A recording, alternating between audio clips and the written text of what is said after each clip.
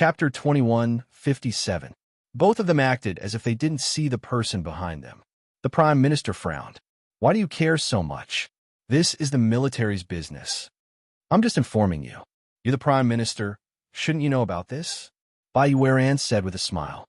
From the corner of her eye, she saw a figure suddenly get up from a screen behind them and quickly leave. Bai Yueran nodded and winked at the Prime Minister. She made an okay gesture to indicate that the fish had taken the bait.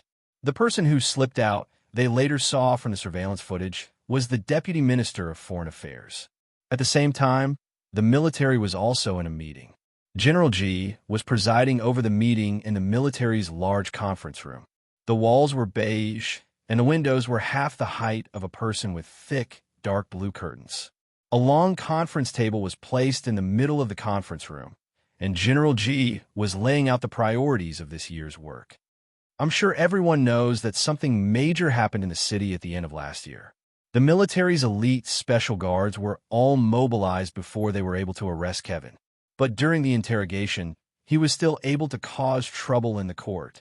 How on earth did you do that?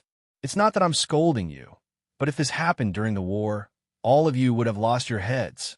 The military bigwigs were all scolded by General Ji until they couldn't even lift their heads. They couldn't blame General Ji for scolding them. When Kevin was attacked and knocked unconscious in the military court, the military had indeed taken a lot of the blame for it. If it weren't for the prosecution's lawyer, Gun Yinji, who had fought a beautiful trial in court, the netizens' criticism would have been even worse. However, because of Gun Yinji, some people tried to lead the conversation to the verdict, but they didn't succeed. The netizens weren't blind. Who couldn't see through Kevin's identity? However, Kevin could still get into an accident in court. It was indeed the military court's incompetence, so they deserved to be scolded. General Ji slammed the table and scolded them harshly before changing the topic to this year's policy. At the beginning of the year, we planned for this year's Nandis satellite navigation system to cover the entire world with no blind spots in communication. The Space Department has a record number of satellites to launch. Everyone, don't put too much pressure on the Space Department. If you can launch it, launch it. If you can't, don't force it. General Ji paused and said, the cooperation between the military and the Institute of High Energy Physics is progressing well. I hope we can achieve greater results soon. He still hadn't told these military bigwigs that the magnetic resonance device had been successfully developed. The wormhole to the opposite space had already been opened. This was because this technology was too advanced.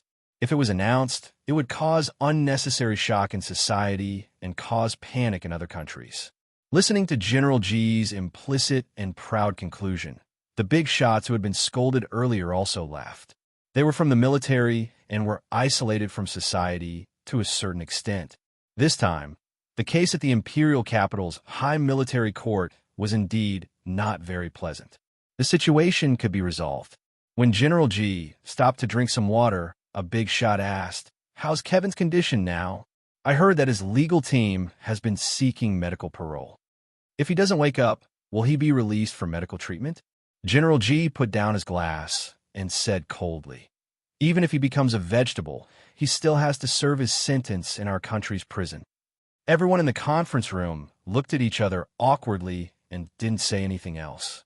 When everyone was resting, General Ji sat in the activity room next to the conference room and said to Hua Xiaoheng, "You don't have to worry about Kevin. His ward has been changed. He's no longer in room 601, but room 605. Remember to keep this a secret. Don't let anyone know." Hua Xiaoheng nodded and replied calmly, "Yes, sir." He asked, "Is the security department responsible for the hospital? Should we send some people over?" "No need." General Ji shook his head and said casually, "If the security department can't even do this well, they'll have to be reshuffled from top to bottom." When General Ji was talking about this, there were several high-ranking generals sitting nearby. They were all whispering to each other, so they didn't know if they heard their conversation. Hua Guanchen sat alone near the door and smoked. He had a smile on his face and didn't look like he had lost his family and was all alone. He was a political worker after all. No one knew what he was thinking. They all looked like they were hiding something. At the same time, the Senate was holding its first meeting of the new year. This time, both the upper and lower houses of the Senate were in a large conference hall. The representatives of the upper and lower houses took turns to give speeches.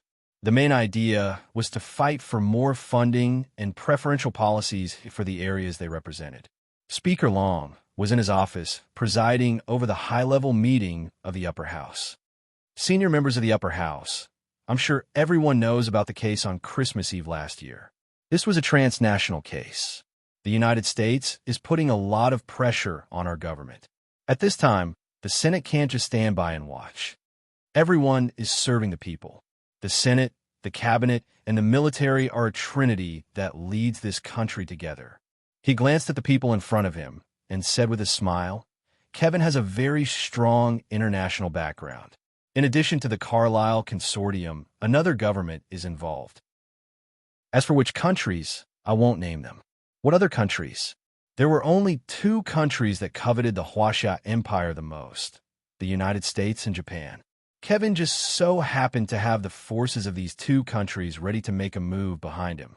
Speaker Long didn't say it very clearly and just stopped short.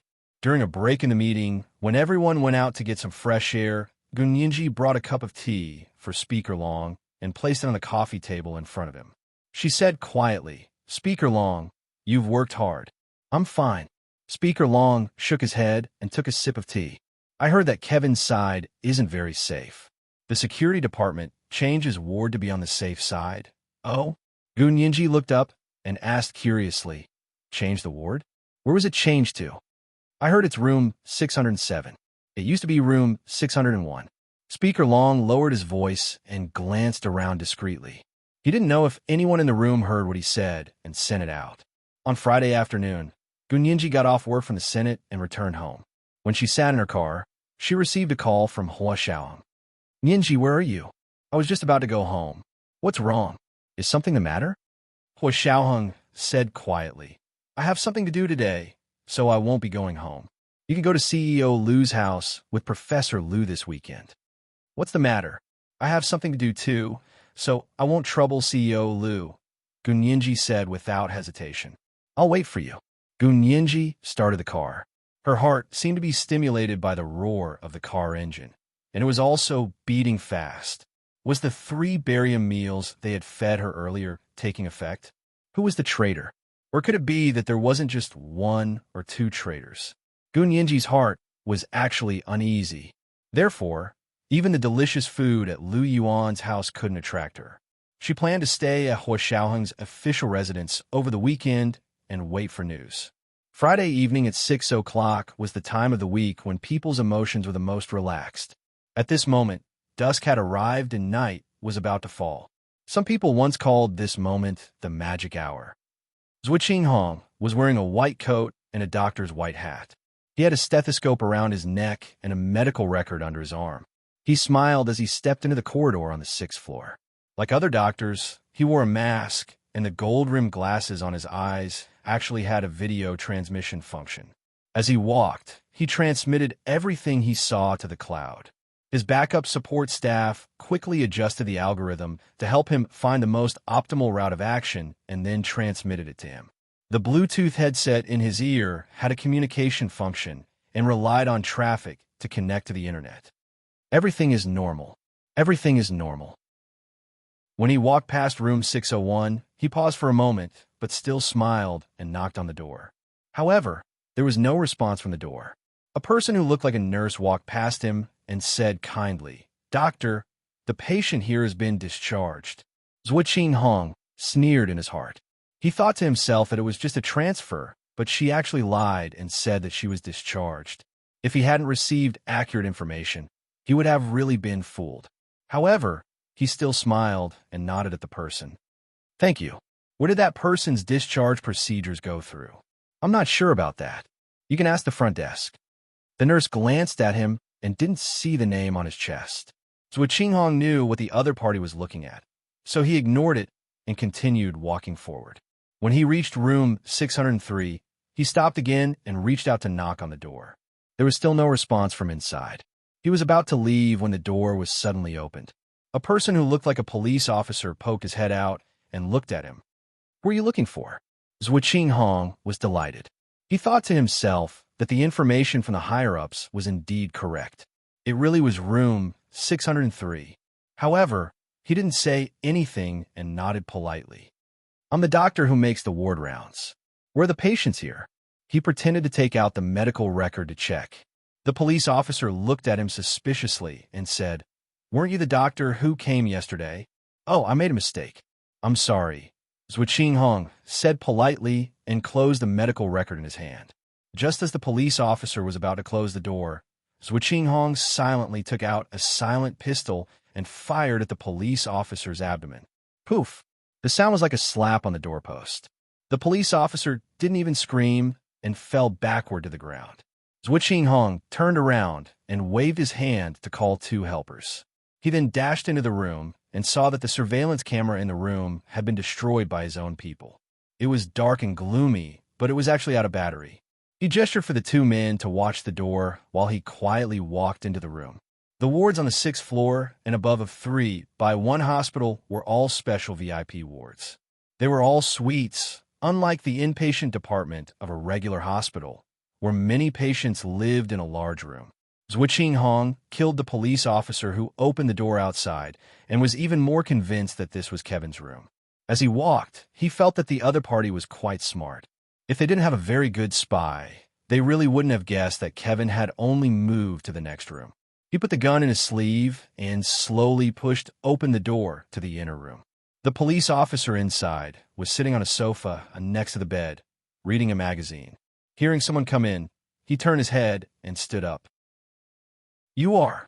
Zhuqing Hong immediately raised his hand and shot. It was exactly the same scene he had played in the game. It was in this scene that he had passed.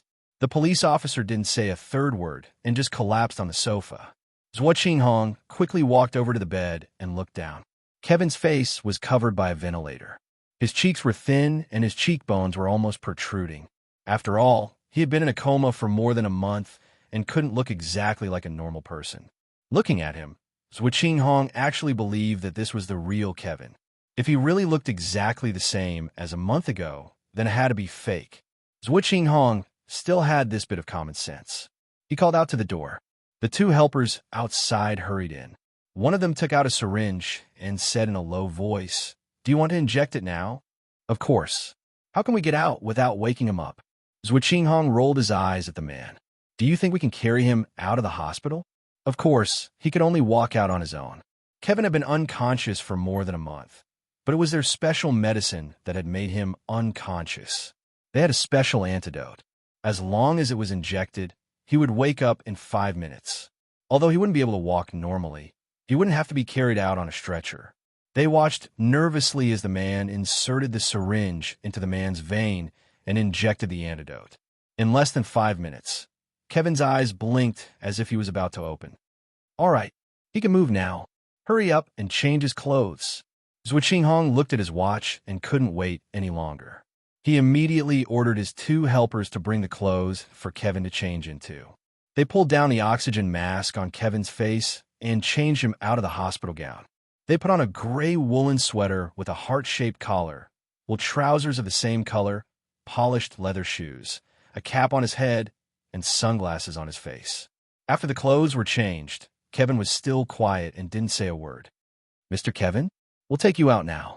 May I ask if you can walk? Kevin nodded and slowly stood up with the help of the bed. That's great. Zhuqing Hong breathed a big sigh of relief, and his tone was visibly relaxed. Get out of here immediately. He looked around. There's no one else outside, right? He was talking to his backup support staff. The people over there checked the condition of the building and issued an action command.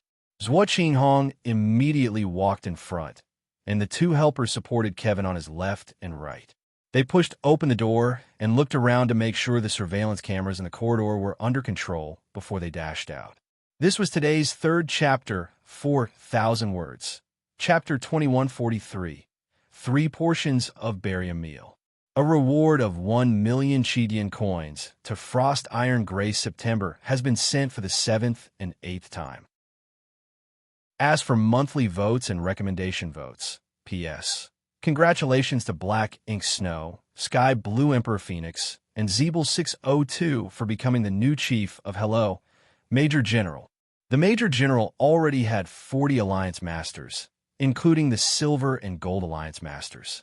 Intersection of Intersection O. Chapter 2158. Zhuo Qinghong was wearing a doctor's white coat as he walked down the dark corridor. His shiny leather shoes made a clacking sound that was a little frightening to the ears. Because this floor was a special VIP ward, privacy was very important, and most people could not come up. According to the information that Zhuo Qinghong and the others found out, because of Kevin's special identity, he was the only one living on the entire 6th floor. Therefore, after they took down the 2 guarding police officers, it was as if they had entered an uninhabited land. It was exactly the same as the optimal result that they had deduced in the game. This operation seemed simple, but there were too many things that had been done behind the scenes. For example, the identity of the 3 of them as hospital insiders. This was the true meaning of, if you want to learn poetry, your skills are beyond poetry. Zhuo Qinghong walked quickly and soon entered the elevator. After the 3 people behind him came in, he quickly took off the doctor's coat, revealing the flight jacket and neat leather pants inside. Then he took out a black plastic bag from his pocket and stuffed all the doctor's clothes inside. The elevator stopped on the 2nd floor. The 4 of them came out of the elevator, found a place to throw away the trash, and threw the black plastic bag out. There was an outpatient clinic on the 2nd floor, and it was crowded. The 4 of them quickly blended into the crowd, found the stairs, and went down. As soon as they came out of the hospital, they heard the alarm go off in the building behind them. The ear-piercing alarm echoed under the blue sky, like an air raid siren. Everyone was dumbfounded. What's going on? Is there a fire alarm? Bullsh *T. That's not the sound of a fire alarm. Our unit has a fire drill. The people in the hospital discussed in 2s and 3s, all wanted to run to the stairs. Suddenly, the sound of a broadcast rang out in the building.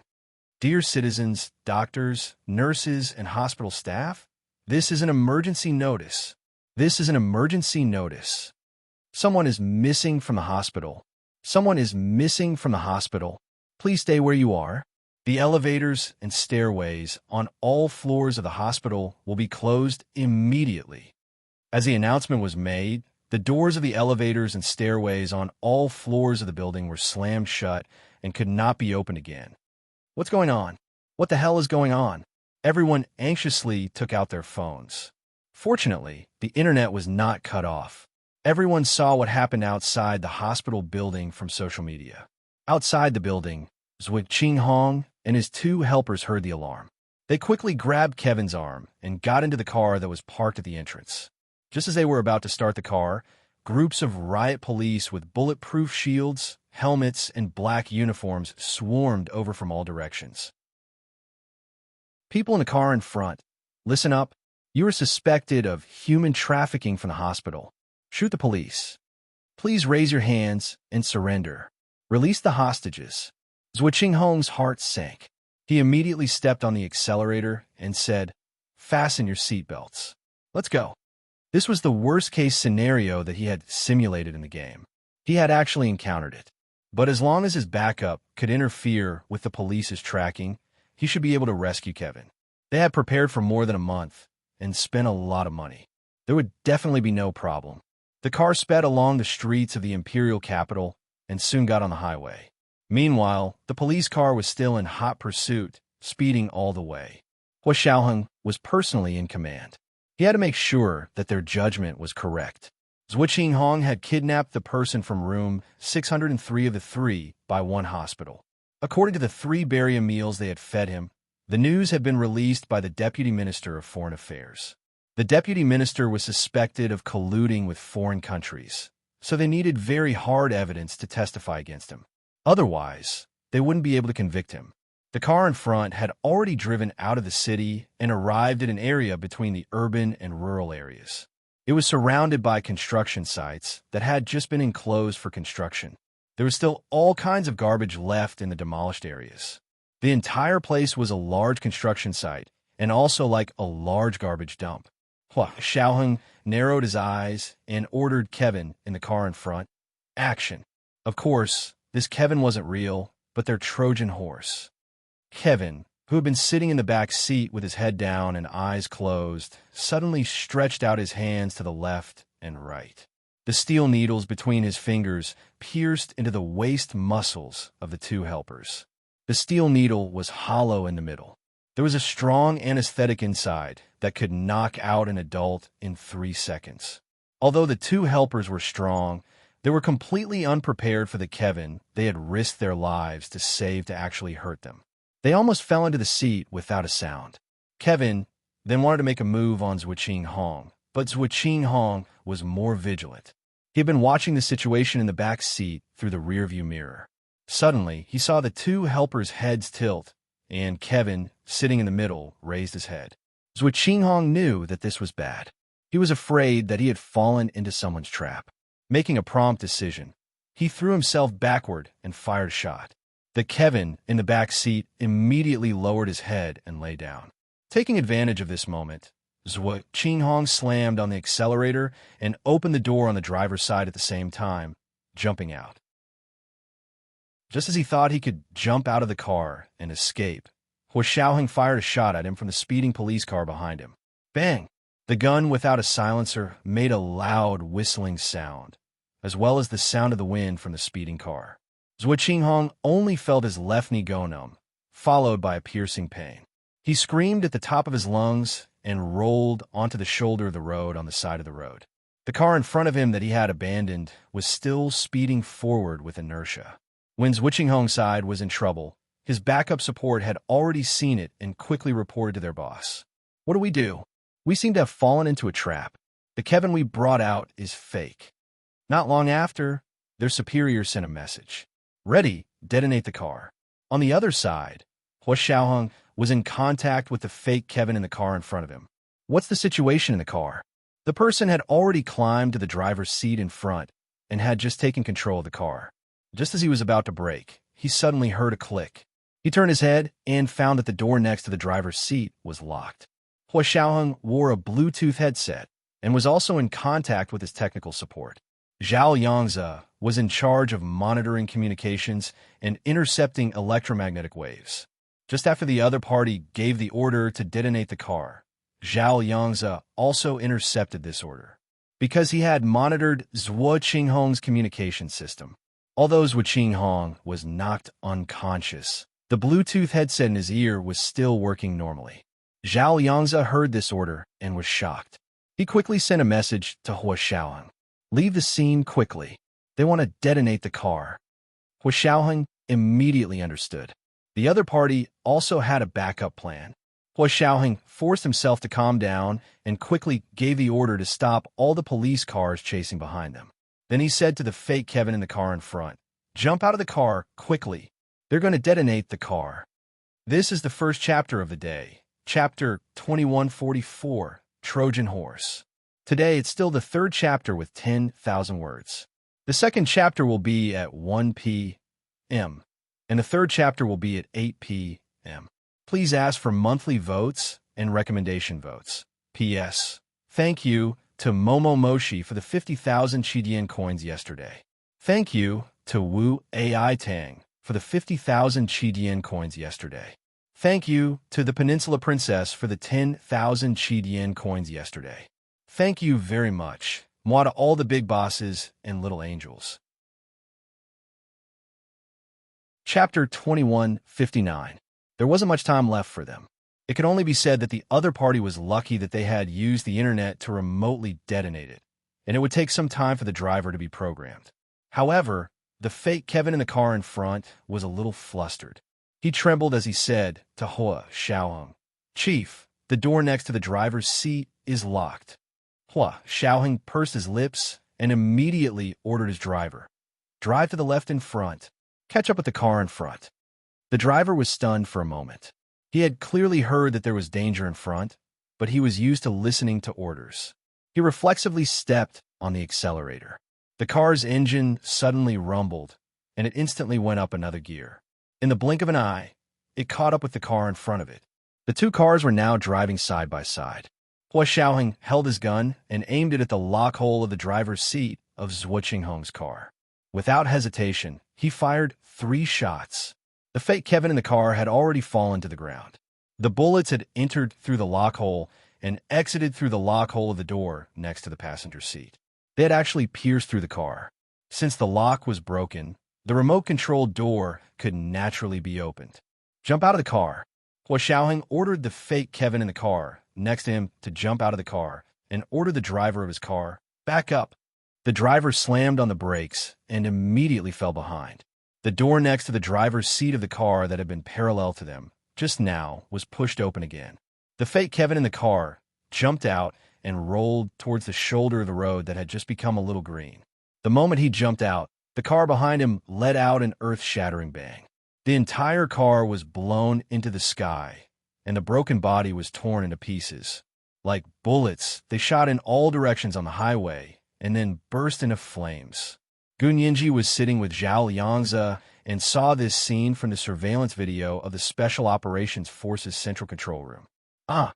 she screamed and stood up in shock, covering her mouth with her hand. Zhao Liangzi's face was also pale as he muttered, "Why do I remember seeing such a fire and explosion?" Gun Yinji's lips trembled. After a while, she said, "It's similar to the explosion of the car I was in. That was 8 years ago, when she had just come over from the other world. The only difference was that her car hadn't been blown into the sky. Most of the energy was probably used to carry out magnetic resonance and pass through to this world. In the end, the remaining energy blasted the car she was sitting in into a pile of ashes. The damage was even more intense than the destruction of this car. The car in the surveillance video clearly did not cause a magnetic resonance and open a wormhole. However, the effect of the explosion was still shocking. It burned fiercely, and black smoke filled the sky. The shockwave of the explosion caused the nearby police cars to collide violently and roll over. Fortunately, the police car that had collided and rolled over had already stopped. The people inside had only bumped into each other.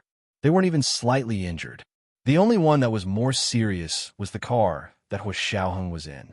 His car had just stopped at the time, and it was the closest to the car that exploded in front of him. After the whole car was overturned by the blast, it rolled several times on the road like a leaf blown by a gust of wind. The ambulance rushed over and rescued everyone in Hua Xiaoheng's car. Hua Xiaoheng's head was bleeding, but it wasn't a big deal. He did not board the ambulance, but insisted on commanding at the scene. Following that, the fire truck behind them also quickly drove over. They quickly put out the fire on the car that had already fallen from midair and was still burning. The entire highway was closed, and the fork was tightly blocked. The people who had been delayed cursed in their cars and scrolled through Weibo, wanting to know what had happened. It wasn't until they saw the huge fire in front of them and heard the explosion that they realized that the situation was much more serious than they had imagined. Everyone raised their phones to take pictures and frantically posted on Weibo, trying to guess what had happened. Usually, when something like this happened, the internet would be blocked for a period of time. This time was a little strange. The internet didn't seem to be blocked at all. Everyone was free to express themselves, as if they were looking at pictures and making up stories. All kinds of rumors were flying around. Even the foreign media couldn't figure out what had happened on the Huaxiao Empire's imperial capital highway. The people behind Zhuo Qinghong and Kevin were furious and threw a tantrum in the surveillance room. "What the hell are you guys doing?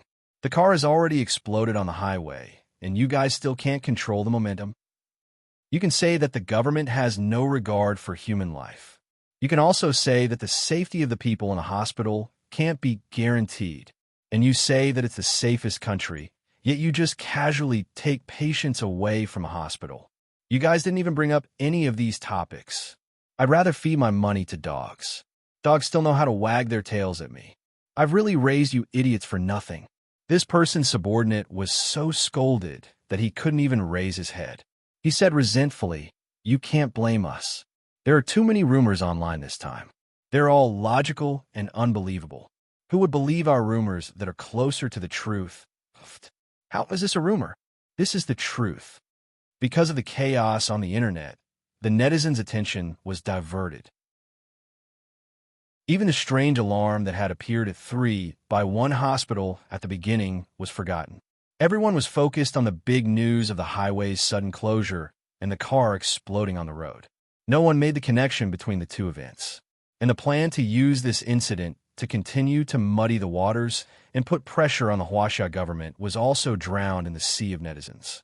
The car burned into a huge fireball in the air. Thick smoke billowed, almost covering the sky on this section of the highway. After falling, only some black residue was left. Hua Xiaoheng looked at the burnt car in front of him. He clenched his fists and got into his own car with a sullen expression. When he returned to his office at the headquarters of the Special Operations Forces, he immediately ordered Yin Shixiang, execute Kevin immediately. Yin Shixiang was shocked. Hua Xiao, he's an American. Are we going to execute him just like that? I heard that the court sentenced him to life imprisonment. What else? Keep him alive for the new year? Hua Xiaoheng stood behind his desk and leaned forward without batting an eyelid. He placed both hands on the desk and looked at Yin Shixiang deeply. He said word by word, the American Special Forces sneaked into our hospital and stole Kevin. They were killed by their own people when they were fleeing. It was all done by the Americans. What does it have to do with us? Also, we have to send a note to the American embassy and ask them to explain why the American soldiers entered our territory without invitation, used fake identities, and committed such a vicious criminal case on our soil. They wanted to take the opportunity to kill Kevin and then directly blame it on the Americans. Yin Shixiang's eyes almost popped out of their sockets. Boss, you're too cunning. The American Special Forces? Who? When did they enter the country? It's the two helpers who followed Zhua Qinghong into the 3:1 hospital. They're Chinese and belong to the United States Marine Corps SEAL Special Forces. They're from the 2nd Special Forces Battalion at the Norfolk Naval Base in Virginia. Hua Xiaoheng slowly sat down. A small revolver had appeared in his hand at some point. He said expressionlessly, they used fake passports and were targeted by the security department as soon as they entered the country. Go and coordinate with the security department. Remember to cremate Kevin's body. Remember not to burn it too cleanly. Then, scatter his ashes at the scene of the car accident. Yin Shixiang was also someone who had done dirty work before. He had taken more than 1 or 2 lives, but this time, even he was stunned by Hua Xiaoheng's imposing manner. He stared at Hua Xiaoheng for a long time before scratching his head and asking in confusion, Hua Xiao, won't you reconsider? If you really execute him, there won't be a living person left to pay for it. It was easy to kill him, but it would be troublesome to keep him alive.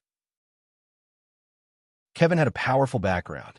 The person behind him was able to open the skyline in the United States to save him. It was obvious how important he was to them. What if the person behind him goes crazy after he's dead? We have to be careful about this. Yin Shixiang still didn't know much about Kevin's background, so he didn't agree to do it directly. How about we let him fake his death? Yin Shixiang suggested. That way, if his background really is powerful, we can also use him to exchange for some national benefits. At the same time, in a villa on the outskirts of the imperial capital, someone was also analyzing the problem of Kevin's safety. It looks like our mole has been exposed. Yes, the information he sent was a trap. Kevin isn't in room 603. Zhua Qinghong just sent a message. They were the ones who brought out the fake Kevin.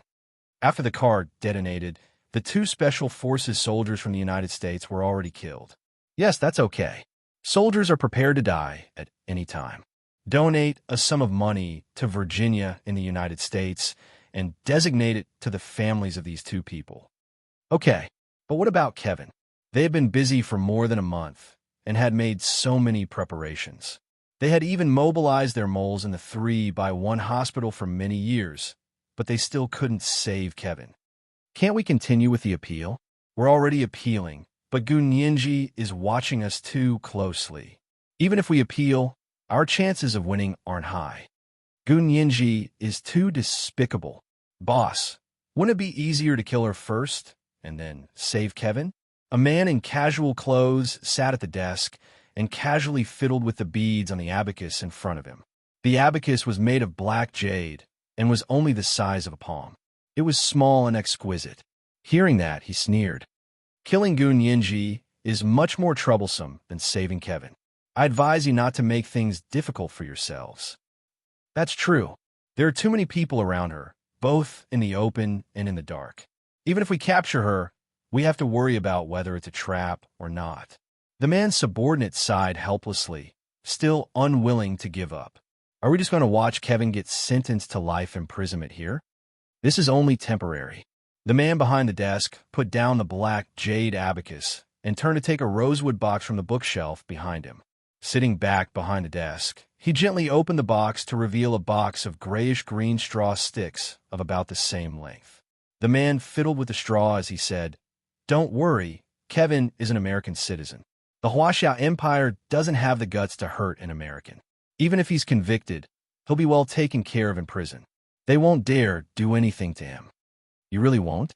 The man nodded and said with certainty, "I said it won't, so it won't." The Huaxiao Empire's government officials value international influence very much. And we've done so much for Kevin, including connecting the skyline and establishing a relationship with the President and Secretary of State of the United States, just to get him a diplomatic status. Now, we've mobilized so many people and even sent the American Special Forces. The Huaxia Empire's officials are naturally aware of this. They know that this is someone they can't afford to offend. If they dare to harm Kevin, they will definitely anger me, the person behind them, and they have no idea who I really am. Therefore, they won't be able to bear the consequences.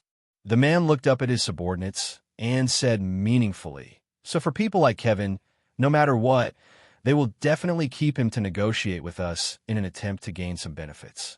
Oh, they call it national interest." The man sneered, his long and narrow eyes narrowed into two thin slits, appearing very disdainful. In Shixiang didn't know that his concerns and thoughts had long been seen through by others. Or rather, the thoughts of most Huaxiao Empire's foreign personnel had been seen through by others. Know yourself and know your enemy. It was also applicable for hostile forces to study the rules of one's actions. Hua Xiaoheng also knew this very well. However, he never liked to be led by the nose by others when he did things. He was the only one who dangled a blindfolded donkey with a carrot. It was impossible for others to dangle him. They're courting death. I'll fulfill their wish. Hua Xiaoheng slammed the gun on the desk and calmly leaned against the back of the chair. He took out General G's blank warrant without any hesitation and filled in Kevin's name. He also signed it himself and said with a sullen face, "There's no need to fake your death. If you want to die, then die for real. I, Hua Xiaoheng, never play games. Hurry up and go. I'll give you 20 minutes to execute Kevin, cremate him, and scatter the ashes at the scene of the car accident." He looked at his watch. "In 20 minutes, I'll inform Kevin's legal team and the diplomats of the U.S. Embassy in the Huaxia Empire to go to the scene to collect DNA." It wasn't that he didn't know Kevin's importance, but now he had played enough of this game that was dominated by others. It was time for the initiative to return to his hands. Hua Xiaoheng raised his eyes. His gaze was as deep as a bottomless valley. Even if In Shixiang had objections, he had to obey Hua Xiaoheng's orders at this time. He stood at attention and saluted. "Yes, Chief." After leaving Hua Xiaoheng's office, In Shixiang quickly brought the field personnel of the Special Operations Forces to the place where Kevin was being held. Kevin had long since left the 3-by-1 hospital. From the moment the barium meal was decided, he had been transferred to a secret location in the security department. There had been problems in front of the security department in the past few years, but after Hua Xiaoheng stepped forward to help them clean up, things were much better than before. At least the situation of the security department leaking secrets had been eliminated, and they could carry out their work smoothly in the country. When In Shixiang brought his men over, he brought General G's special warrant with him. With this warrant, he could execute Kevin. This is today's second chapter, 4,000 words. Chapter 2145, I Fulfill Their Wish. A reward of 1 million Chidian coins to Frost Iron Grace September has been sent to him for the 90th time. The third 4,000-word chapter was updated at 8 in the evening. As for monthly votes and recommendation votes, Chapter 2160. The sound of hurried footsteps echoed in the safe and hidden underground tunnel. The lights in the tunnel were voice-activated. As the footsteps approached, the lights in the dark tunnel lit up. In Shixiang's expression was cold as he led the two to Kevin's room. "Everyone inside, please leave. I have something to ask Mr. Kevin alone."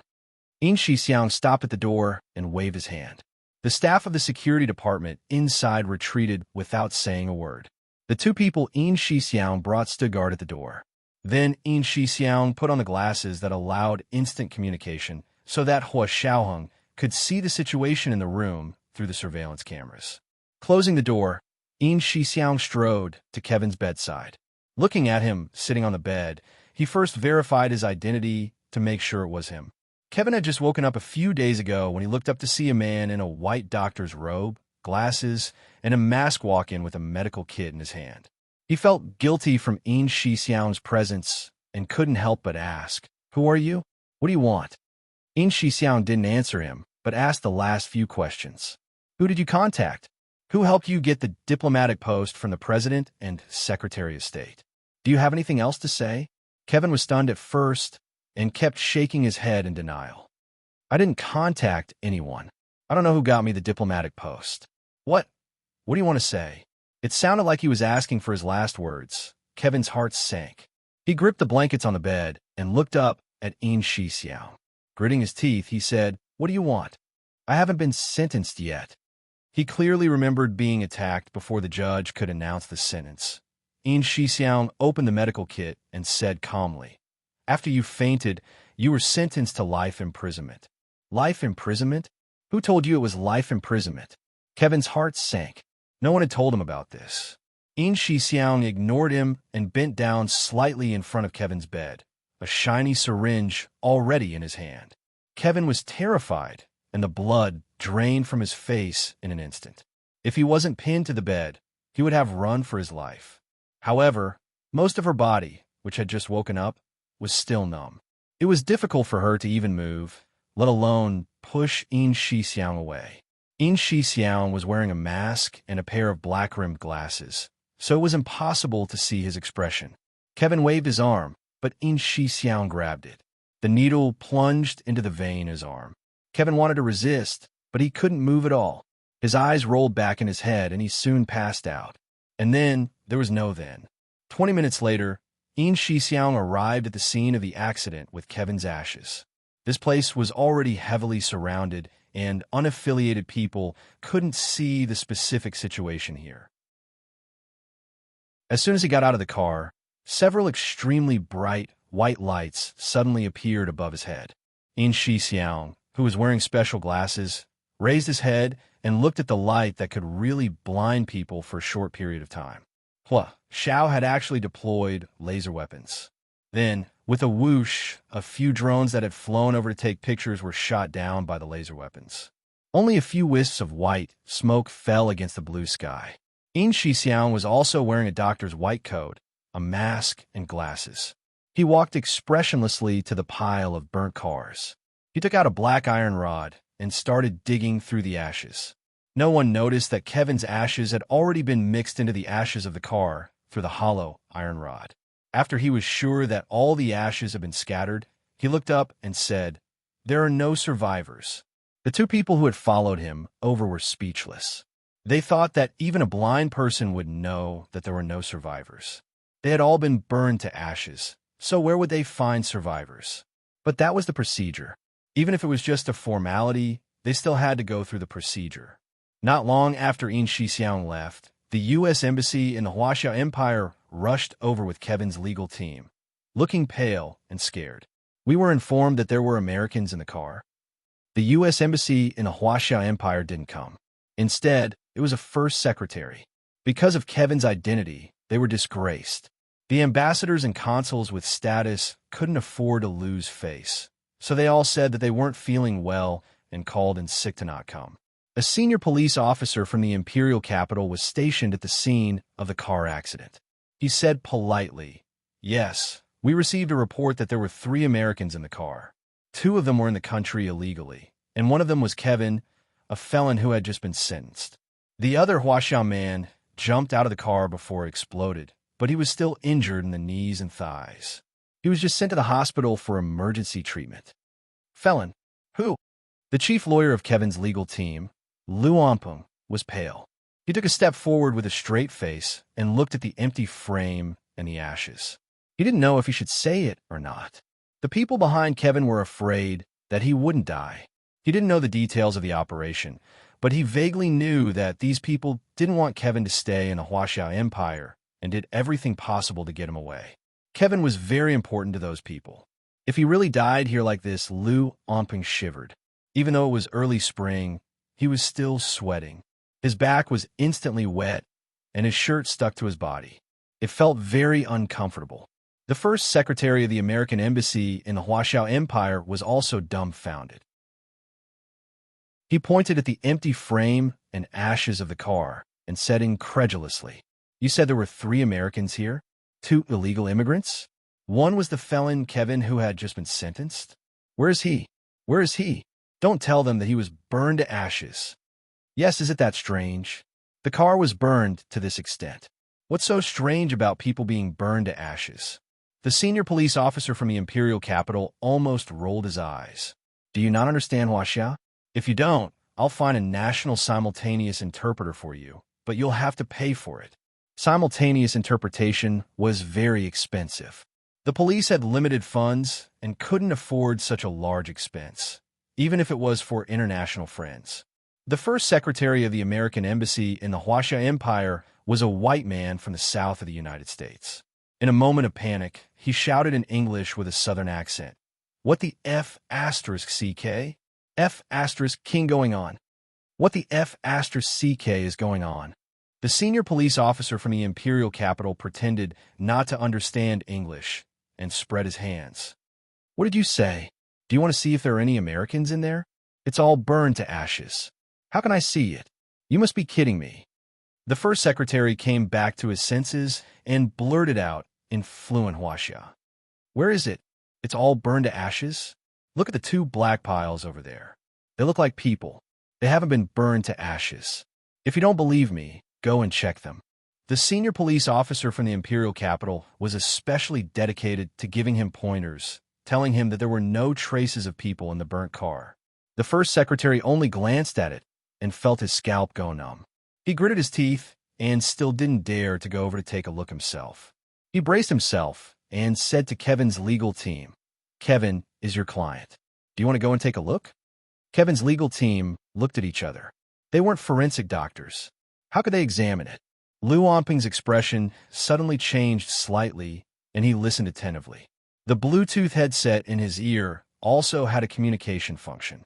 His phone was connected, and the client behind Kevin was talking to him.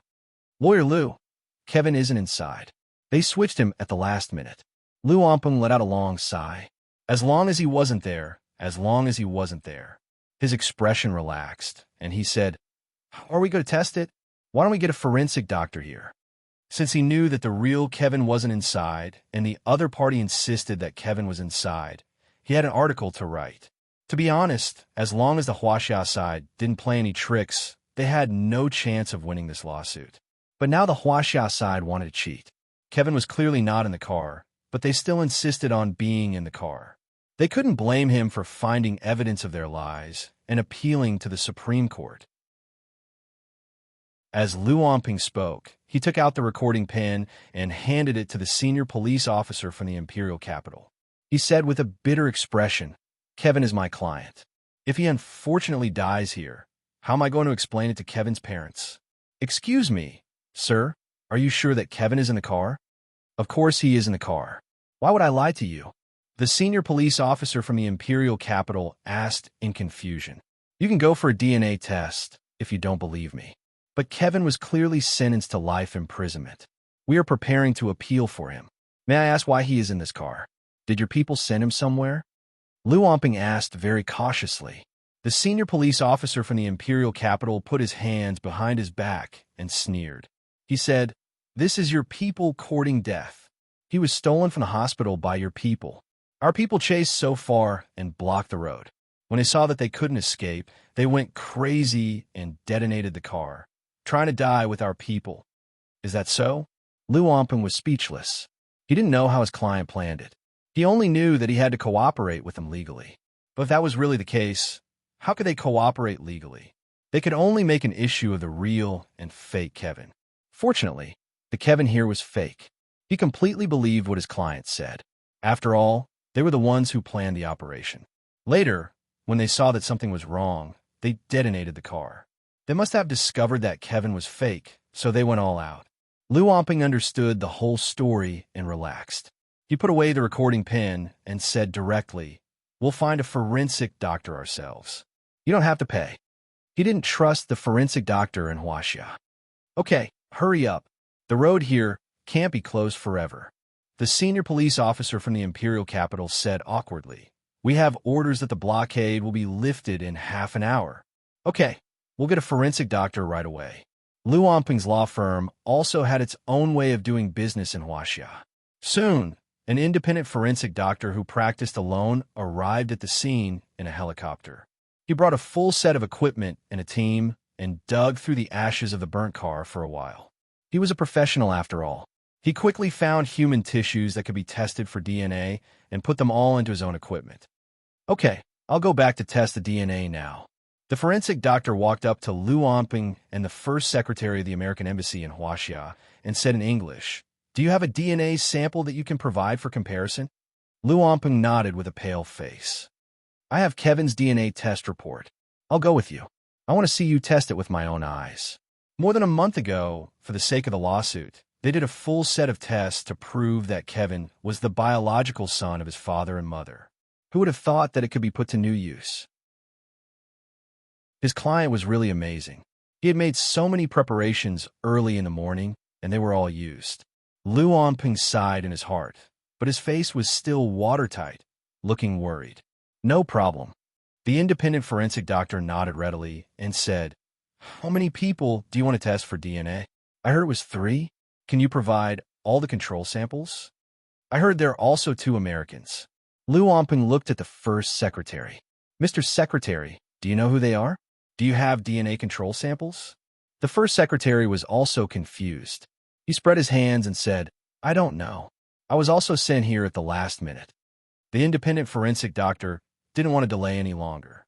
He said, "Then I'll go do the experiment first. If you have samples, send them to me so I can verify the identity of these people." A lawyer from Kevin's legal team muttered, "They've all been burned to ashes. You can still extract DNA?" The independent forensic doctor said professionally, "Not all of them were burned to ashes. We found a certain amount of human tissue. As long as we do PCR immediately, we can still extract effective DNA fragments for verification. If we're fast, we can do it in a few minutes." "Only a few minutes? That's great. Hurry up and do the test." Lu Omping impatiently waved for him to get on the helicopter. He said, "I'll send Kevin's DNA sample to you." The independent forensic doctor left his email account with Lu Omping, then took his team to the helicopter and returned to the laboratory. In fact, he did get the results very quickly. To be on the safe side, he repeated an experiment that could have produced results in a few minutes 10 times.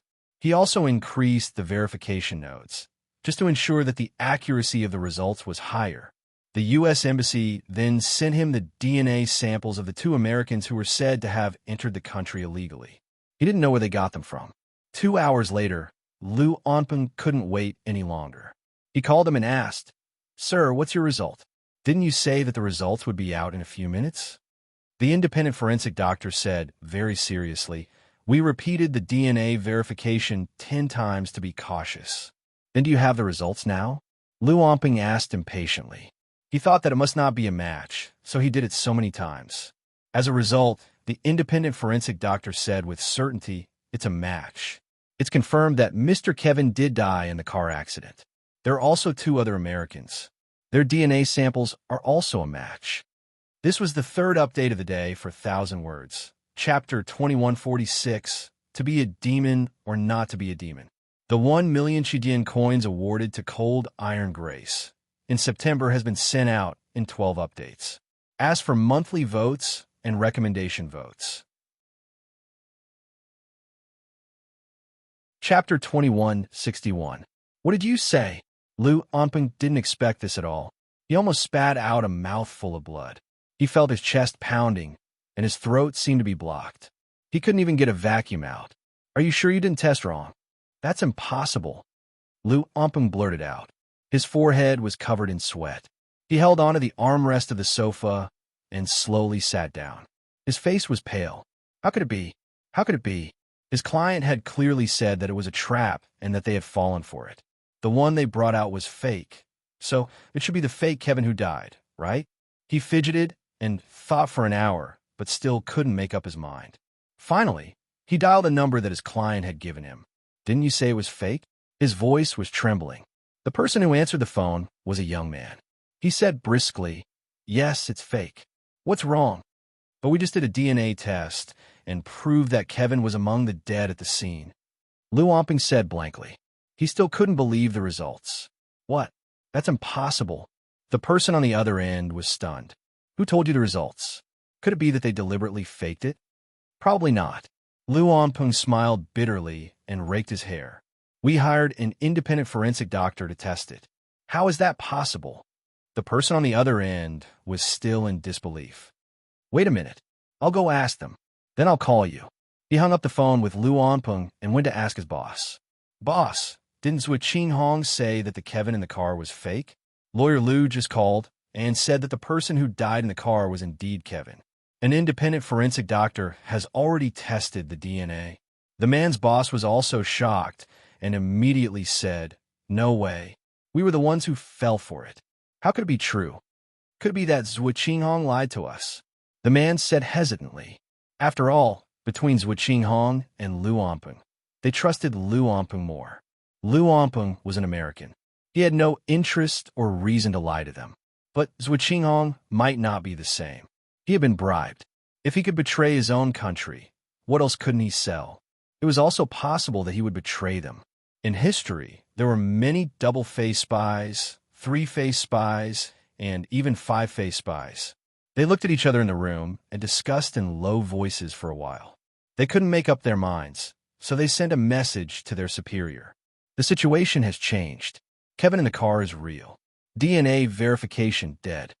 As soon as the news was sent out, there was an uproar. "Impossible. This was impossible. How could it be true? I clearly calculated it."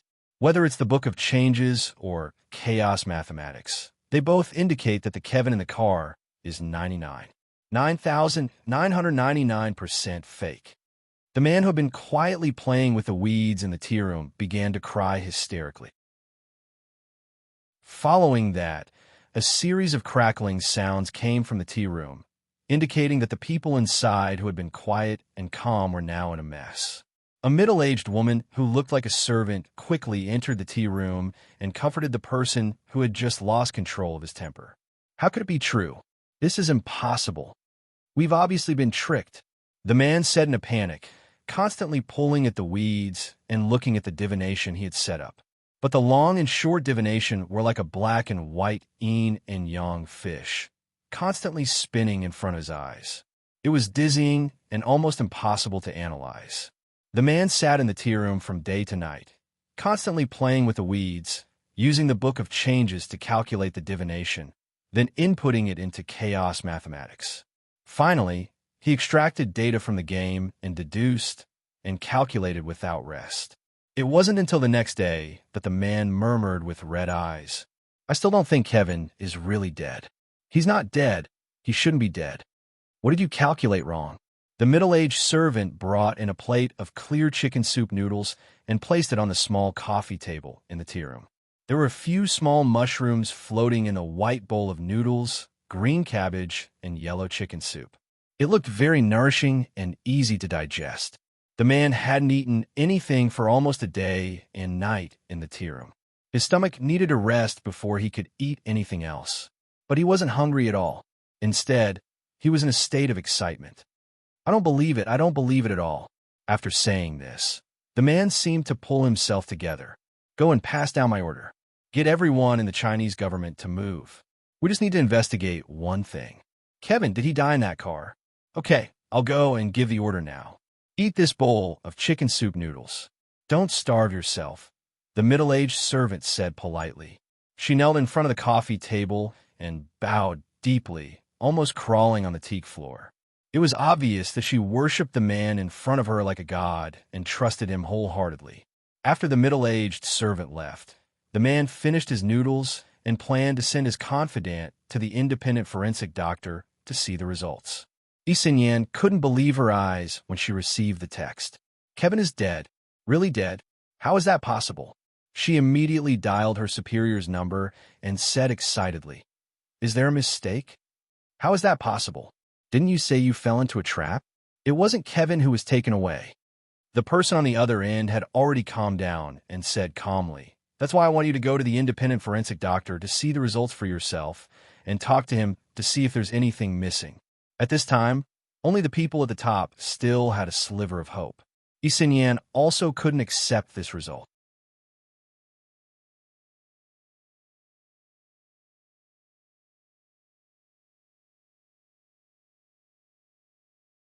Chapter 2162. Yi and Do Ayan drove to the independent forensic doctor's laboratory, each with their own thoughts. Because he was a forensic doctor, most commercial buildings wouldn't accept him, so he bought a piece of land in the suburbs of the imperial capital and built a small building. Yi got out of the car and looked around at the desolate surroundings. Her eyes flashed. No matter how desolate it was, this was still the suburbs of the imperial capital. To be able to buy land, build a building, and work as an independent forensic doctor, where did he get the startup capital from? This person really wasn't simple. However, Yi didn't say anything and calmly walked towards the small building. Do-Ayan wasn't as calm as Yi. She cursed behind Yi and said unhappily, "What is this place? Why does it look so creepy?" Yi stopped in front of the building and rang the doorbell. "This is the forensic doctor's clinic. There might be bodies in the basement." Do-Ayan shivered and didn't dare to say anything else. The receptionist opened the door and invited them in. Yi smiled politely and said reservedly, "I'm here to see Mr. Chu." "Is he here?" The independent forensic doctor's surname was Chu. The receptionist quickly asked, "Do you have an appointment?" "Dr. Chu is quite busy today. He has a big case." "I was sent by the client of Mr. Chu's case, Lu Onping."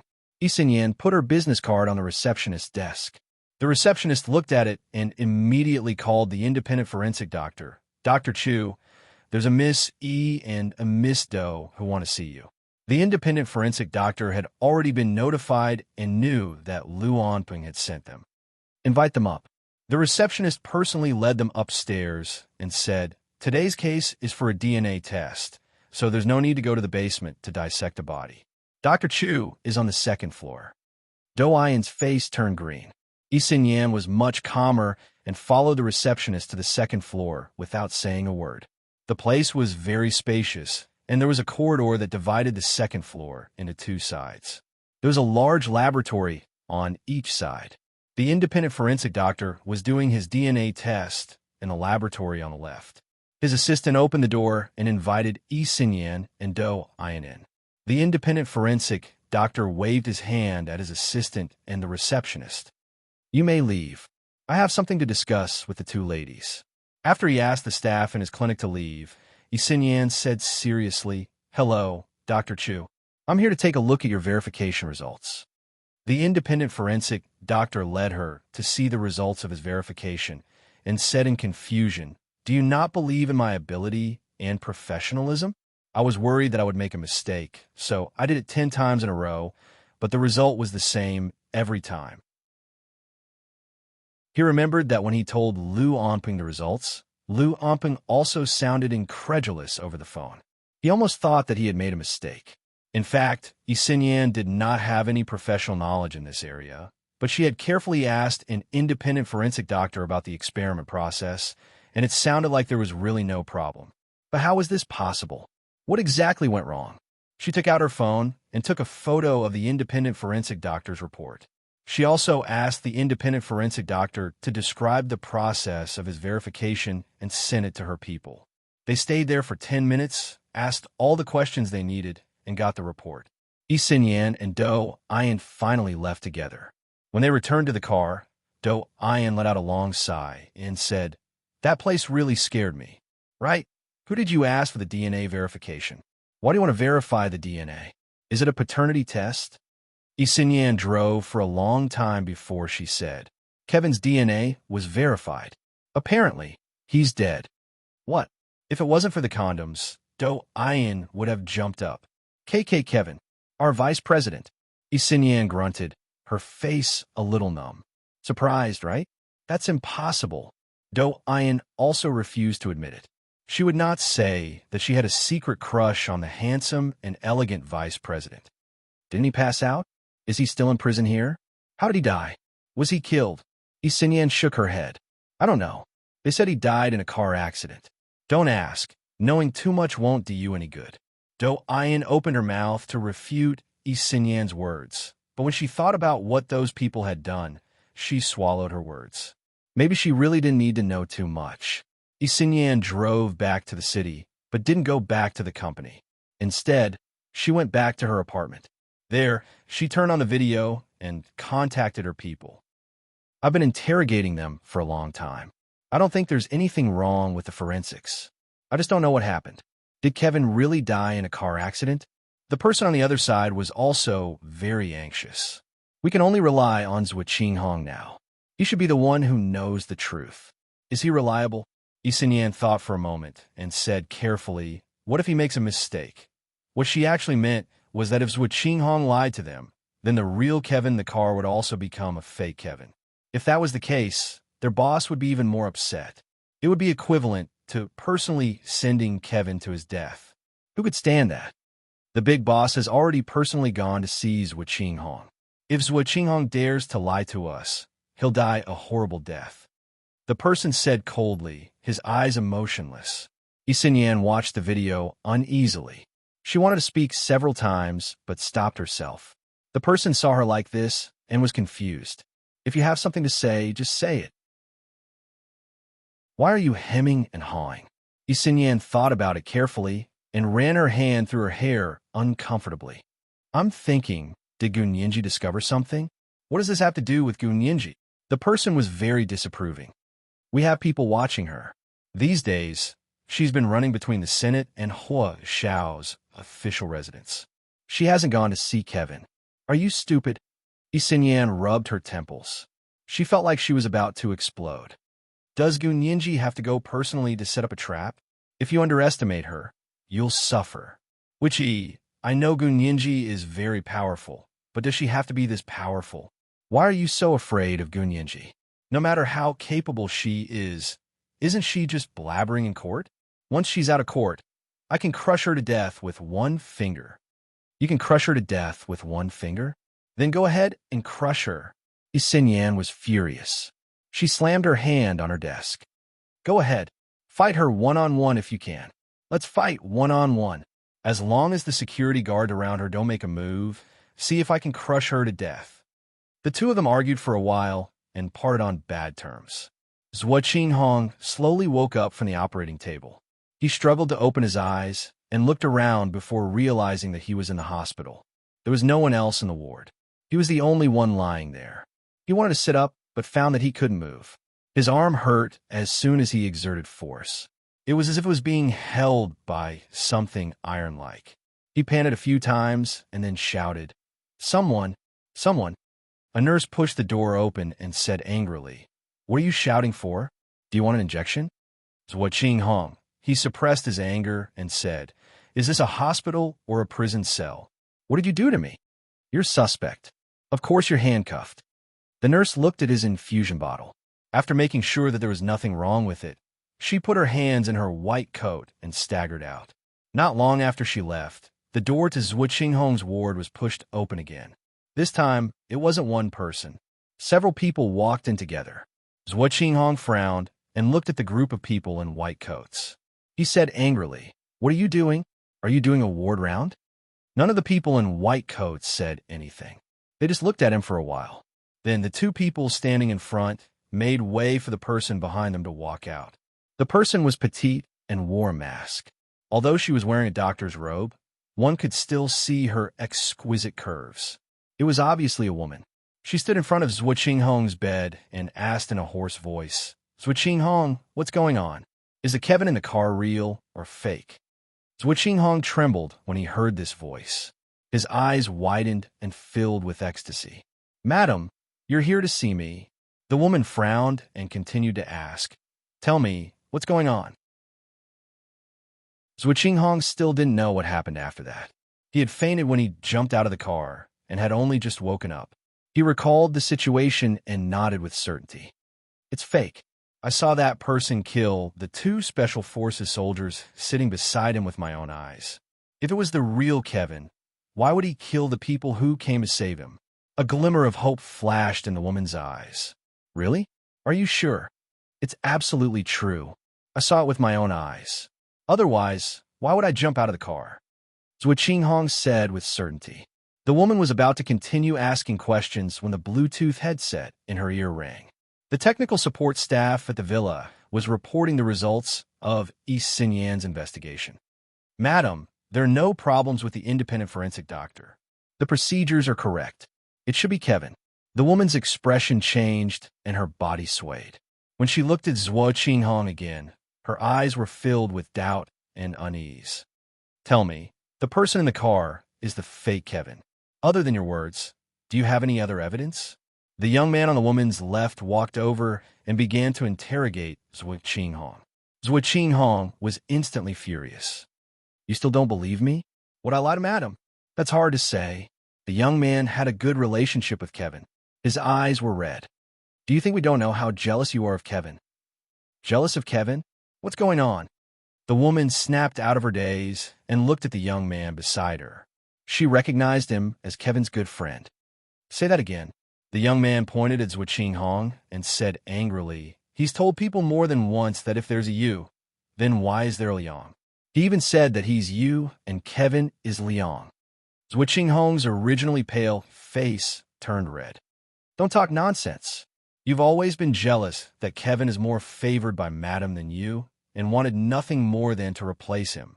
Now that there's such a good opportunity, maybe you'll use someone else to do your dirty work." The young man was obviously very clear about the matter between Zhuo Hong and Kevin.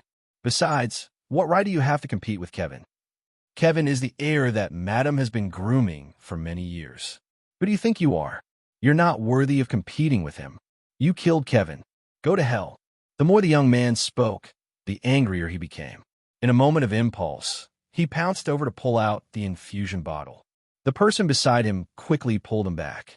Zhuo Hong was so angry that his entire body was trembling. If he wasn't handcuffed, he would have jumped up from the bed to fight this man.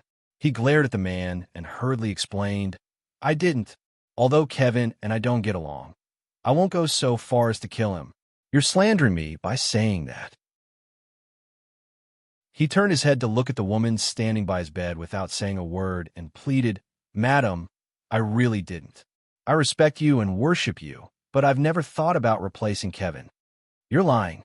You know very well whether you've ever thought about it or not." The young man who was being held back kicked Zhuo Hong's bed with all his might. The woman standing at the front spoke again in a very tired voice. "I'll ask you again. Was the person in the car the real Kevin or the fake Kevin?" After being interrogated for so long, Zhuo Hong suddenly hesitated.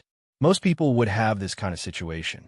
Even if they knew they were right, they would still develop a certain amount of self-doubt under the questioning of so many people. However, Zhuo Hong was only absent-minded for a moment. In the eyes of the madam, it was almost as if there was something fishy going on. She looked at Zhuo Hong with extreme disappointment and murmured, "Why did you do this?" Zhuo Hong was stunned for a moment. When he came back to his senses, he immediately said, "Madam, believe me, I really didn't do anything. I've spent so much effort to save him. Only an idiot would believe you. I shouldn't have let you save Kevin in the first place." It was still Kevin's young friend, and tears were coming out his eyes. He wiped his tears with the back of his hand and turned to run out of the ward. The madam clenched her fists and said calmly, "I will continue to investigate what happened." As she turned to leave, she ordered the person beside her, "Kill him." Zhuo Hong couldn't be arrested. He knew too much. The person nodded and turned back, already holding a syringe in his hand. As soon as the syringe was inserted, Zhuo Qinghong felt his entire body go numb. Soon, even his breathing organs were paralyzed. His feet kicked uncontrollably twice, and soon he could no longer move. Xiao, why did you let Zhuo Qinghong be killed? Yin Shixiang looked at the news on his phone and asked in confusion.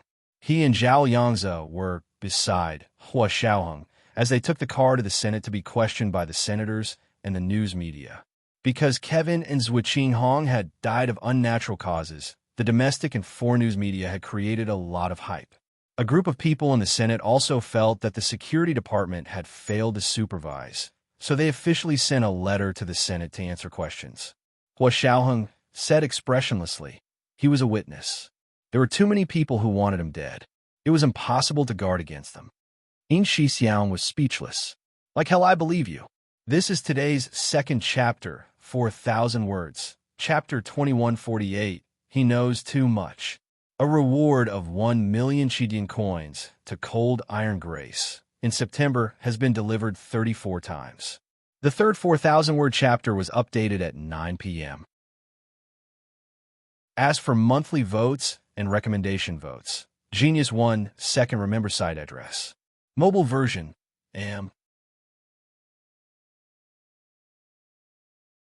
Chapter 2163. Zhuo Qinghong didn't die for nothing. His death allowed the security department to track down all the enemy agents who had been hiding in the hospital for many years. Hua Xiaoheng picked up a military magazine and flipped through it calmly in the back seat. He cocked his head calmly and said in a bureaucratic tone, he still made some contributions to the country and its people. Yin Shixiang was speechless and gave Hua Xiaoheng a thumbs up. Hua Xiao, if you can say that to the Senate later, I'll respect you as a man. Zhao Yangze rolled his eyes at Yin Shixiang. What do you mean, Big Xiong? What does Zhuo Qinghong's death have to do with us? Besides, he forced the madam to show herself. What value does he have? If Hua Xiao hadn't completely let go of the security there, the madam wouldn't have taken the bait so easily. The only way to catch a big fish was to be willing to use the bait. Yin Shixiang stretched lazily and leaned against the window to think for a while. He seemed to realize something. That makes sense. That madam was too cautious. When we had people hanging around, she was really calm and didn't show herself at all. She only brought people in to seize Zhuo Qinghong when she was sure that all of us had left. Zhao Yangze had a small laptop on his knees and was typing away. He didn't look up as he said, do you know how hard she worked? In order to make sure that all of us had left, she didn't hesitate to use all the spies in the 3-by-1 hospital. Some people, TSK, I never would have guessed that they were spies. Yin Shixiang laughed and shook his head. But I think that if this hadn't happened in the country but overseas, we would have had a better way to deal with her. The Special Operations Forces authority in the country was greatly restricted, so they often had their hands tied. Fortunately, Hua Xiaoheng had always avoided domestic matters and rarely interfered with them, unless it had something to do with Gunyinji. This time, it was because Kevin, an American, was involved and it had something to do with Song Jinning, so they had a legitimate reason to intervene. Don't be too optimistic. We still don't know who that madam is. We only know that she's Kevin's backer. Why is Kevin her heir? Why does that Zhuo Qinghong also want to be the madam's successor? Yin Shixiang asked doubtfully. This is something we need to continue investigating. Hua Xiaoheng closed the magazine and put it back. He asked Zhao Liangze, have you informed the American field agents? This time, we need to reinvestigate who Kevin is close to. Previously, when they investigated Kevin's parents and relatives, they never knew that there was such a madam who was close to Kevin. It's already a success relationship. Why didn't we find out anything last time? Yin Shixiang was also very puzzled. How tightly are you hiding it? It doesn't have to be a secret. Hua Xiaoheng thought about it further. He sat in the back seat and said thoughtfully, it's probably because we're investigating in the wrong place. What do you mean? We're investigating Kevin's situation in New York. What if his acquaintance with this lady was not in New York? Hua Xiaoheng looked up at Zhao Yangze. Let the field personnel be more open-minded and not limited to one place. Roger, Chief. Zhao Yangze recorded Hua Xiaoheng's order and sent it out encrypted. Yin Shixiang saw that they were almost at the Senate. He took out his phone and sent a text to Gun Yinji. "We're here." Gun Yinji was the chief legal advisor of the Senate and reported directly to Speaker Long. Of course, she knew that today was the day Hua Xiaoheng and the others came to the Senate to be questioned. She came to the office early in the morning to look up the background information of the media personnel who came to the Senate today. She knew herself, knew the enemy, and also understood their interview style. Hua Xiaoheng's private car arrived at the underground parking lot of the Senate. He looked around and saw that the cars of the heads of the security and police departments had already arrived. They were here to be questioned, just like him. He looked at the densely packed cars in the underground parking lot. It was more than double the usual number. Hua Xiaoheng opened the door and got out. He wondered how many people had come this time. He took the elevator to the 12th floor of the Senate building, which was also the floor where the Senate's main conference hall was located. Several Senate staff waiting at the elevator door saw Hua Xiaoheng and the others arrive and immediately led them to the lounge on the side. They served him coffee and tea, as well as a few plates of snacks. They whispered, "Major General Hua, don't worry. Chief Gu has already arranged everything for you. We won't let you lose out." The Senate staff member who spoke was a young, strong-looking boy. His dark eyes lit up when he spoke of Chief Gu. He was truly in awe. Hua Xiaoheng looked at him with a smile and nodded. His deep, magnetic voice was full of masculinity. "Thank you. Hua Xiaoheng is going to see Chief Gu. I'll go tell her on your behalf." Another quick-witted fat staff member rubbed his hands together. He didn't feel like an outsider at all. Hua Xiaoheng could actually call Gun Yinji directly, but he accepted the staff member's kindness and asked them to go tell her on his behalf. After they left, Zhao Yangzi said with a smile, "Hua Xiaoheng, I never knew you were so popular. These people don't treat you like an outsider at all." "What outsider or insider?" Yin Shixiang took a sip of coffee and ate a few biscuits. He said with a strange smile, "Hua Xiaoheng is the son-in-law of the Senate. He's one of us. Nianji is Chief Gu of the Senate. It's because Nianji is popular. They love me and my dog." Zhao Yangzi looked at Hua Xiaoheng. He didn't know what scene he was imagining, but he suppressed his laughter and looked away to look at the large LCD TV on the wall of the lounge. The person being questioned was the head of the security department, Minister Nye. The seats in the large conference hall were arranged from low to high, just like the seats in a movie theater. However, they were arranged in a circle with an empty space in the center of the circle with several sets of tables and chairs. Minister Nye sat in the seat in the center of the circle and was questioned by the senators and qualified media reporters. The person speaking now was a skinny female reporter. She wore a Hermes scarf around her neck, making her neck look especially long and her head look especially big. She said with a serious expression, "Minister Nye, I want to ask you, what is the work process of the security department? Why did you let 2 people under your protection die? One of them was even an American citizen." Minister Nye was in his 50s and didn't have much hair on his head. When he was nervous, his scalp was shiny. He held the microphone in front of him and stammered, "We provide the best protection, but comrade reporter, no matter how good the protection is, it is not foolproof." As he spoke, Minister Nye explained the details of the protection they provided. It was very detailed, and many senators nodded repeatedly. They were already very satisfied. "I can't accept what you said." However, the female reporter aggressively interrupted the head of the security department's answer. "It's not up to you to say whether you provided the best protection or not. Your work process must be correct in order to reflect procedural justice. Tell us the details of your workflow so that we can judge it together." Minister Nye shook his head in surprise and said, "Please forgive me for not being able to provide the details of the work process. This is a violation of discipline." "What violation of discipline?" "Department head Nye, you're here to be questioned, so how can you not say anything? Then what are you doing here? Are you refusing to accept the supervision of the Senate and the media?" Yin Shixiang and Zhao Yangzi were both stunned when they saw this scene. So this was what the questioning was like. They were so ignorant. The two of them looked at each other and were about to say something when Hua Xiaoheng suddenly sat up straight.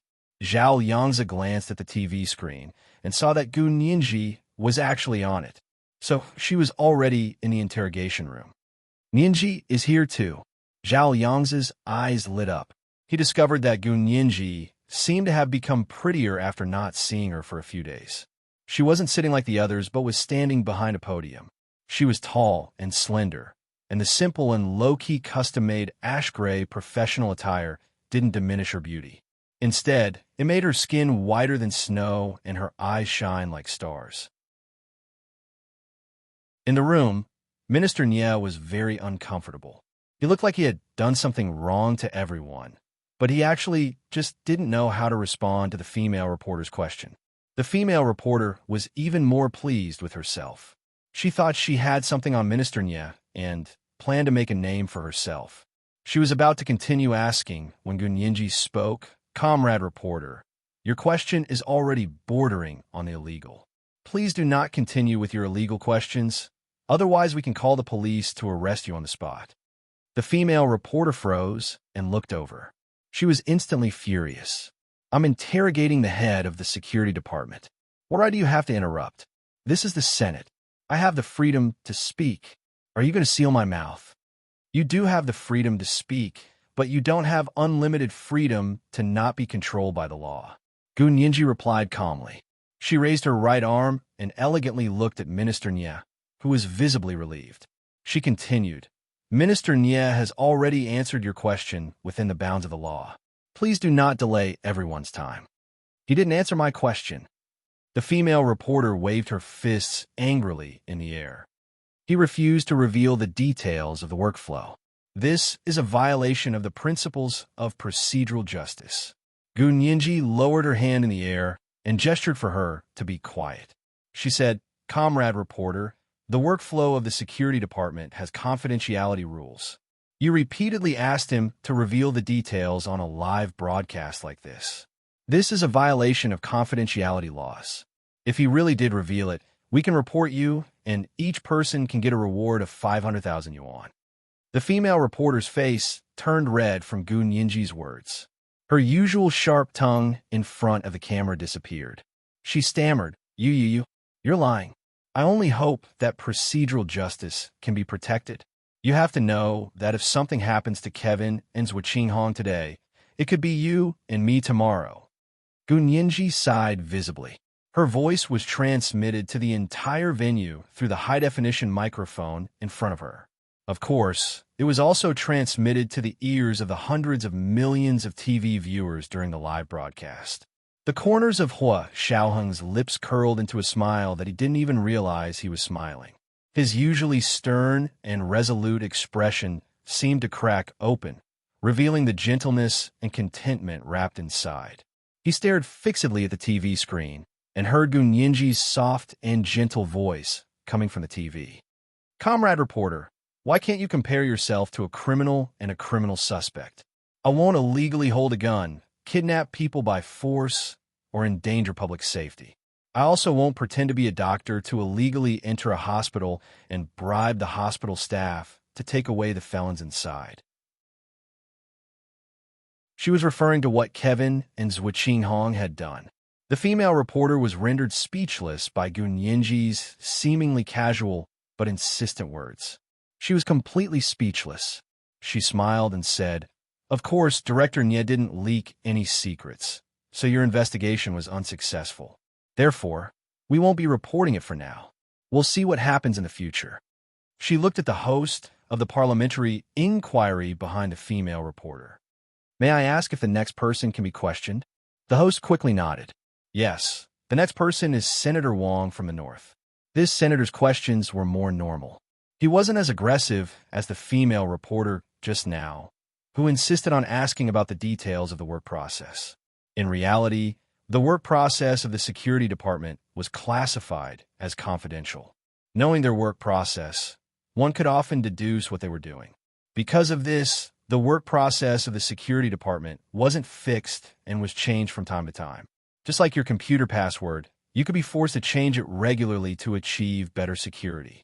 Because Gun Yinji was present at the meeting, she guaranteed that neither the questioning nor the answering party would break the law.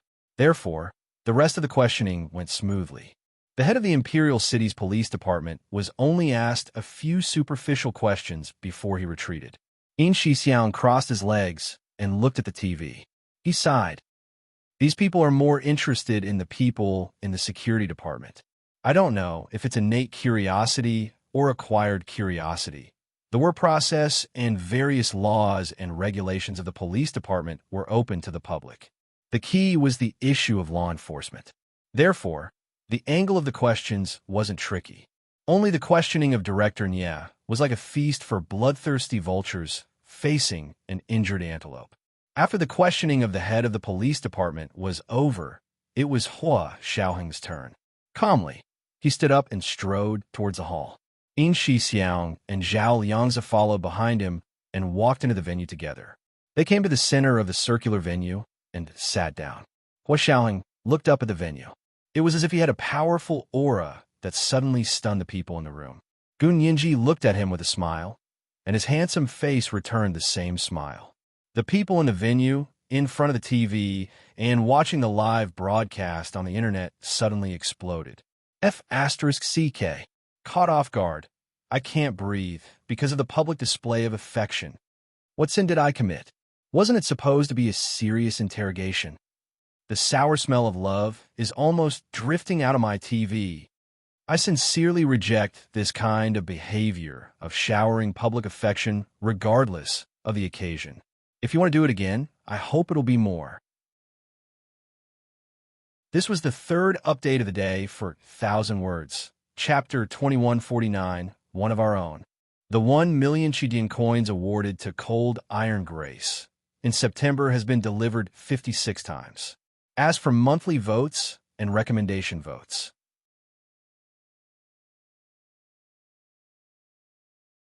Chapter 2164. The craze on the internet really came without warning. It was extremely turbulent. Soon, some people started to pair up. I'm willing to be the Huagu couple for 100 years. Previous poster, wake up. It's been at least 200 years. Look at the angle of Major General Hua's seat.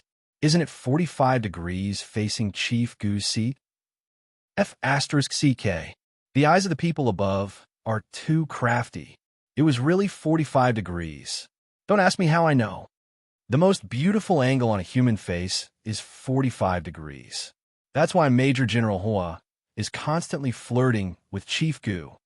Lu Yuan and Lu Jin did not attend a meeting. Instead, they sat at home and watched the live broadcast on TV. At the same time, Lu Jin was also browsing the internet with his phone. Of course, it was also to prevent someone from causing trouble online so that he could fight back immediately. Today was his daughter and son-in-law's first public display of affection. He would not allow anyone to ruin this natural sweetness. Lu Yuan glanced at his phone and shook his head speechlessly. He said, "These netizens are too imaginative. The position of the seat is fixed. How could it be at a 45-degree angle? What do you know?" Lu Jin moved aside disdainfully and didn't want to sit with Lu Yuan. "You're a straight man. You don't understand the fun of being a fan." Lu Yuan, what do you mean by fans being picky?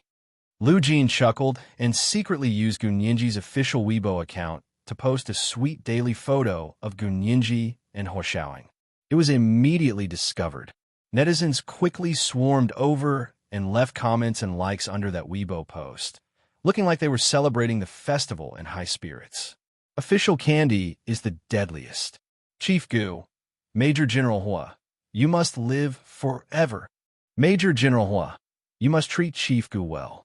Otherwise, we CP fans will not let you off the hook.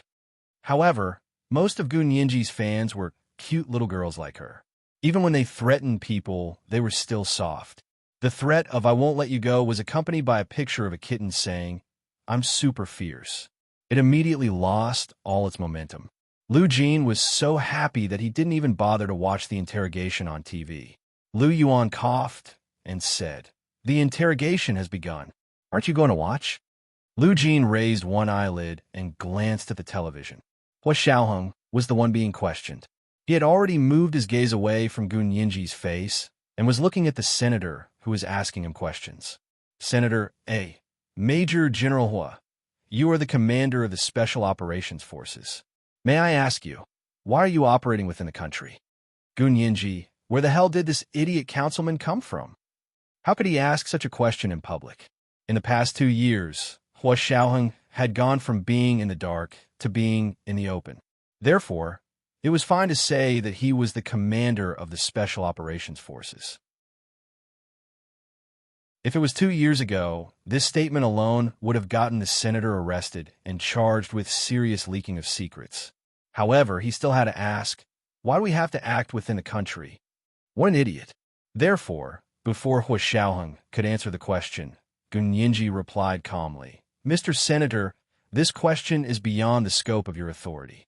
Although Senator A was unwilling, he still didn't dare to openly go against Gunyinji, the favorite of Speaker Long of the Senate. He had no choice but to change the topic and ask, Major General Hua, did the Special Operations Forces under your jurisdiction participate in the hunt for American citizen Kevin more than 3 months ago? Hua Xiaoheng nodded and said calmly, yes, on Christmas Eve last year. Our agency received a request for help and authorization to participate in the hunt for Kevin according to the law. But we all know that the Special Operations Forces can't act within the country. Why did your subordinates participate in the domestic operation? Senator A's aura suddenly became arrogant. Hua Xiaoheng glanced at him indifferently. No comment. Senator A jumped up with a ha and said loudly with his fat belly, Who asked you for help? Who gave you the authorization? As far as I know, the Senate didn't give you the authorization. Gunyinji wished she had a gavel in her hand so that she could hit Senator A's wooden head. She raised her voice and said loudly, The Senate did authorize it. It was personally signed by Speaker Long, and our legal department has it on file. Mr. Senator, you don't have to ask Major General Hua these questions. You can ask our legal department directly. Why do you have to be so aggressive? Senator A had been interrupted twice by Gunyinji and was already angry from embarrassment. He straightened his neck and said, You and Major General Hua are engaged. Of course you're speaking up for him. Gunyinji's face darkened as she turned to look at the camera. Viewers in front of the TV and netizens watching the live broadcast, watch carefully. This senator doesn't even know his work authorization. Which district is he from? Remember not to vote for him in the future. He's betraying your trust and seeking personal gain for himself. At that moment, the live broadcast happened to turn to Senator A. Everyone saw the nameplate on his desk clearly and knew what his name was and where he was from. He was from the district that elected him to the Senate. With Gunyinji's publicity, the people in his district naturally saw it clearly. They all remembered this person's name and planned to vote for someone else in the future. Senator A's competitors also instantly seized the opportunity to start advertising to build momentum for the next election. Senator A sat down dizzily, his palms sweaty. He trembled as he thought about how difficult it was to get this political donation. A day ago, someone had asked him to ask Hua Xiaoheng a few tricky questions in today's questioning session in exchange for a donation to his campaign team. In the end, Gunyinji had rebutted all of them.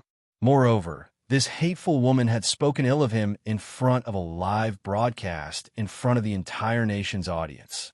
Senator A lowered his eyes to hide the resentment in them. His fingers almost scratched off a piece of paint on the table in front of him. Gunyinji didn't have time to pay attention to him. Her eyes were already on another senator who had stood up. Senator B's questions were very calm at first, and Hua Xiaoheng's answers were also very organized. But unexpectedly, after a few simple questions, Senator B suddenly asked, Major General Hua, I heard that you have the right to kill. Gunyinji and Hua Xiaoheng looked up at him together. This question could be said to be tricky to a certain extent. In a country ruled by law, no one had the right to kill unless they were sentenced to death according to the law. However, Hua Xiaoheng's organization was originally in a gray area, and its scope of activities was abroad. Whether there was such a thing as right to kill couldn't be measured by domestic laws. But when this Senator B brought it up, he didn't say whether it was within the country or abroad at all. It was as if he had this privilege within the country, and it immediately made the hearts of ordinary people jump to their throats. This is the first chapter of today, Chapter 2150, Fans are greedy for candy. Today, it was still the third chapter of 10,000 words. The second chapter was 1 p.m., and the third chapter was 9 p.m.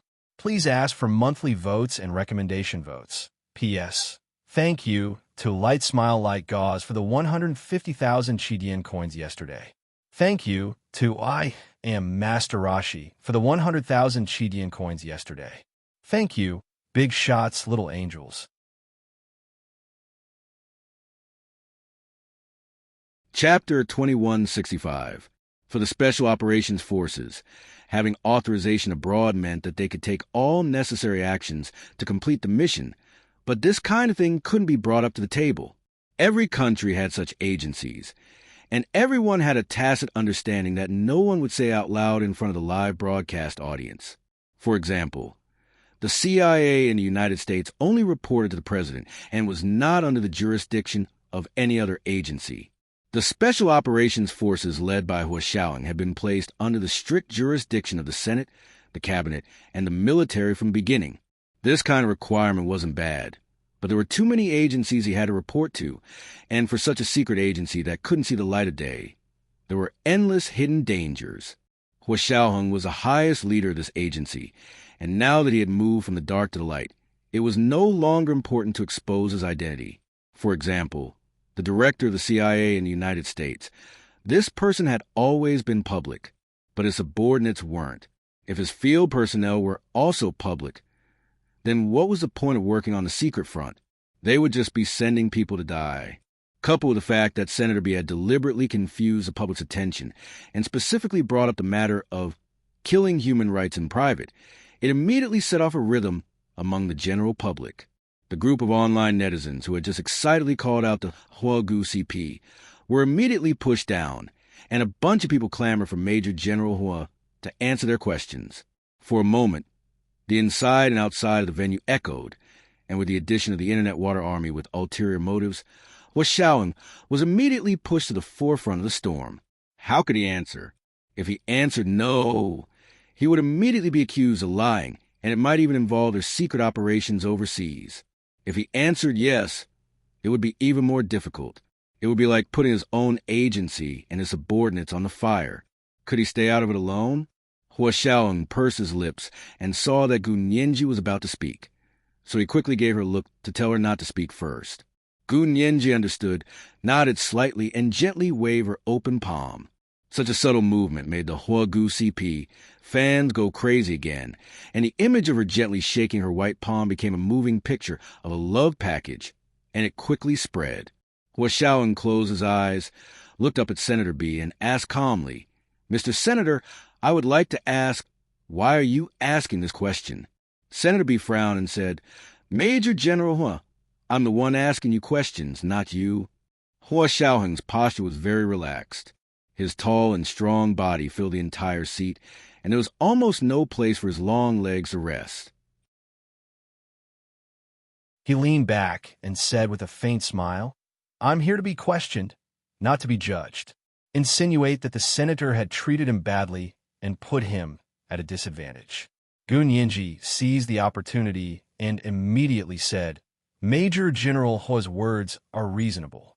Mr. Senator, please reply to Major General Hua's question first." She continued, "Our Parliament's questioning of government and military officials has always been a place for mutual exchange of views. We are equals. If you don't understand, ask me. If I don't understand, ask you. Mr. Counselor, please don't be so condescending. You have no right to judge anyone." Counselor B laughed and said, "Chief Gu is indeed protective of her husband. In fact, I had wanted to suggest to the Senate a long time ago that Chief Gu should not attend this interrogation of Major General Hua." "Why?" The skinny female reporter from before answered the question appropriately. "It's very simple, to avoid suspicion." Counselor B shrugged. "Everyone knows that Chief Gu and Major General Hua are engaged. How can these two people appear on opposite occasions at the same time? Isn't this giving Major General Hua a way out?" And Yinji played right into his hands and said with a smile, "Mr. Counselor really is treating this place like a courtroom and Major General Hua as a suspect for trial. Chief Gu, Did you hear me say anything about a trial? Don't accuse him of anything. Counselor B was even happier. It was quite an honor to be able to criticize Gu Nianji in public. Gu Nianji looked at the other party's cheerful smile and smashed the hammer down without batting an eyelid. But as far as I know, it's only during court trials that people with family or interests are required to recuse themselves. Now you're asking me to recuse myself, and you're saying that you're not treating this place like a courtroom and Major General Hua as a suspect. Counselor B's expression changed abruptly. His earlier happiness had been swept away by Gu Nianji's words. He wanted to refute, but in a moment of desperation, he couldn't think of any other occasion where Gu Nianji would need to formally recuse herself. Gu Nianji didn't give him a chance to quibble and immediately said, "I'm really ashamed of you. Major General Hua is my fiancé, but he is also a soldier who has risked his life for the interests of the country and the people for decades. How many times has he completed missions on the verge of death? You can count his military medals over the years. I really didn't expect you to treat such a soldier who has made great contributions to the country as a suspect without any basis." Gu Nianji's face became serious. "May I ask who gave you the authorization? And who gave you the instructions?" Counselor B was flushed by Gu Nianji's retort, but he still refused to give up. He couldn't help but interrupt Gu Nianji's words and said loudly, "I just want to ask if Major General Hua has the right to kill. That's all. Chief Gu, don't try to change the subject." Gu Nianji also said bluntly, "Major General Hua wants to know why you asked this question and why you turned a deaf ear to it and avoided answering." The two of them confronted each other, and no one was willing to back down. At this time, it was time for Speaker Long to come forward. He took the microphone in front of him and said with a smile, "Counselor who asked this question, you really need to explain. You have to remember that we are counselors, not judges. Don't think you are superior." Then he said to Hua Xiaoheng, "After the counselor answers your question, you also have to answer his question." Hua Xiaoheng nodded politely. "Definitely." Speaker Long had spoken, and Counselor B couldn't refuse. He gritted his teeth and said, "I heard it for someone else by chance, and I was curious. Ha." Gu Nianji laughed rudely. "Mr. Counselor, what kind of book did you read to ask such a whimsical and outrageous question?" Counselor B blushed and glared at Hua Xiaoheng.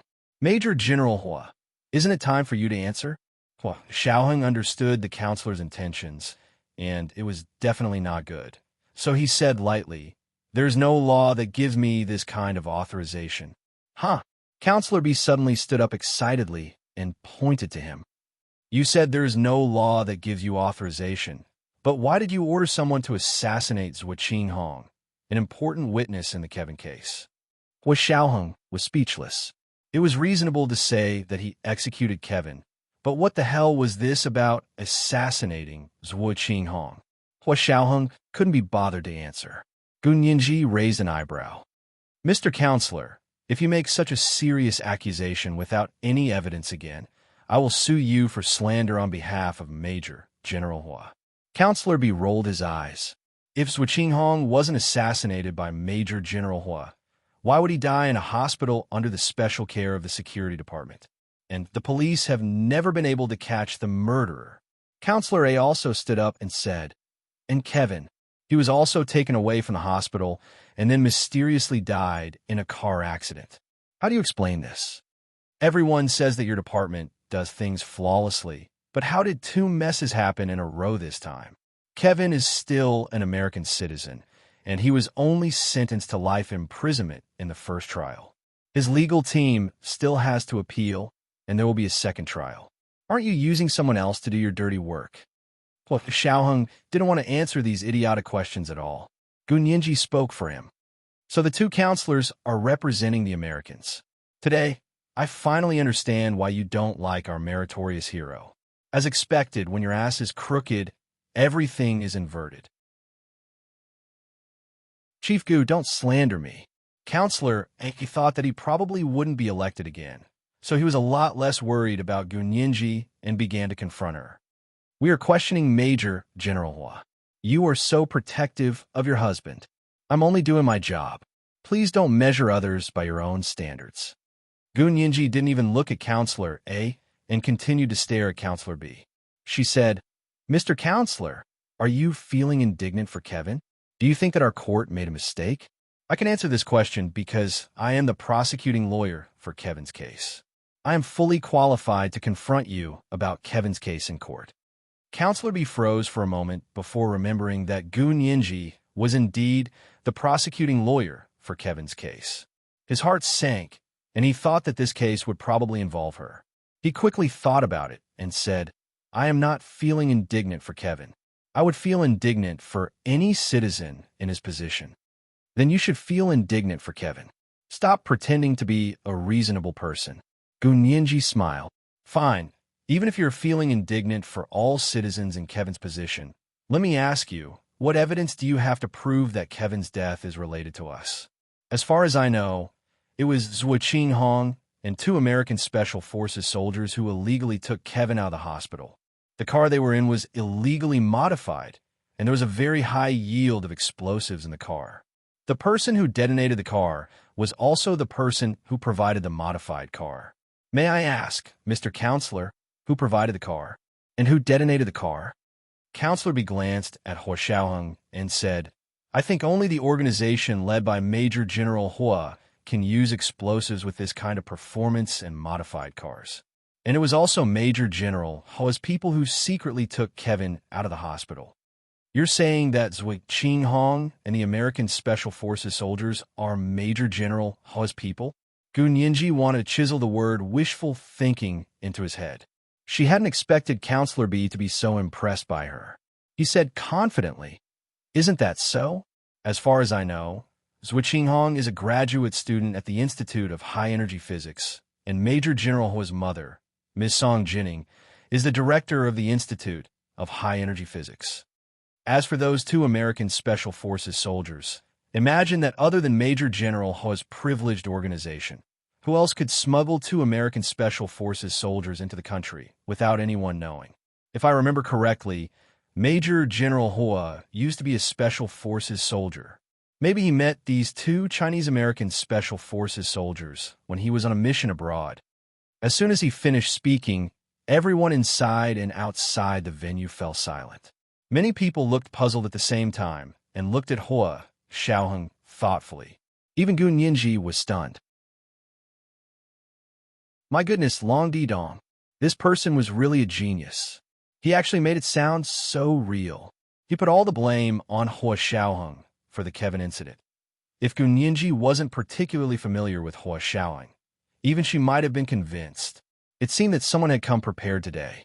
She had really underestimated this group of good-for-nothings. Goon Yinji quickly sent a message to Lu Jin to ask him to help her with an in-depth investigation of the 2 counselors. At the same time, she organized a counterattack in her mind. If she wanted to do an in-depth background investigation in a short period of time, she could only look for Lu Jin because only he had such technical means. After sending the message, Goon Yinji patted her slightly blocked chest and took a deep breath. "Since Mr. Counselor treats your imagination as fact, then let's talk about the clues you've proposed. First of all, you said that Zhuo Qinghong is a graduate student at the Institute of High Energy Physics, and Major General Hua's biological mother, Song Jining, is the director of the Institute of High Energy Physics, so this matter has something to do with Major General Hua. Are you suggesting that Zhuo Qinghong went to the hospital to take away felon Kevin, and that Ms. Song Jining listened to her son, Major General Hua, and ordered him to do it?" Counselor B was almost paralyzed by Goon Yinji's long sentence. But after listening to her carefully repeat it a few times, he nodded without hesitation. "Isn't that so? Then do you have evidence to prove that Major General Hua ordered Ms. Song, and Ms. Song ordered Zhuo Qinghong?" Counselor B snorted disdainfully. "Do you still need evidence for that? Anyone with a discerning eye can tell at a glance." Goon Yinji smiled and looked down to see that she had already received the information from Lu Jin on her laptop. She clicked on the email and read it at a glance. She already had an idea. She looked up at Counselor B and smiled. "Mr. Counselor, you have a son who finished college in the United States and went to work as a senior executive at Carlyle International Investment Limited. He has a superior and subordinate relationship with Kevin. Of course, Kevin is his superior. Are you standing up for Kevin today for your daughter's future at Carlyle International Investment Limited? Are you using your position for personal gain and deliberately slandering our meritorious minister? Counselor B was slightly taken aback, then laughed loudly. Everyone here knows that I only have one daughter and no son, and my daughter works in a state-owned enterprise. She's just a small technician. What does that have to do with Carlyle? Chief Gu, you're the one who's slandering the counselor. Gu Nianji nodded and leaned forward slightly. She said a name and said, "Isn't this person your son?" "Oh, no. He should be your illegitimate child. He and his mother are both abroad. This child was born and raised abroad." After graduating from college 2 years ago, he entered Carlyle International Investment Limited. You were the one who introduced him. A student who just graduated from college became a senior executive at Carlyle in 2 years. Isn't that closely related to you? Counselor B was shocked and blurted out, "You're talking nonsense." He didn't understand how the secret he had hidden for more than 20 years had been discovered. This was the second update of the day for 1,000 words. Chapter 2151. What a F** King talent. The 1 million Chidian coins awarded to Cold Iron Grace in September has been delivered 78 times in advance. The third 4,000-word chapter will be updated at 9:00 p.m. Please ask for monthly votes and recommendation votes. Thank you very much. Mwah. Big shots, little angels.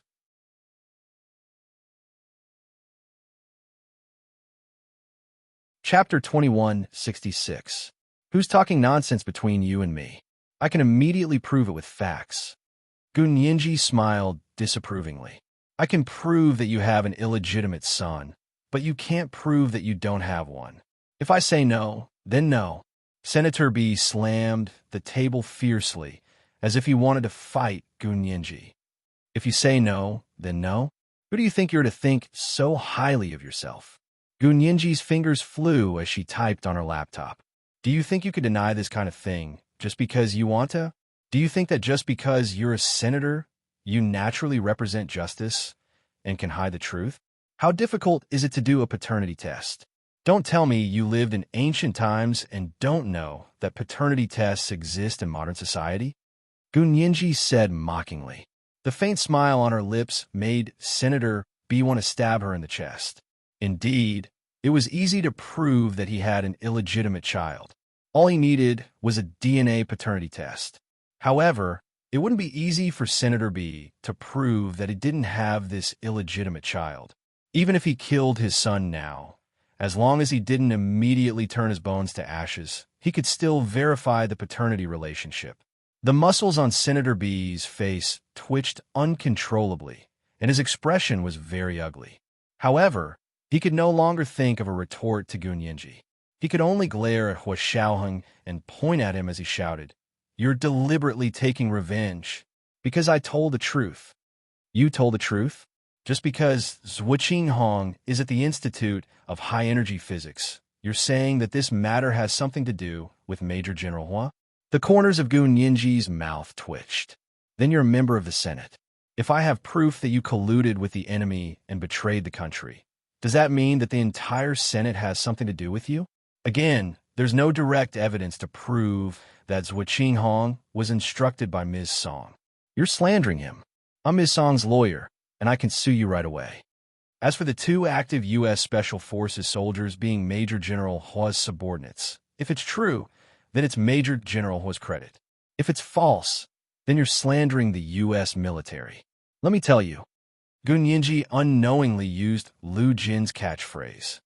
Even the U.S. military won't admit it, yet you're in such a hurry to discredit the human beacon in your heart. You're getting yourself into both sides.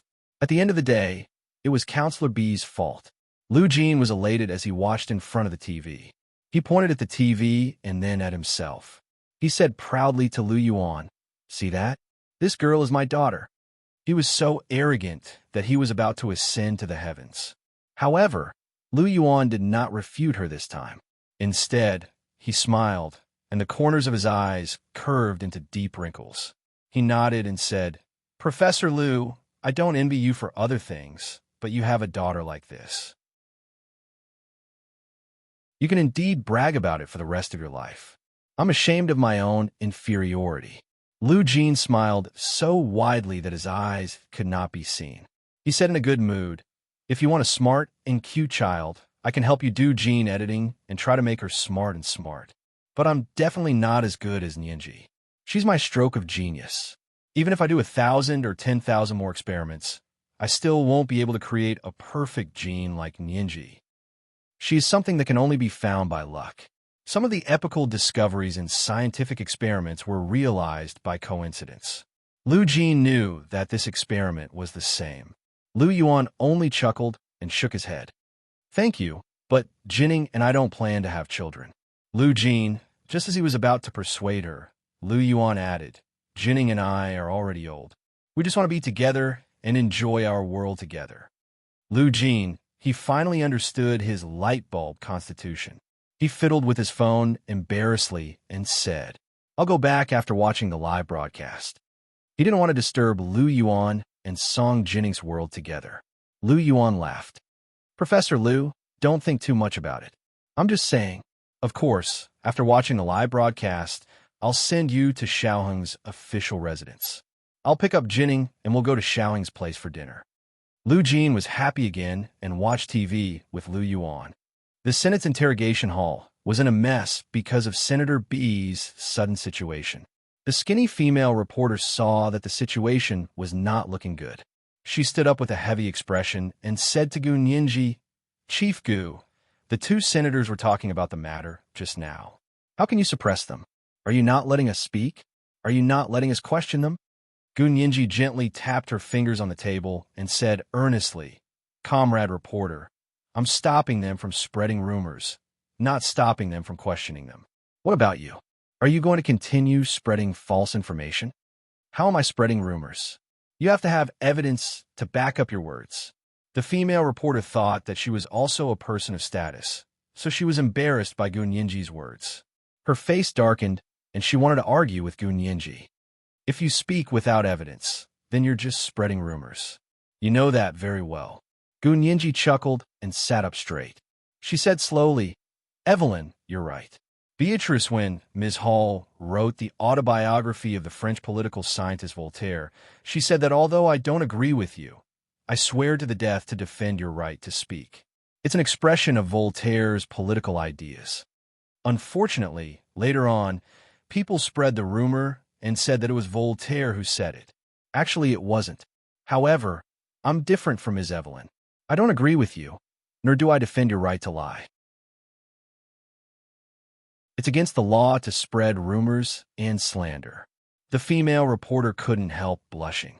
The veins on her neck bulged, making her bones even more obvious. She stiffened her neck and continued, "How am I spreading rumors? I'm clearly interrogating them. If you know the truth, why don't you tell the television audience clearly?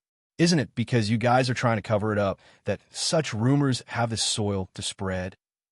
Gu Nianji put away her smile and said seriously, "Rumors only spread among brainless people. People with brains will distinguish between truth and falsehood. So whether rumors have the soil to spread has nothing to do with the truth. Besides, why do you want the truth? Do you not believe the case report on national television? Or do you not believe the verdict of the High Military Court? Both of these things are public and have evidence. The facts are right in front of you. If you still want to pretend to be blind and say that there's no truth, then I can't do anything about it. No one can wake up a person who's pretending to be asleep, and no one can convince a person who's pretending to be stupid." Gu Nianji shrugged and casually expressed her contempt and disdain. The female reporter wanted to refute the case report on national television. She immediately said, "Can you prove that the case report broadcasted by the television station is true?" Gu Nianji was even more amused. She placed one arm on the table and looked at the female reporter with a half smile. "You're saying that the case report broadcasted by the television station is false, according to the principle of who claims, who provides the evidence. Prove to everyone why the case report is false." The female reporter was anxious. She clenched her fists and said, "Prove it's true first. You're just being unreasonable." Gun Yinji didn't know whether to laugh or cry as she looked at the rather famous female reporter. The facts and evidence are all in the case report. It's already proven to be true. Do you know what you're saying? If I say it's not true, shouldn't you have the evidence to prove it's true? The female reporter was used to having others defend her words. However, it didn't work with Gun Yinji. Of course, she wasn't an ordinary person to begin with. She was more professional than anyone the female reporter had interviewed. Gun Yinji almost immediately turned hostile. She said in a low voice, "I also said that you're a foreign spy. Can you prove that you're not? Just because you say something, people have to defend themselves. Do you really think you're a Supreme Court justice?" This made the female reporter furious. "I'm a spy. Show me the evidence. Otherwise, I'll sue you for slander." Gun Yinji immediately replied with a smile. "That's right. I have to prove my point of view. Similarly, if you say that the case report is false, I also need you to prove it. So stop chasing me for evidence to prove your point." It's purely a waste of everyone's time. No matter the situation, no one had ever succeeded in defeating Gun Yinji. Well, Xiaoheng didn't speak, but his eyes never left Gun Yinji's face. The tenderness in his eyes was undisguised. It was as if everyone in the hall didn't exist. There were only the two of them in the wilderness of time, holding hands and relying on each other. "You can't leave me, and I can't leave you." When the camera turned to Hua Xiaoheng for the last time, he didn't have time to look away. Instantly, the CP fans were shocked. "I'm F** King blowing up the Hua Gu CP for 10,000 years. Move aside. Let me do it. I'm a professional drummer." That gaze is amazing. Although he's not looking at me, I feel like I've fallen into the pit of love with just one look. Help me up. I can still continue to be picky. Gun Yinji also looked at Hua Xiaoheng. Her dark eyes flickered slightly. Hua Xiaoheng, a straight man, had always been very stingy with expressing his emotions. But occasionally indulging like this could kill her. Gun Yinji blushed slightly. A faint blush appeared on her pale face, like the blush of a blooming flower under the moonlight. Hua Xiaoheng finally said, "Today's questioning was an eye-opener for me. I've never experienced something like this before. If I've said anything wrong, I hope everyone can correct me." His humility immediately gained more goodwill from everyone. Also, with Gun Yinji by his side, those who wanted to pick on him didn't dare to act rashly. Again, with Chief Gu here, unless you had ironclad evidence, making groundless accusations would only be embarrassing yourself. Seeing that most of the people in the conference hall had kind smiles on their faces, Hua Xiaoheng said, "Thank you everyone for your concern and love for us. I'd like to take this opportunity to tell everyone, as well as the audience in front of their televisions and phones, that Chief Gu and I have already set a wedding date. In 6 months, I will hold a wedding ceremony with Yinji. I'll give out sweets to everyone then." As soon as he finished speaking, the hall was filled with enthusiastic applause. Meanwhile, the Hua Gu CP fans were already so happy that they couldn't speak coherently. I was wondering why Chief Gu's official Weibo suddenly gave out sweets this morning. So the bigger sweets are here. You're so ignorant. This isn't sweets. This is sweets that have turned into spirits. What happened to not turning into spirits after the founding of the People's Republic? Major General Hua personally gave out sweets. This is the best sweets for straight men, right? That goes without saying. Do you have any misconceptions about straight men's level of love speech? The best is just, "I want to marry you." So unsophisticated, but I like it, After the Senate questioning ended, Hua Xiaoheng, Zhao Liangzi, and Yin Shixiang got into the car and prepared to return to the official residence. As soon as the car left the underground parking lot of the Senate building, General Ji called, "Xiaoheng, come to the underground conference room at the military headquarters. We old men have something to ask you." Hua Xiaoheng replied dryly, "Yes, Chief." He could hear General Ji's unhappiness in his voice, as if something had happened. "Go to the underground conference room at the military headquarters." Hua Xiaoheng ordered the driver. Fan Jian immediately turned the steering wheel and turned in the direction of the military headquarters. Not long after, Hua Xiaoheng's car stopped in front of the military headquarters building. The underground conference room General Ji mentioned was on the 6th floor of the building. This place was also one of the Empire's top secret locations. It used to be called a bomb shelter, but now it was called a security area. Hua Xiaoheng took the elevator down to the door of the conference room. Zhao Liangzi and Yin Shixiang didn't even have the right to go down, so they had to split the work.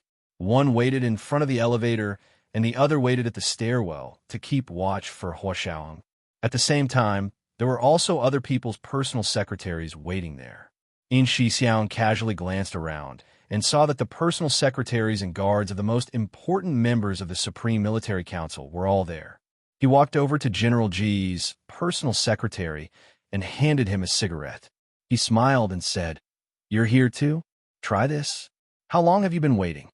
When the man saw that it was the special cigarettes he liked, he took it without hesitation and immediately lit it up.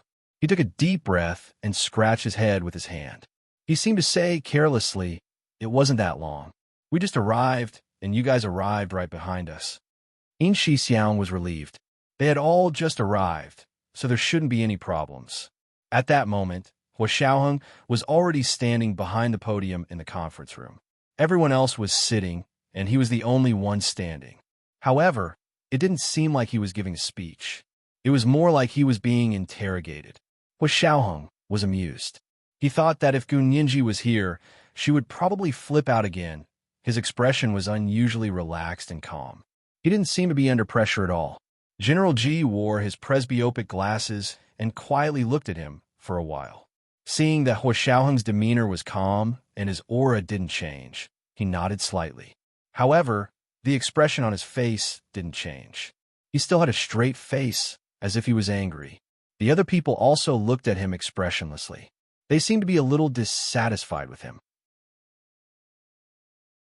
Hua Xiaoheng calmly waited for a while before saying, "Dear generals and chiefs, may I ask why you call me here? What do you think?" General Ji stood up and walked over to put a piece of paper in front of Hua Xiaoheng. "Explain what's going on." This was the third update of the day for 1,000 words. Chapter 2152, Top Romantic Words for a Straight Man. The 1 million cheating coins awarded to Cold Iron Grace in September have been added to the update 20 times. September's Silver Union points have all been added. As for monthly votes and recommendation votes, thank you, moi, big bosses, little angels. Genius 1 second to remember this site's address. Mobile version, M.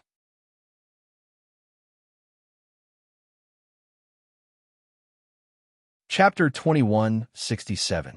Hua Xiaoheng glanced down at it. It was the warrant he had given to Yin Shixiang to execute Kevin. This was the execution warrant personally signed by General Ji and signed by Hua Xiaoheng. It was also the so-called killing of human rights that had been exposed by the senator during the Senate's questioning today. Of course, this wasn't some killing of human rights that could be executed at will. It had many restrictions, and the biggest restriction was that its number was extremely limited. Hua Xiaoheng only had one, and after using it, he would have to go through very strict procedures to obtain a second one. And the number of warrants that General Ji could issue was also strictly limited. The official name of this warrant wasn't killing of human rights, but a special warrant. "Explain, why did you execute Kevin?" General Ji said with a sullen face. "Don't tell me you don't know Kevin's background. If the person behind him knew the truth, he could even provoke a war between the Huaxia Empire and the United States. Haven't you considered this problem? I'll give you the special warrant. Is this how you obey the orders of the organization and serve the country?"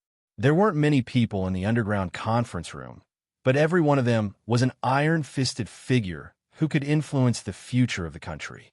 They were all the true higher-ups of the military. Speaker Long and Prime Minister Bai couldn't even be compared to these people. Hua Xiaoheng waited for General Ji to finish speaking, then glanced at the people sitting in front of him. Seeing that they didn't speak and only looked at him silently, it proved that they had the same opinion as General Ji. No one added anything else, because in their hearts, they would always consider the interests of the country. They wouldn't allow anyone or anything to cause great harm to the overall interests of the country. Hua Xiaoheng composed himself and picked up the warrant. He showed it to the people below and said, "This is the warrant I signed because I think it's time for Kevin to die. Since the person behind him wants to save him at all costs, I don't want them to achieve this goal." After a pause, he said word by word, "We must oppose what the enemy supports." Everyone still remembers this, right? So if the enemy wants to save him, he has to die to cut off their hopes. It's that simple. General G frowned. "Xiaoheng, aren't you being a little rash by doing this?" "Before I answer your question, I would like to ask, do you know who the person behind Kevin is?" The people below looked at each other. Then a white-haired old man sitting on the far left said, "We don't know who it is exactly, but this person can get the President of the United States and the Secretary of State. He's not simple." We also received news that this person is not only the President and Secretary of State of the United States, but he's also said to have a close relationship with the United States Department of Defense. I heard that he is an important weapon supplier to them. Firearms. Hua Xiaoheng looked up in surprise. "Where did you get this information from?" The old man smiled. "Xiaoheng, you're in this line of work. Have you forgotten our rules?" Don task Don tell. Everyone laughed softly. What the old man said in English was actually a joke. This was an established rule in the U.S. military, not the rule of the Chinese military. What he meant was actually the unspoken rules of the intelligence front. Ever since their organization was established, their intelligence work had been outstanding. After the founding of the People's Republic, it was actually much worse than before. But even if it was worse, it was a vertical comparison. It was worse than before. Horizontally, the Huaxia Intelligence Agency was second to none among the world's intelligence agencies. A foreign movie once ridiculed that the most mysterious intelligence agency in the world was not Russia's KGB, the CIA, Israel's Mossad, or the United Kingdom's MI6, but the Huaxia Intelligence Agency, because other countries did not even know what it was called. They only knew it as the relevant department. It was so mysterious and cool. In recent years, the Huaxia Special Operations Forces and the Security Department had begun to rise internationally and had a sense of existence.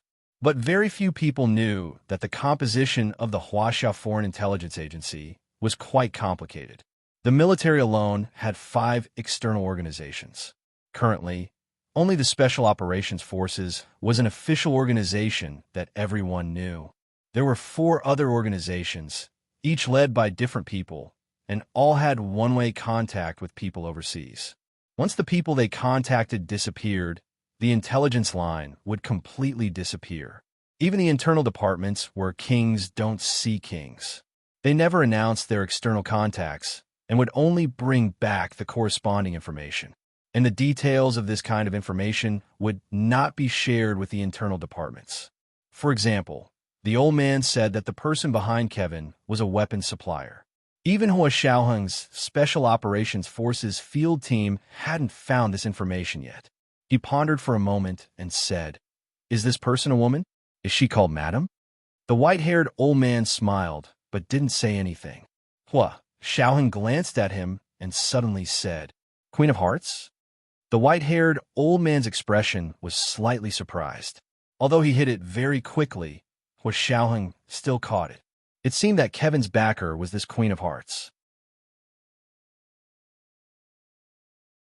His expression became serious, and he said, "I know the concerns and thoughts of all the chiefs, but what I want to say is that Kevin didn't come to the Huaxia Empire on a whim or a whim. It was prepared and arranged for a long time. It started at least 1.5 years, or even 2 years ago. To put it further, it might have started 18 years ago." The people in the conference room were silent for a moment.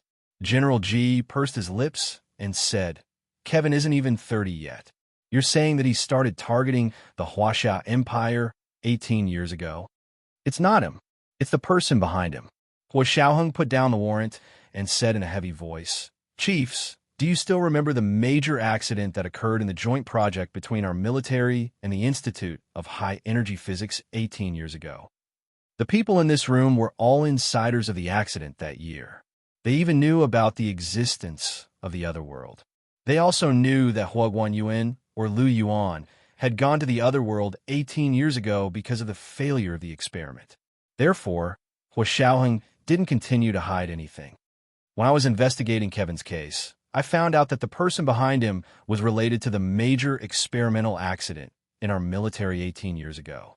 And everyone knows that Kevin was still a child 18 years ago, so what happened 18 years ago shouldn't have anything to do with him. The only thing that's related is the person behind him. So to me, Kevin's appearance is just a cover to lure out the big shot behind him. The white-haired old man interrupted him and said, "If Kevin is so important, why did you order his execution? Isn't it better to keep him and make him more useful?" Hua Xiaoheng calmly took 2 steps forward and walked out from behind the podium. He said calmly, "It's precisely because he's so important that executing him can cause irreparable damage to the other party. And the other party's loss is our gain." These words were so true that almost no one present could refute them. They all felt dizzy. But what if your speculation is wrong? What if Kevin isn't important at all and is just a cover given to us by the other party? Hua Xiaoheng put his hands in his trouser pockets and said casually, "If he's not important at all, so be it. What does it matter if he's killed? Anyway, the crimes he committed are already enough to be executed by shooting." This was the first chapter of the day, chapter 2153, The Big Shot Behind. Today, it was delivered at midnight. The second chapter was 1 o'clock in the afternoon, and the third chapter was 9 o'clock in the evening. Please ask for monthly votes and recommendation votes. P.S. Thank you to the Peninsula Princess for the 50,000 Chidian coins yesterday. Thank you, big shots, little angels.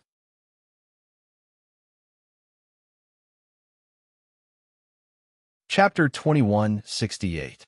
After Hua Xiaoheng finished speaking, these people thought about it for a while and felt relieved. As long as Hua Xiaoheng had a valid reason, they weren't pedantic people and wouldn't blame him.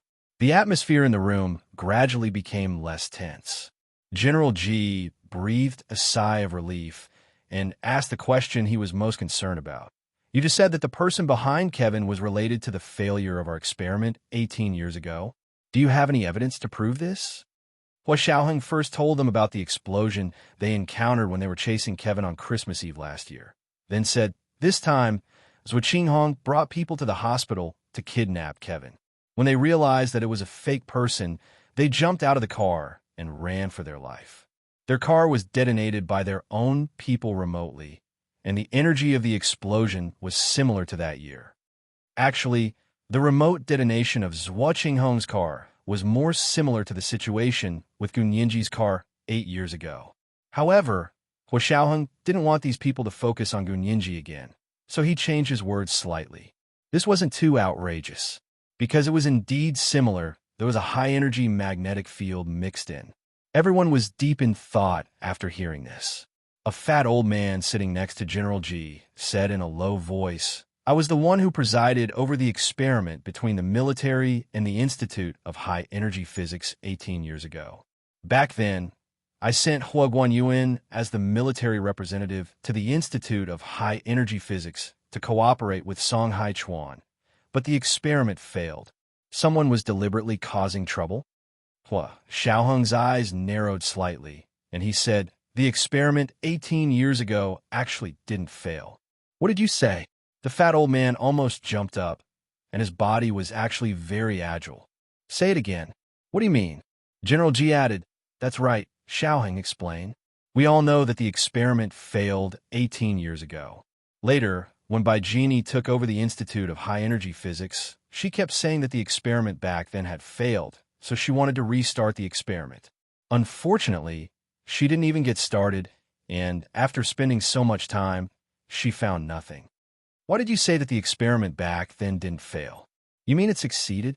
Hua Xiaoheng nodded calmly and said, "It's a very simple reason. My uncle, Senior Colonel Hua Guanyuan, thought he had sacrificed himself in the line of duty.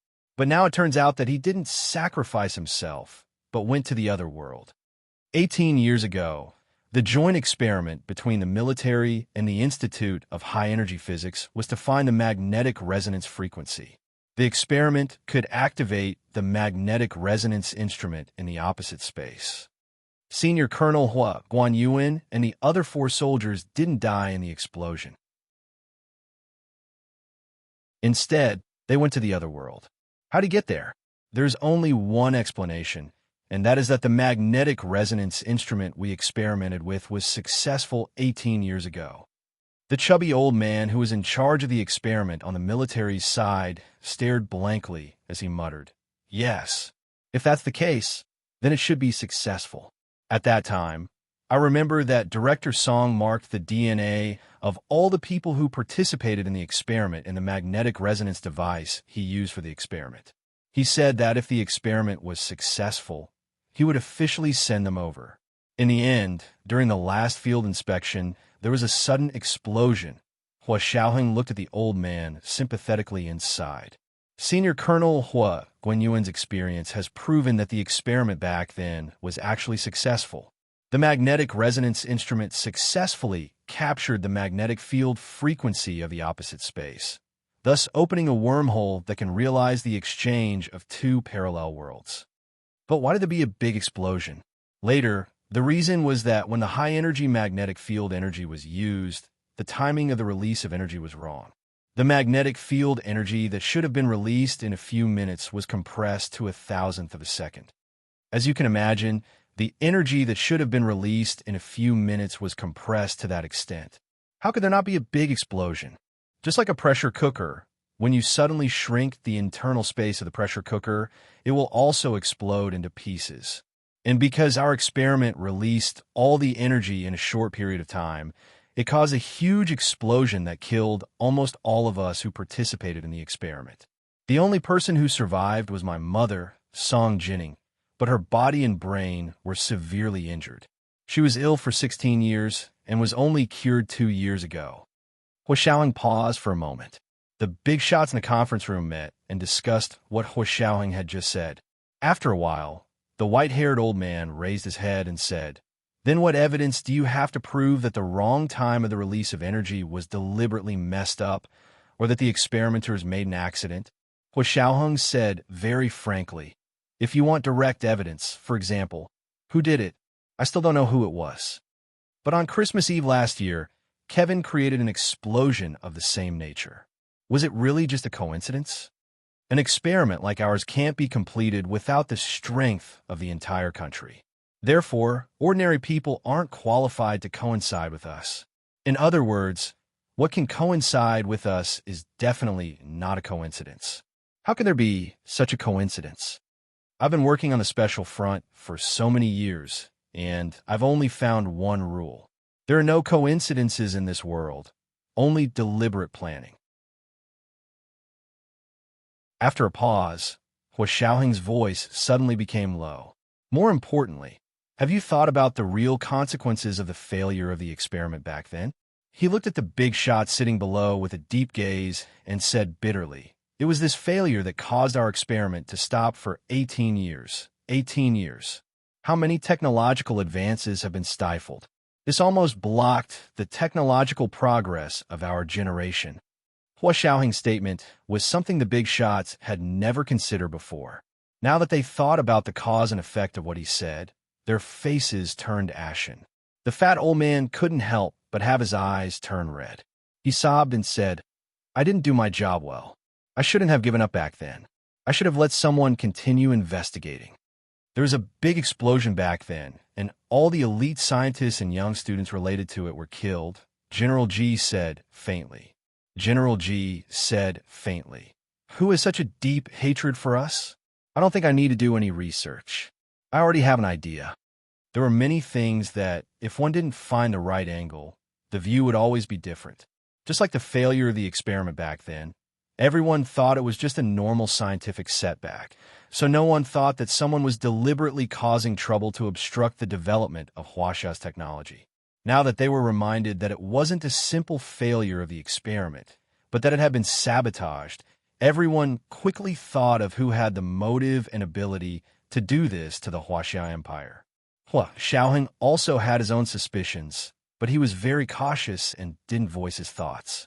He only said, "Is there anything else, sir? If there's nothing else, I have to go back and assign work." After solving a big problem in their minds, the people in the room completely relaxed. They were all experienced people who were mature and prudent. No matter what they thought, they wouldn't show it on their faces. General G smiled and said, I heard that you announced your wedding date with Ninji at the Senate today. Will you send invitations to us old guys? These people laughed and said, Yes, Major General Hua. We're also waiting for your wedding invitation. The few people who had been at odds with him just a moment ago immediately turned into amiable old grandpas with smiles on their faces. Hua Xiaoheng cursed in his heart, but he still said respectfully, I'll definitely send invitations to everyone. I hope that all of you will do me the honor. He also smiled and continued, This time, because President Putin of Russia said that he would be a witness, we confirmed the date 6 months in advance. This way, he can also arrange his work according to the time and make time. General G came back to his senses and laughed. That's good. You guys have to plan it well. Don't embarrass our country. Hua Xiaoheng smiled and said, Don't worry, sir. I'll definitely make it big. Not only will it not embarrass the country, but it will also greatly increase the country's reputation. Oh, then we'll have to wait and see. General G happily slapped the table. However, when the others left and he and Hua Xiaoheng walked out of the conference room, he whispered to him, I know you're rich, but don't be too extravagant. You and Ninji are both public officials. If you're too extravagant, it won't be good for you. Hua Xiaoheng smiled and said, When I say big, it doesn't have to be extravagant, but it has to have a big enough impact. In short, I want the whole world to know that I'm married to Ninji. I'll share everything with her. General G was so embarrassed by his sappy words that his teeth ached. He pursed his lips for a long time before saying, Why do I feel like your marriage isn't simple? My wedding with Ninji can't be simple. Hua Xiaoheng said meaningfully. General G glanced at him and felt that Hua Xiaoheng was digging a hole again. For a moment, he felt that Gu Ninji was quite pitiful. He whispered, Xiaoheng, don't say that I'm too nosy, but it's a wedding after all. It's better not to mix it with work. Since it's a wedding, get married properly. Don't get married and still think about killing several birds with one stone. I'm sorry for Ninji, a good girl. General G persuaded Hua Xiaoheng earnestly. Hua Xiaoheng was speechless. He pursed his lips and didn't say anything else. It wasn't until he walked out of the elevator that he sincerely said to General G, Thank you for your guidance, Chief. I understand what to do. That's right. You're the talent I value the most. I hope that you can have a happy marriage and a happy family in the future. I also know that you won't marry anyone but Ninji, so don't let her have any regrets on her once-in-a-lifetime wedding. Hua Xiaoheng nodded cautiously and said very sincerely, I'll remember, Chief. Okay, go back. Since you're talking about this on the live broadcast today, I'm afraid that foreign leaders will also come to ask for wedding invitations. You have to be fully prepared. General G stood at the door and looked him up and down with his hands behind his back. Do you need a vacation? Also, do you want me to assign you another team to prepare for the wedding? Hua Xiaoheng smiled and shook his head. I'll think about it. Yin Shixiang followed him out and walked to the side of the car to open the door for Hua Xiaoheng. At the same time, he turned to General G with a smile and said, Chief, we're already discussing the team ourselves. For Major General Hua and Ninji's wedding, we've set up a wedding preparation team. We'll start working soon. Oh, haha, Xiaoheng, it seems like your subordinates are also loyal to you. They can even help you with this kind of thing. Yin Shixiang and Zhao Lianzi smiled together and said, It's only right. Major General Hua is a good boss. In fact, he was not only a good boss, but also a person who truly valued his comrades more than his own family. They were completely convinced of being Hua Xiaoheng's subordinates and were ready to sacrifice their lives for him at any time. Because Hua Xiaoheng was also a person who would sacrifice his life for his comrades at any time. For soldiers, they were people who could trust each other with their backs. After returning to the official residence from the military headquarters, Hua Xiaoheng found Gu Ninji and Lu Jin sitting in the living room. The father and daughter had their heads together. He didn't know what they were doing, but they would laugh happily from time to time. Hua Xiaoheng looked at his watch. It was only 2 in the afternoon, just past lunchtime. He hung his military cap on the coat hook at the entrance and walked in with a smile. Hello, Chief. The orderly standing guard at the entrance of the living room saluted him. It was also a reminder to the father and daughter in the living room that Hua Xiaoheng had returned. Gun Yinji turned around and saw Hua Xiaoheng come in. She smiled and waved at him. "Major General Hua, come quickly. Look at this Weibo. We're dying of laughter." Hua Xiaoheng walked over and glanced at the iPad on Gun Yinji's lap. The father and daughter were looking at Weibo. Gun Yinji raised the iPad. "Look, there's a blogger here. His ID is Major General Hua. Is Yinji married today? It said that he'll be clocking in every day until the day of our wedding." Her big eyes were filled with undisguised excitement and joy. This was what it looked like to be married. She was as happy as a bride. She would only get married once in her life. Hua Xiaoheng's heart softened. He patted her head and smiled. "Then do you want to repost it for her?" Gun Yinji shook her head and said, "I won't repost it now. I'll repost it on the day of our wedding." Hua Xiaoheng nodded. "Okay, I'll repost it with you." Lu Jin patted the back of the sofa excitedly and said, "That's a proper official sweetheart. You're going to kill your CP fans." Hua Xiaoheng. Gun Yinji smiled awkwardly, but she still held Lu Jin's hand and said, "Dad, you've been browsing Weibo too much recently. Don't get involved in too much fan culture." Even the CP fans knew about it, and there were official sweethearts. Gun Yinji was confused when she heard these words from Lu Jin. Hua Xiaoheng held Gun Yinji's hand and sat on the sofa. He looked at her with a smile for a while. The words in his heart rolled around his mouth for a long time, but in the end he said, "What kind of wedding do you want?"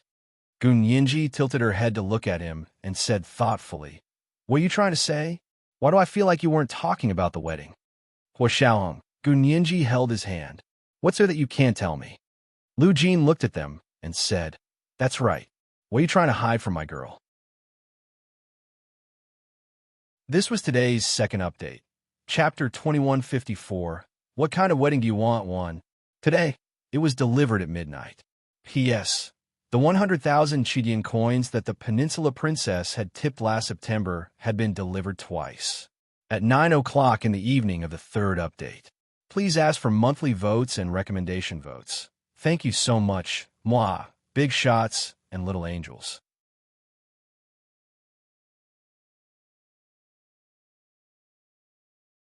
Chapter 2169. Hua Xiaoheng was moved for less than a second when Lu Jin said, "You can hide it from her, but you can't hide it from me. I'll expose you in a minute." Hua Xiaoheng. Gun Yinji rubbed her temples and wanted to pull Hua Xiaoheng upstairs to talk alone. However, seeing how Lu Jin was staring at them with great interest, as if he wouldn't give up until he achieved his goal, and how much he loved her, Gun Yinji didn't want to exclude Lu Jin. This was her biological father. How could she not let her father know that she was getting married? Gun Yinji's mind raced. She leaned against Lu Jin and looked at Hua Xiaoheng with a smile. "Yes, Major General Hua, just say what you want to say. Being secretive makes me feel like you're not sincere." "How am I secretive? I'm asking you what kind of wedding you want. Don't you women care about your own wedding the most?" Hua Xiaoheng's face broke into a charming smile, and his voice was low and magnetic. Gun Yinji was almost blinded by the sudden smile on his handsome face. She quickly closed her eyes and shook her head. After calming down, she opened her eyes and said seriously, "Who told you that women care about their own wedding the most? You're being too biased." That's right, that's right.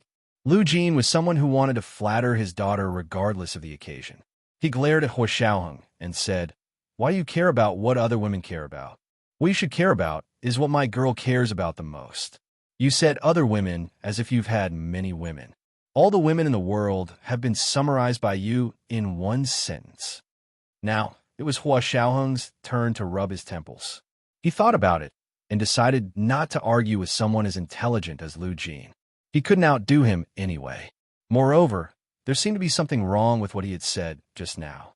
He immediately apologized sincerely. "I was wrong just now. I shouldn't have said that.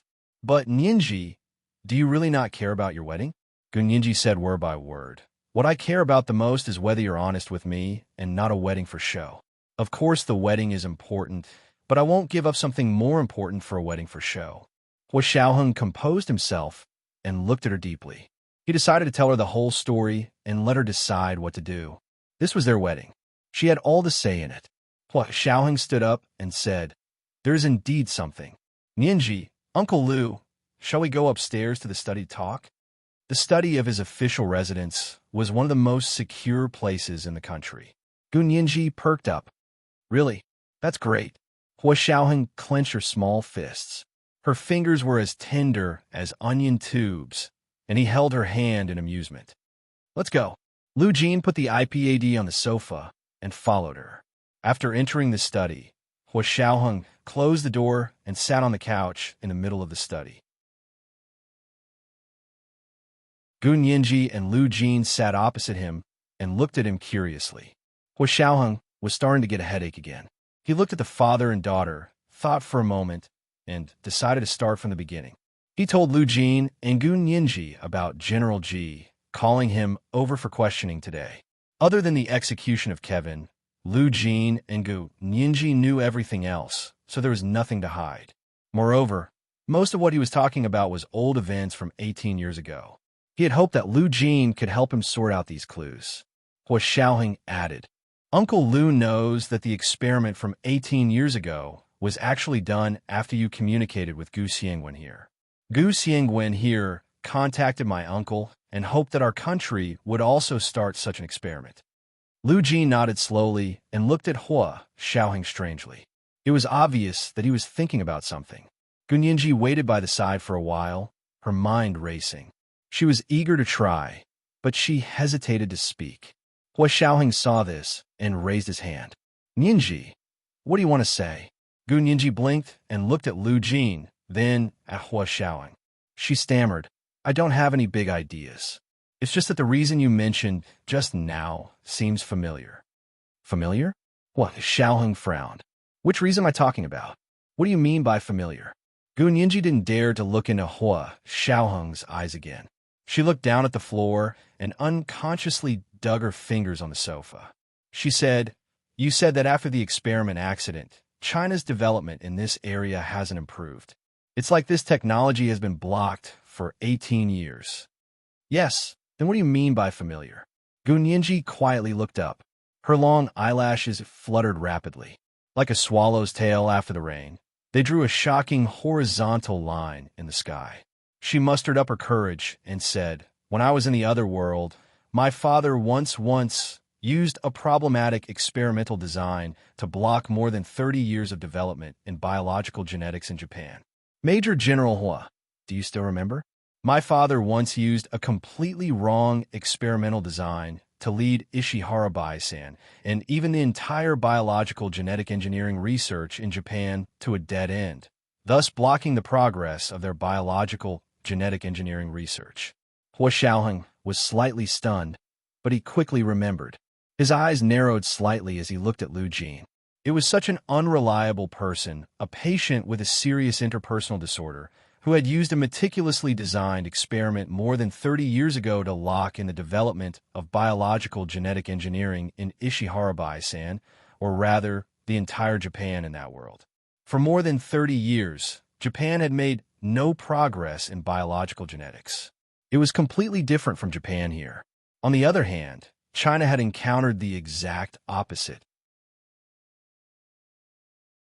Someone had interfered with their experiment and locked in on China's research progress in high-energy physics for 18 years. Gu Nianji sighed and said, "My father is still the best. He made the other party fall behind for 30 years and have made no progress until now." In other words, China had only been locked in for 18 years, and they had now made a breakthrough in the field of high-energy physics that had been locked in. In contrast, China was more promising. Hua Xiaoheng didn't feel gratified at all. He frowned slightly and pondered for a long time before saying slowly, "I didn't connect these two things before. Now that I think about it, don't you think there's a connection between the two?" Gu Nianji's heart sank. She subconsciously held Lu Jin's hand and said uneasily, "Major General Hua, what do you mean? My dad won't." She was worried that Hua Xiaoheng would think that the failed experiment and explosion 18 years ago had something to do with Lu Jin. After all, the start of the experiment had an indelible relationship with Lu Jin, who was still in the other world at that time. Hua Xiaoheng immediately knew that Gu Nianji had misunderstood. He shook his head, not knowing whether to laugh or cry. That's not what I meant. This is today's third watch, Chapter 2155, What Kind of Wedding Do You Want, too? Today, it was delivered at midnight, as usual. P.S. This is for the Peninsula Princess, who was promoted to the Alliance Leader position in September last year. As for monthly votes and recommendation votes, Genius 1, second remember site address. Mobile version, M.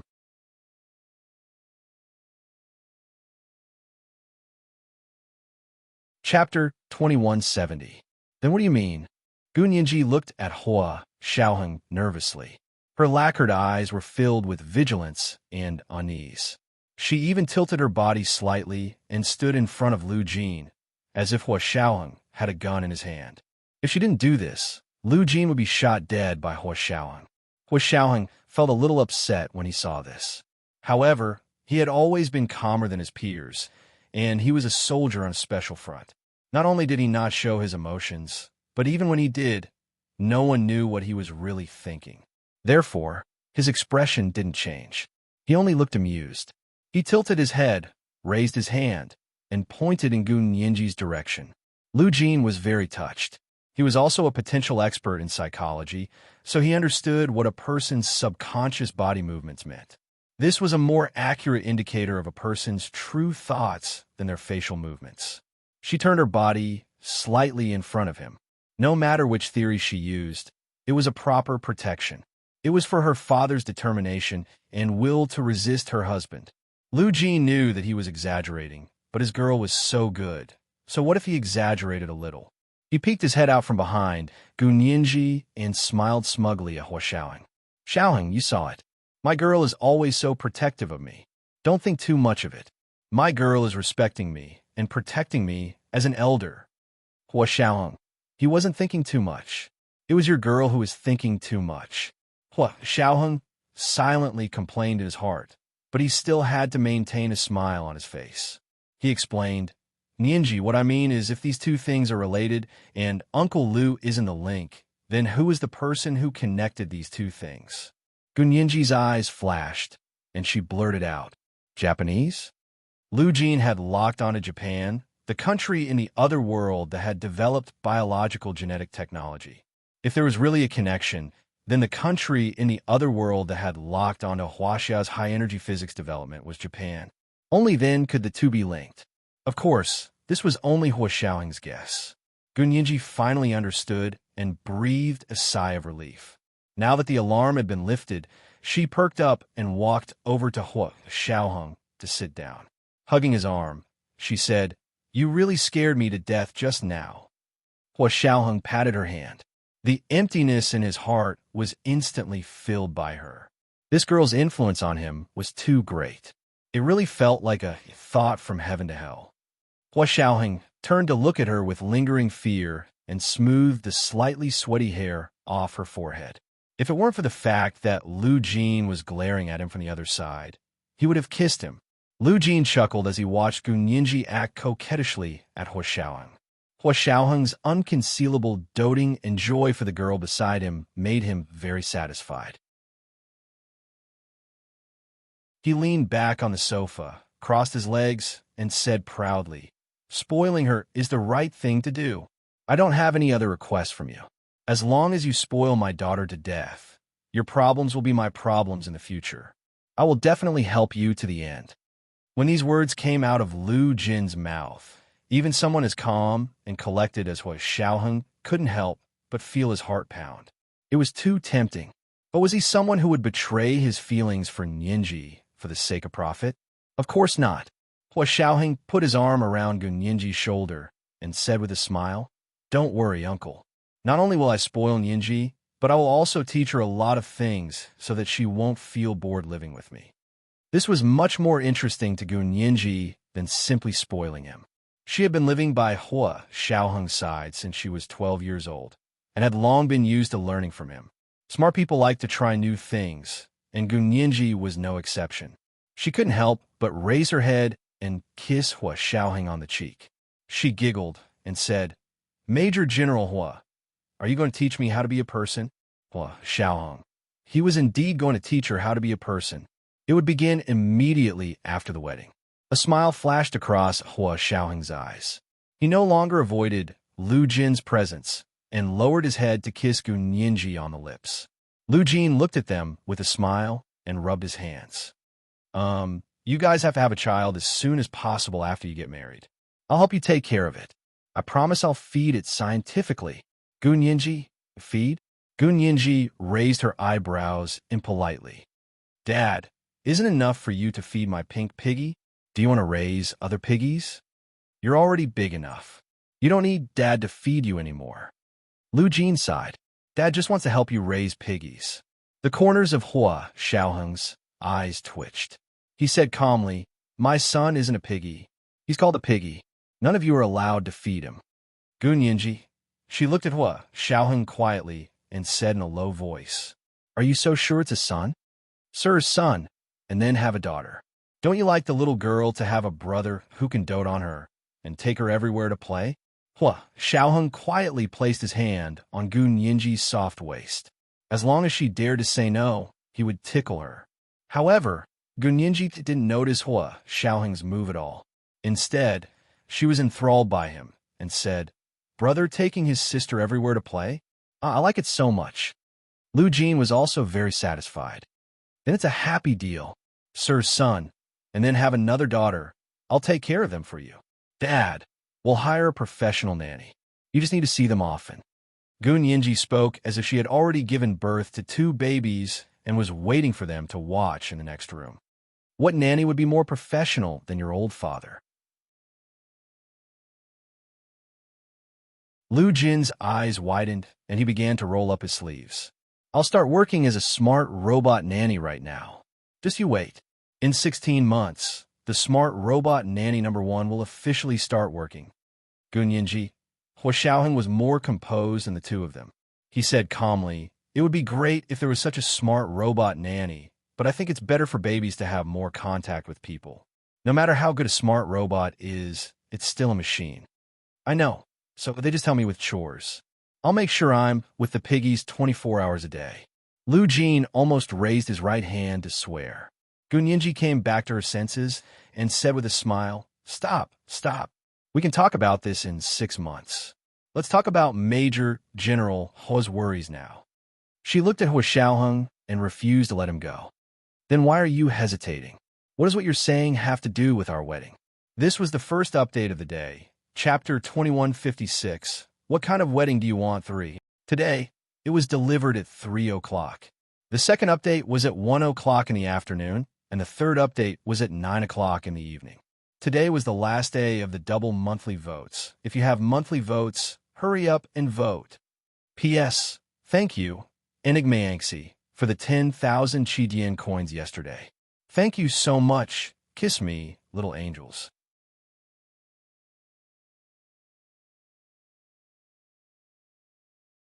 Chapter 2171.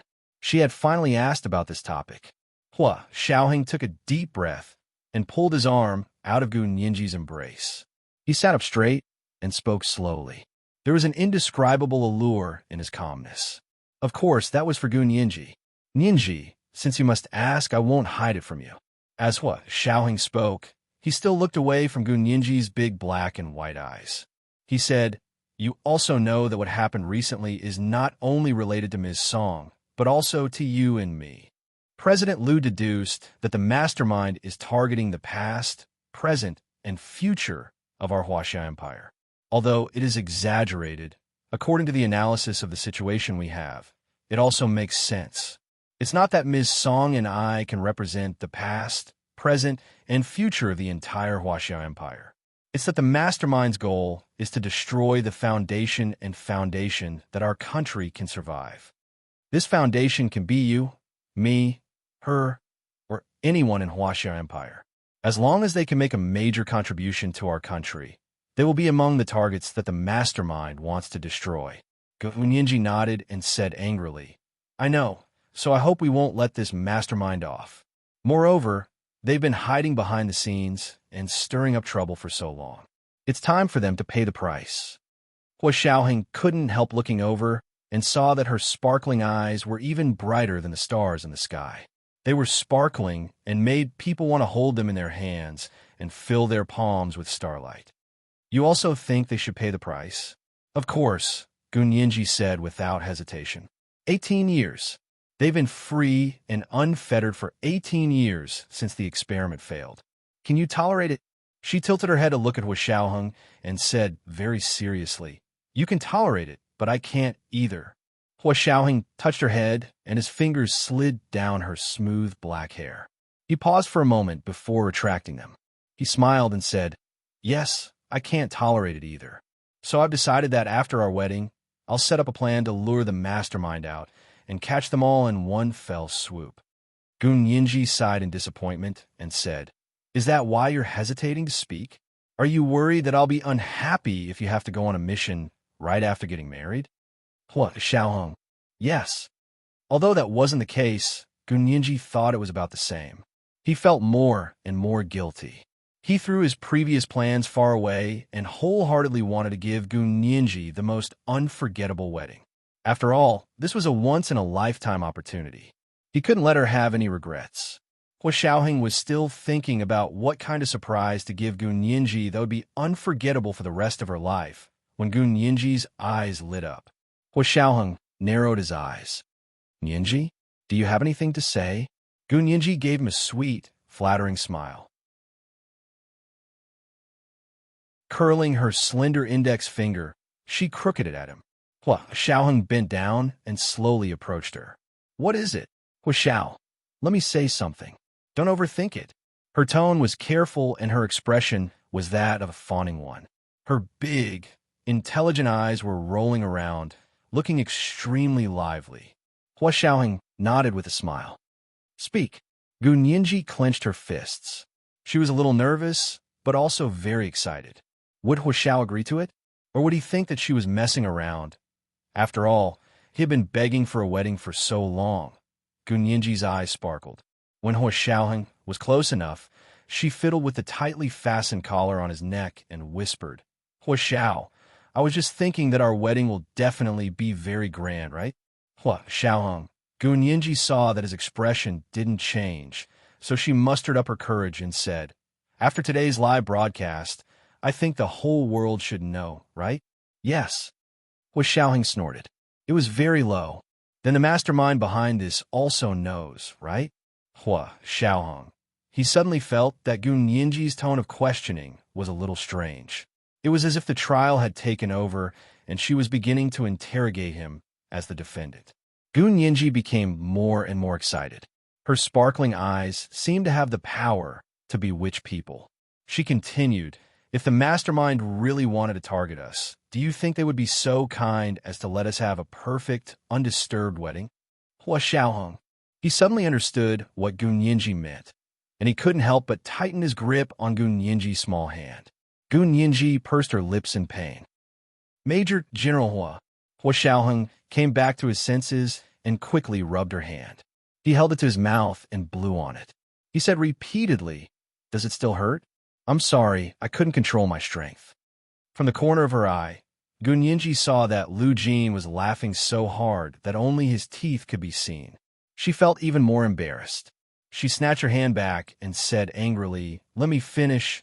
Okay, go ahead, I'll listen. Hua Xiaoheng took a step to the side and crossed his legs, but one arm was resting on the back of the sofa behind Gun Yinji. Gun Yinji put her soft and fair fingers to her lips and said thoughtfully, That's what I'm thinking. They won't let us have a peaceful wedding anyway. Why don't we take advantage of this and turn them around?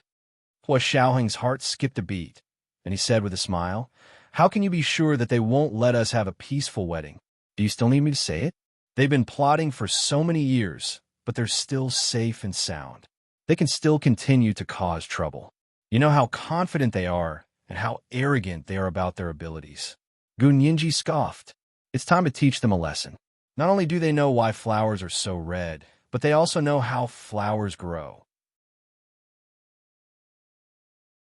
Lu Jin listened with great interest. Without waiting for Hua Xiaoheng to speak, he interrupted and asked, We also want them to know how flowers grow. How can we let them know? Isn't that more difficult? It's not difficult. Of course, we just have to uproot them. Gunyinji made a gesture of plucking grass. She raised her chin slightly and looked at Hua Xiaoheng sideways. What do you think? Major General Hua, do you dare to use your own wedding to set up a trap to lure them out? Hua Xiaoheng closed his eyes and thought to himself, had this little girl already become a spirit? How did she know what he was planning? What was even more infuriating was that he had already planned to give up, but she had actually made his heart burn with just a few words. She was indeed worthy of being the successor personally chosen by Speaker Long of the Senate. With this kind of sharp insight into people's hearts and the eloquence to bring a dead person back to life, it would be a waste not to be in the Senate. Suppressing the excitement in his heart, Hua Xiaoheng said calmly, "You're quite ambitious, but don't you want to have a unique, perfect, and pure wedding? This is the only wedding you'll ever have in your life. I don't want you to have any regrets." Gunyinji's heart warmed when she heard this. She smiled at Hua Xiaoheng, and her little fingers quietly hooked around his fingers. Gunyinji quickly smiled and said softly, "Of course I want to, but can I just think about it? Would those people let go of such a good opportunity? Especially since Kevin and Zhuqing Hong just died in our hands. They must be furious, right?" "Of course they're furious," Hua Xiaoheng said softly. Hua Xiaoheng said softly, "Not only are they furious, but they also used a lot of their inside men to create obstacles for us. Now that they've been eliminated, I think they're going crazy. But they haven't been completely eliminated, so as long as the mastermind is still around, these people will be like leeks in spring. There will be more after one batch is cut." Gunyinji pursed her lips. "Also, I have a feeling that the mastermind knows our situation very well. He's not a country, nor is he an organization. He should be a person, even if he has the power of a country or an organization to mobilize people. He's indeed a very powerful opponent." Hua Xiaoheng held her hand and kissed it. "I feel the same way. I also think it should be a person, and we should have met this person before." Gunyinji's eyes widened. "We've met. Who? You know who it is?" Hua Xiaoheng shook his head. "Unfortunately, I can't remember everyone who has passed by me in my life." Gunyinji looked away speechlessly. "Then why did you say you've met him? If I had met him, I would definitely remember him." She pointed at her head. "This is the memory of the camera. It doesn't have to be someone you've met." Hua Xiaoheng was amused. "You were only 2 years old 18 years ago, and you only came here 8 years ago. Don't think so much." "Then do you agree?" Gunyinji shook Hua Xiaoheng's arm, unable to hide the excitement in her eyes. "I really want to give it a try. Whenever I think about making those people suffer at our wedding, I want to put my hands on my hips and laugh out loud." Hua Xiaoheng, "Girl, you have a very strange way of laughing." Gunyinji saw that Hua Xiaoheng was non-committal, so she continued to encourage him. "Besides, I think this would be a unique, perfect, and pure wedding for you and me. I can't be the only one who thinks it's unique, perfect, and pure. Only when both of us think, so can it be a wedding that belongs to us." Hua Xiaoheng never knew that it would feel so good to have a telepathic connection with someone, although he never cared whether others could understand him or not. When such a person really existed, he understood why philosophy said that humans were social animals. This was because humans were born to desire to be understood and to be able to communicate with each other. He was completely honest in front of Gunyinji. "Nyinji, this was my initial idea. I wanted to use our wedding to do something and lure out the mastermind. But General Ji told me. He said that I can't let you down. What you want is a pure wedding, not something mixed with my work and mission." I thought about it again and again, and felt that what he said made sense, so I changed my mind. Gunyinji understood, and her large eyes were filled with understanding and understanding. "This is the topic that you changed your mind about before?" Hua Xiaoheng nodded. "Yes, I thought it through. If you want to get married, then get married. Don't get involved in so many other things. But you convinced me again. Yes, even if we want to have a pure wedding, the mastermind won't agree." Gunyinji snorted coquettishly. "So, who needs his permission? Who does he think he is? I have a final say in my wedding. If I say I want to dig a hole at the wedding, he has to jump in obediently." Her nimble and graceful appearance was so delicate that he wanted to love her fiercely. Hua Xiaoheng tugged at the button on his collar and felt a little hot. "Okay, you dig the hole, and I'll help you shovel the soil." Hua Xiaoheng held her hand and pressed his head against hers. He smiled and said, "After all, it's a once-in-a-lifetime wedding. We have to dig this hole well." Lu Jin watched with interest as Gu Nianji and Hua Xiaoheng pulled at each other as if he didn't exist. He didn't feel awkward or angry. Instead, he was very happy. He finally saw the other side of Hua Xiaoheng when he was with his girl. As an old father who had worked hard for his girl's lifelong happiness, he could finally relax a little. As he listened, he couldn't help raising his hand and saying, "Actually, it doesn't matter. Who said that our Nianji will only have one wedding in her life? She's my girl. She can have as many weddings as she wants. It's not a problem." Hua Xiaoheng, she can have as many weddings as she wants. Does she still want to marry someone else? Hua Xiaoheng tilted his head to look at Lu Jin, his eyes cold. As long as she wants to. Lu Jin shrugged. As a father, I don't mind, so don't mind. The veins on Hua Xiaoheng's forehead popped out. Of course a father wouldn't mind, but how could a husband not mind? Hua Xiaoheng's expression darkened. He said, "Don't worry. As long as I'm here, Nianji won't have a second wedding. What if you're gone? You're 10 years older than my girl, and, scientifically speaking, women live 10 years longer than men on average, so..." Lu Jin was about to start popularizing the longevity index of different genders. Gu Nianji quickly changed the topic. "Dad, do you think the mastermind will definitely come to our wedding to cause trouble? If we want to prevent it, can we?" Lu Jin's attention was distracted again. He thought about it and said, "In terms of probability, the probability of this mastermind attacking your wedding is about 80%. Huh? Only 80%? Gu Nianji didn't hide her disappointment. "I thought it was at least 99%. You think too much." Lu Jin waved his hand. "And with the help of the Book of Changes and Chaos Mathematics, the possibility is actually lower. Because the Book of Changes and Chaos Mathematics are based on the objective foundation of eliminating human emotions, and they point you in the right direction. Therefore, if they listen to the choices of the Book of Changes and Chaos Mathematics, the possibility of them causing trouble will be lower." That's not bad either. Gu Nianji quickly stopped hesitating and said happily, "If they choose not to make a move, then I'll have a perfect wedding. If they do, I'll have a one-of-a-kind wedding. So no matter what they do, I won't lose anything." This is today's second update. Chapter 2157. You can endure, I can't. I am Master Rashi. Alliance Master September's reward of 100,000 Chidian coins has arrived. Today, it was delivered at midnight, as usual. At 9 o'clock in the evening of the third watch. Today is the last day of the double monthly votes. Hurry up and vote if you have a monthly ticket.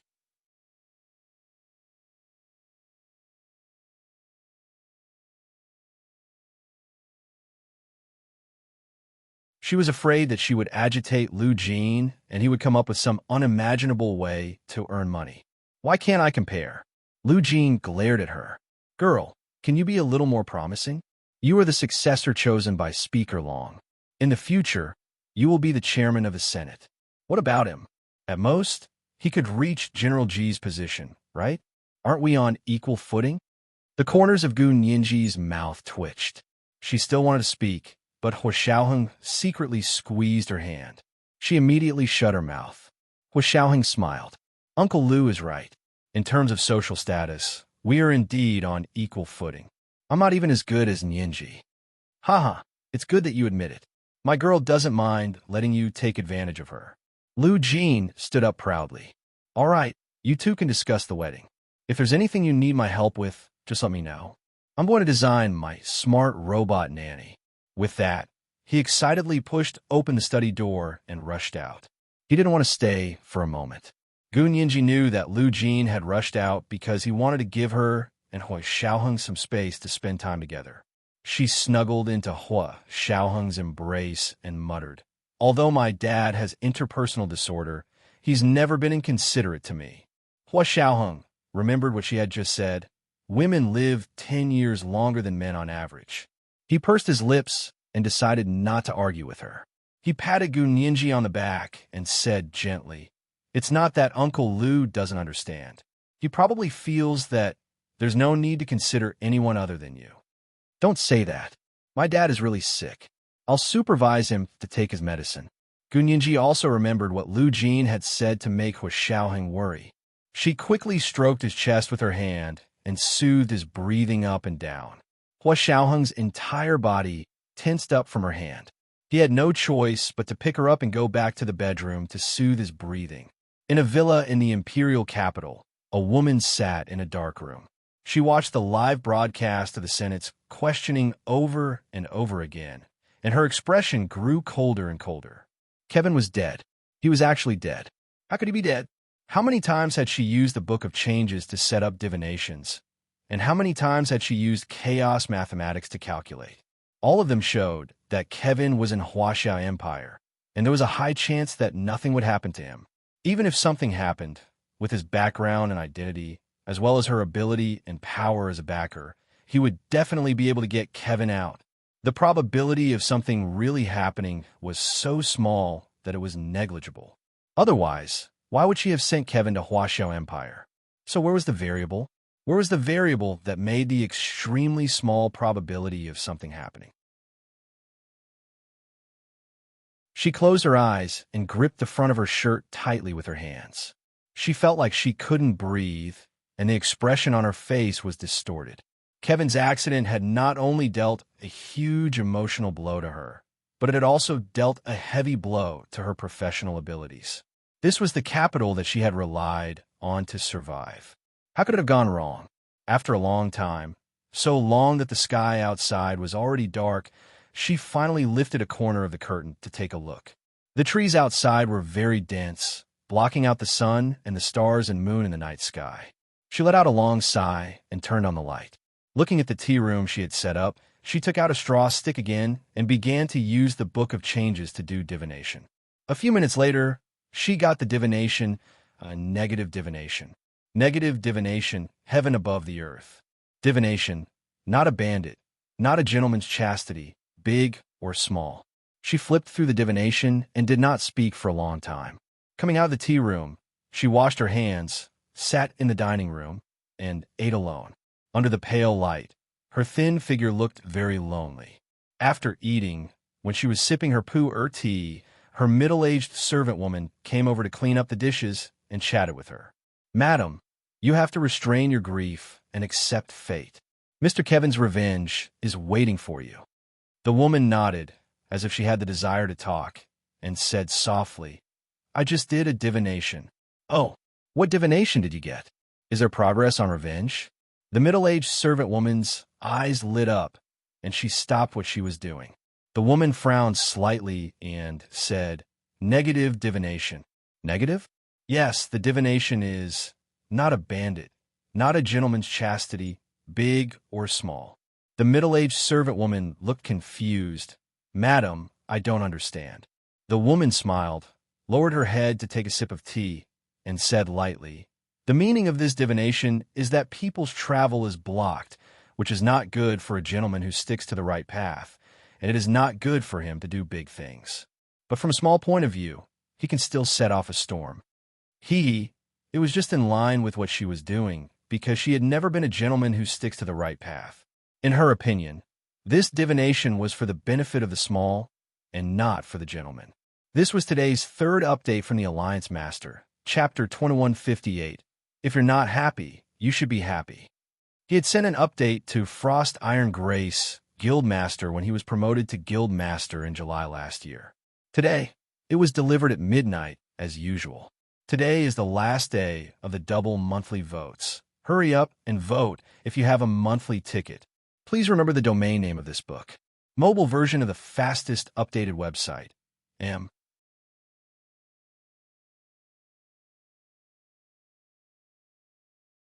Chapter 2173. After winter was gone, the temperature gradually rose.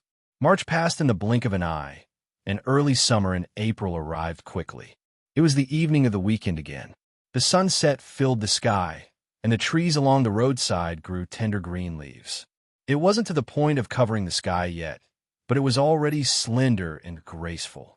Gunyinji led the short-legged dog, Aku, and jogged on the sidewalk.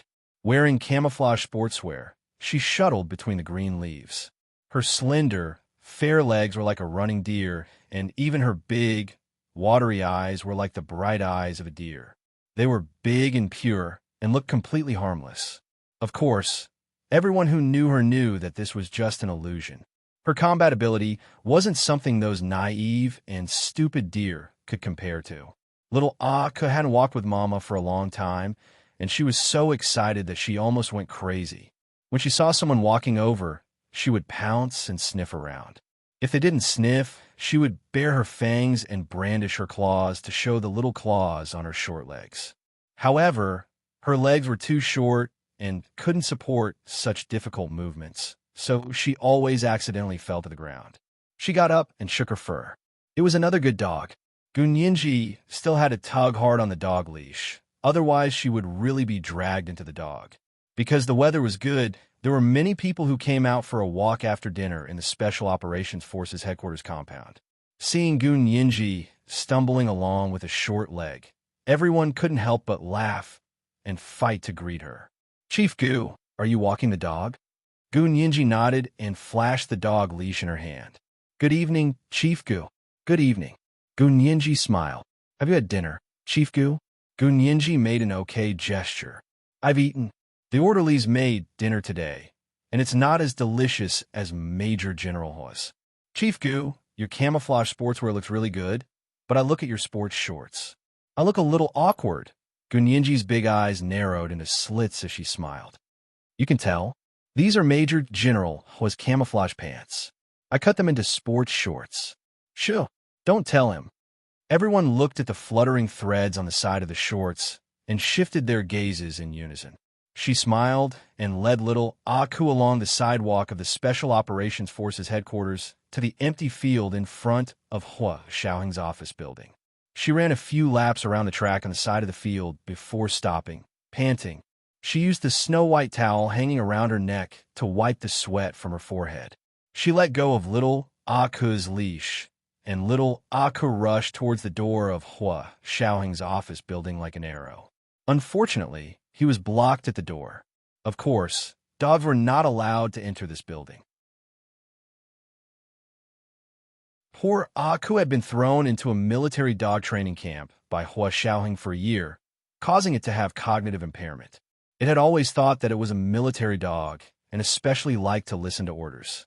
That was why it always persisted in pouncing on the building, wanting to carry out its mission like the other military dogs. Gunyinji followed behind him, laughing so hard that she doubled over. She held onto her knees and hugged her waist as she panted loudly at the door. When Hua Xiaoheng walked out of the office building, he saw a short-legged dog lunging at him like an arrow released from a bow. He instinctively dodged to the side. Chunlai, who was walking behind him, was pounced on. He instinctively hugged the furry thing with his phone. When he took a closer look, he realized that it was Gunyinji's pet corgi. He immediately wanted to throw it to the ground. However, the dog was like a spirit and refused to let go of his chubby neck. Chunlai snorted and patted little Aku. "You like me so much. Do you want to give me a heads up? By the way, Ninji, has your corgi been immunized?" Little Aku's ears immediately perked up. He straightened his legs in Chunlai's arms and kicked hard. Chunlai was caught off guard and staggered backward, almost falling to the ground. Little Aku took the opportunity to slip out of his arms and slip away. Hua Xiaoheng quickly walked to Gunyinji's side and pulled her up. "Don't run so fast after eating. It's not good for your stomach." Gunyinji obediently agreed and held Hua Xiaoheng's arm to stand beside him. She looked at Chunlai and smiled. "Brother Chun, you can't even hide from Aku. This stinky dog is getting fatter and fatter. Try it. It'll flip you over if it pounces on you." Chunlai glared at her and rubbed his waist. Gunyinji cupped her hands and smiled. "Then I'll apologize on behalf of little Aku. Brother Chun is magnanimous. Our little Aku is still young." "Still young? It's already 2 years old, isn't it?" Chunlai scoffed. "To a dog, 2 years old is considered an adult dog. I mean, it looks very small. Gun Yinji raised an eyebrow and deliberately argued with Chun Lai. Chun Lai was furious. You're just trying to anger me on purpose. This kind of dog can only grow so big. How small can it be? Gun Yinji laughed and circled around Hua Xiaohang. She hid in the crook of his arm and made a face at Chun Lai. She looked like she was saying, "What can you do about me?" Chun Lai wanted to be angry, but when he saw Gun Yinji's infectious smile, he couldn't get angry. He chuckled as well. The three of them walked to Hua Xiaohang's official residence together. The afterglow of the setting sun splashed out the last beautiful stroke. The sunset was like the last radiance of the setting sun. It was so beautiful that it elongated the shadows of the three of them. Gun Yinji looked back and sighed. The weather is so good. I like evenings like this the most. She could almost smell the fragrance of grass in the air. Little Aku ran back and circled around the feet of the three of them. Because Hua Xiaohang was around, little Aku didn't dare to run around without a leash. He obediently jumped up and down as if he was dancing a minuet. Chun Lai teased Aku and asked with a smile, "Does little Aku have to go on stage on your wedding day? After all, it's a gift from President Pushin's son." Gun Yinji, she would have forgotten if he hadn't mentioned it. Gun Yinji thought of the cute, doll-like little boy and pursed her lips into a smile. When the time comes, Brother Chun will carry little Aku as his best man. Isn't that right, Major General Hua? Hua Xiaohang nodded and said seriously, "No problem. I'll get someone to make the same best man outfit for Aku when I get back." Huh, no way. Chun Lai wailed like a ghost and howled like a wolf. He wanted nothing more than to shut his mouth. Gun Yinji giggled. Her laughter was like a silver bell, crisp and moving. Hua Xiaohang looked ahead with a smile. He thought about how the wedding was going to be held in 5 months, and the wedding dress hadn't been decided yet. Should he go to Europe with Yinji in a few days, or should he ask the European costume designer to fly here to try it on for her? The wedding venue was still under consideration. Previously, there were 5 targets to choose from, but now it had been narrowed down to only 2. It was still up to Yinji to make the decision. The first batch of the guest list had just been released. Many leaders of other countries who wanted to attend had been eliminated, leaving only the heads of state of Huaxia and Russia. Those who had been politely rejected needed him to personally write a letter to express his gratitude and give them a set of the figurines he had prepared for the wedding. In addition, the wedding house and honeymoon were all in the midst of planning. He had to make it clear to Yinji that she shouldn't run around after work every day. There were many things that needed her to make decisions. Hua Xiaohang had already made the entire plan in his mind. When he turned around, he realized that Gun Yinji had disappeared. He stopped in his tracks, and cold sweat involuntarily broke out on his back. When he turned around, he finally let out a sigh of relief. It turned out that Gun Yinji was typing on her phone with her head down. He didn't know who she was chatting with. Hua Xiaohang walked over and took a quick glance. He happened to see Gun Yinji replying to her WeChat moments. Under the WeChat moments where she had announced the official start of the wedding preparations, her old friend, the second-in-command of the Russian KGB, Vladimir, had already liked and left a message. The second-in-command of the KGB, Vladimir, "Yinji, why didn't you send us an invitation for your wedding? The driver, Ivan, has already fainted from crying on the steering wheel." This was today's first update, Chapter 2159, Little Aku's Same Best Man Outfit. There were 2 updates today. The second update was at 9 o'clock in the evening. P.S. Thank you to Cold Iron Grace for the 200,000 Chidian coins yesterday. Thank you so much, big bosses and little angels. Genius 1 second to remember this site's address. Mobile version M.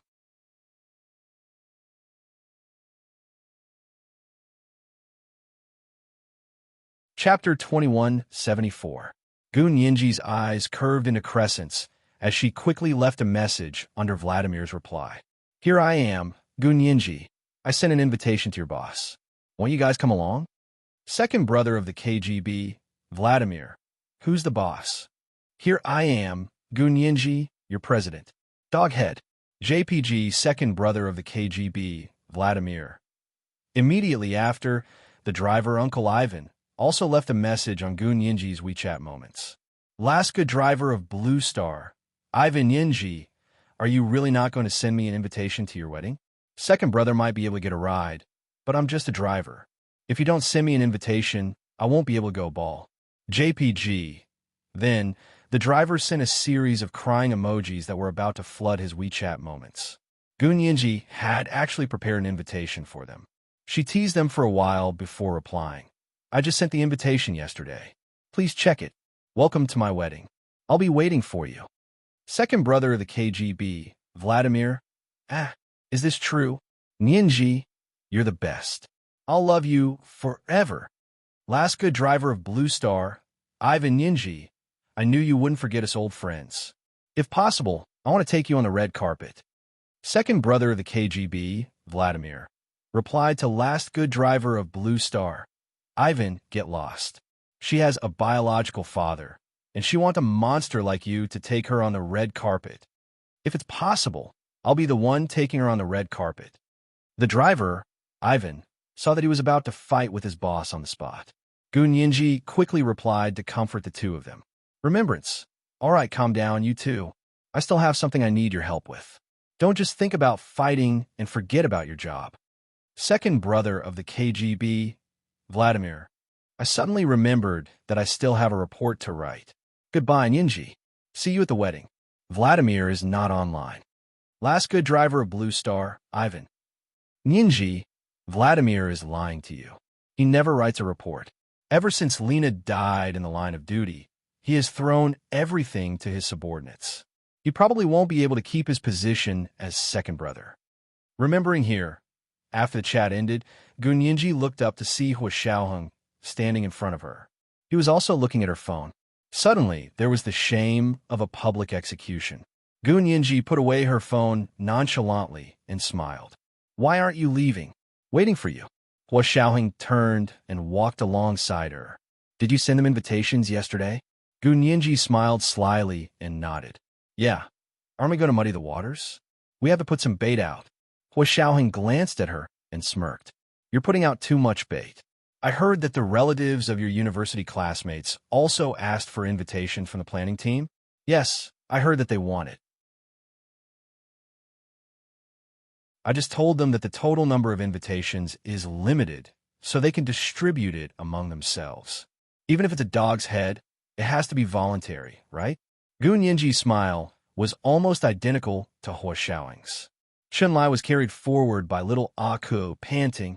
He looked back and saw the two of them lagging far behind. He waved at them and shouted, What are you doing? Why aren't you leaving?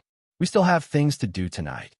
In fact, it wasn't just the relatives of Gun Yinji's university classmates who had asked for wedding invitations in a roundabout way. There were also many people she knew and didn't know. Her subordinates in the Senate, her colleagues who had worked at the law firm back then, and even Jean Wani, who had once fought against her in court, had all called her to congratulate her on becoming a bride. At the same time, they had also tactfully expressed their desire to attend her wedding. Gun Yinji knew Jean Wani's attitude very well. She had also been waiting for her to ask for an invitation. After tactfully declining a few times, Gun Yinji finally said, Lawyer Jean, you really think too highly of me. If you really want to attend, I'll ask my secretary to send you 2 invitations. May I know your mailing address? Although electronic invitations were also very convenient, Gun Yinji still chose paper invitations in order to muddy the waters. This was because paper invitations were easier to counterfeit than electronic invitations. Jean Wani had finally managed to convince Gun Yinji to relent. Of course, she wouldn't be picky about such trivial matters. She immediately gave her mailing address. After ending the call with Gun Yinji, she called Yi Xinyan's number again and said with a smile, Witchy, I got 2 invitations. Yi Xinyan, who had been waiting in front of the phone, immediately said, I'll give you 5 million. Give me both invitations. Witchy, these 2 invitations are hard to come by. They're only worth 5 million. If I attend in person, the connections I'll make can't be measured by 5 million. I can earn that much from a lawsuit now. Jean Wani said calmly. She had completely lost the shabbiness and cowardice of a fledgling. Yi Xinyan was feeling terrible, so she scolded her in a low voice. Then keep it for yourself. In the future, our company won't look for you anymore. Go find someone who can give you 5 million for a lawsuit. She hung up without hesitation as she spoke. Jean Wani froze. She was just asking for a sky-high price. The other party could just pay her back on the spot. She actually hung up without saying a word. She pouted and called Yi Xinyan's number again. She smiled apologetically and said, "Which Yi? Can't you even make a joke? Come on, 1 million for each invitation." Yi Xinyan deliberately thought about it for a while before pretending to be reluctant. Okay then. Compared to 5 million for 2 invitations, 1 invitation is still worth 1 million. Actually, Yi Xinyan knew very well that Jean Wani was right. Gun Yinji and Hua Xiaoheng's wedding invitations were hard to come by in the entire Huaxiao Empire. This was because the number of invitations was said to be fixed. If you had one, others would have one less. Everyone wanted to attend in person because the VIP guests inside were too high profile. In addition to political leaders, there were also business celebrities. It was said that there were also celebrities who would sing and dance. The connections you could make, the friends you could make, and the exposure to the news around the world could immediately increase your assets and circle of friends to a whole new level. After settling the matter of the invitations, Yi Xinyan put away her phone and sat on the sofa under the thick, soundproof, anti-radiation navy blue curtains. She propped her head on her hand expressionlessly. After a while, she got up and called her supervisor. "I got an invitation. What orders does Madam have next?" The person on the other end replied calmly, "Madam has gone abroad. She's not in the country. Do as you see fit." Yi Xinyan was very surprised. "Madam has gone abroad? When did that happen? Then our plan? The plan will proceed as planned." The voice on the other end sounded like a robot. There was no fluctuation at all. Now that Kevin and Zui Qinghong are gone, the position on the Huaxia Empire side is vacant. If you perform well, we can consider you. "Oh, really?" Yi Xinyan was surprised and happy. This was like a pie falling from the sky. She knew about Kevin and Madam's relationship and had never thought of replacing him. Madam never keeps her word. 2 days later, Yi Xinyan received the invitation and immediately sent a copy to Yi Xinyan. Yi Xinyan saw the beige invitation with silver edges and narrowed her eyes slightly. How extravagant. She didn't look like the pitiful little orphan girl from back then who looked after the house for people at all. She could tell that the silver edges on the invitation weren't ordinary silver. They were made of a precious metal. Just this invitation alone cost several hundred yuan. Counting the number of invitations, it was already an astronomical figure. The entire wedding organized by a rich person was probably only worth the price of Gun Yinji's wedding invitation. Yi Xinyan's entire face contorted when she thought of this. When she was alone, her gentle and elegant mask was completely torn off. Hatred flowed unscrupulously in her heart. She felt that she had to do something. Otherwise, she would really go crazy. On the television, the advertisement for Gun Yinji and Hua Xiaoheng's wedding played over and over again. Under the vast green trees, the bride in a white veil looked back and smiled, like a forest elf slowly disappearing. In the lively and festive ancient courtyard, the bride in a traditional Huaxia red wedding dress had a wedding scarf over her head. She gracefully held the red silk as she stood with her back to the wedding hall. On the other end of the red silk was a handsome man in a military uniform. Only his back could be seen. However, his waist, legs, and back were like a black panther ready to pounce. There was no need to look at his face. Just looking at his back was enough to make a woman want to die. Then came the wedding rehearsal scene. The elaborately decorated new house with a sea view and the congratulatory word from the leaders of various countries. It was like the spring festival gala. All that was missing was a congratulatory message from the overseas Chinese. Yi Xinyan was enraged as she watched. She threw the remote control to the ground and smashed it into pieces. The television stopped abruptly and finally stopped being noisy. Yi Xinyan let out a long sigh. but her phone didn't let her go either. It started ringing. Looking down, she saw it was Do Ian calling. She swiped open her phone and answered the call. Ian, what's up? Do Ian didn't hide her jealousy. Witchy, did you see the advertisement for Gunyinji's wedding? Isn't it just getting married? It's like she's about to be crowned queen. I think her wedding is so high profile. She'll definitely have a miserable life after getting married. She cursed maliciously. She really couldn't feel better without doing this. She used to be the mud under her feet. She was just an orphan girl. How could she be compared to the Prime Minister's daughter? Didn't she still get to trample on her however she wanted? If it wasn't for her, Hua Xiaoheng would be my brother-in-law now. My pitiful sister died alone abroad, but she, on the other hand, is actually holding a wedding with great fanfare. How shameless can she be?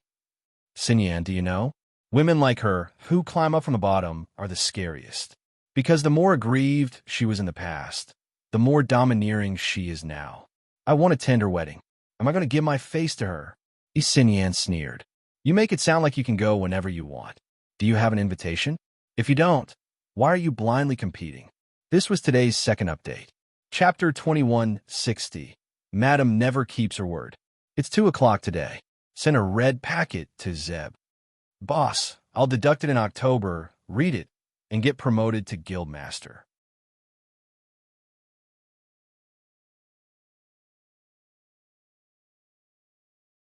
Chapter 2175. Do Ian almost coughed up blood at Xinyan's words. She threw her phone away, and the crystal-clear sapphire screen smashed into the corner of the table, instantly shattering into pieces.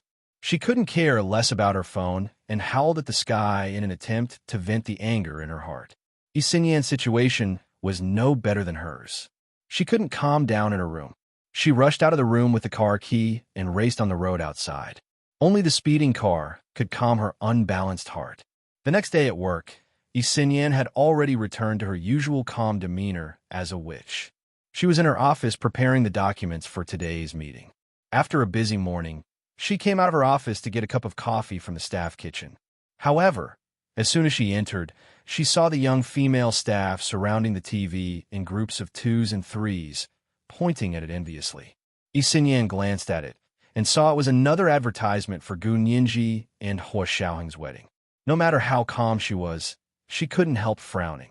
However, the young female staff didn't know how to restrain themselves and spoke louder and louder.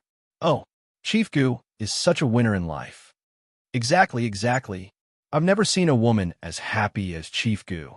She's tall, beautiful, excellent at her job, and holds a high position at such a young age.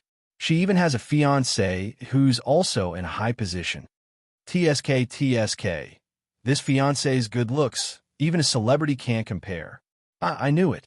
Only real handsome men don't want to be celebrities. Not to mention he's a major general. Major General Hua. The speaker didn't mean it, but the listener did. Xinyan felt like each sentence was a slap to her face. She was so angry that her hands trembled and trembled. A few drops of black coffee spilled out of the coffee cup and landed on her pure white work attire. It was glaring and ugly. Just like her life, it was supposed to be bright, but all it took was one small mistake and disaster befell her. She poured away the coffee in her hand in annoyance and walked out of the staff kitchen with a straight face. She returned to her office to grab her Hermes handbag and took out her phone to call her boss. Victor, I'm not feeling well today. I need to take a few days off. Her boss had a good relationship with her, so she agreed without hesitation and reminded her to see a doctor if the condition worsened. Xinyan felt a little better. She thanked her boss with a smile and left the company in a hurry. Back at her place, she took out a bottle of vodka, made a smoked salmon sandwich, and ate it while she drank the wine. After eating, his head felt a little tipsy and a little dizzy. Only then did he feel a little better. She leaned against the chaise longue and took out her iPad to watch some videos to kill time. However, when she opened the video, she realized that it was still Gunyinji and Hua Xiaoheng's wedding advertisements. She felt suffocated. Although the world was big, she had nowhere to run. Isn't it just getting married? Does it have to be the same as the presidential election? Xinyan smashed the iPad in her hand onto the ground, leaving a dent in the hard tiles. Only a corner of her iPad was damaged. Yi Xinyan sat on the chaise longue, holding her head and hugging her knees. Her other hand was clenched tightly. She planned not to watch TV or look at her phone for the next few days. Why don't she find a cruise ship and go out to sea for a few days? Internet access on a cruise ship was very expensive, and the signal was very poor. Perhaps she wouldn't have to hear Gun Yinji's disgusting name. She kept her word and immediately found a cruise agent she was familiar with. She called and said, "Are there any cruises that are going out to sea soon? I want to book a room." The person on the other end laughed happily and said, "Yes, Missy. Our company has just launched the Hua Gu travel route. As long as you're a fan of Major General Hua and Chief Gu, we will automatically give you a 10% discount. Consider it our travel agency's token of appreciation for Major General Hua and Chief Gu's marriage." What the F***CK? Yi Xinyan was fuming and smashed her phone again. She had already smashed 3 phones in the past few days.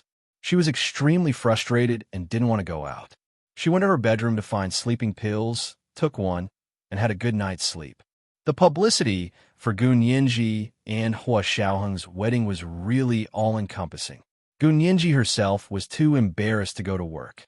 Fortunately, her and Hua Xiaoheng's faces had been blurred in the advertisements. Only their figures were clear. Her and Hua Xiaoheng's faces weren't well known for the time being.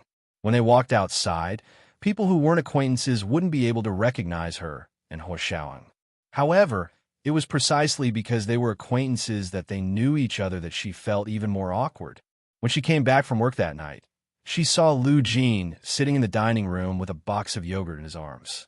He was looking at the wedding advertisement on the TV on the wall. Gun Yinji sat down opposite him and rubbed her temples. "Dad, do we really need to do this? It's been more than a month. It's been enough publicity. This is to psychologically stimulate the people who hate you and Xiaoheng the most. So we have to do it to the extreme. We have to be ostentatious and arrogant. Only then can we stimulate them and make them panic." The first wave of advertising was Lu Jin's idea. Of course, it was also mixed with his selfishness. He wanted the whole world to know that his girl was going to get married in a grand manner. Hua Xiaoheng also tacitly agreed because he also wanted the whole world to know that Gun Yinji was going to marry him.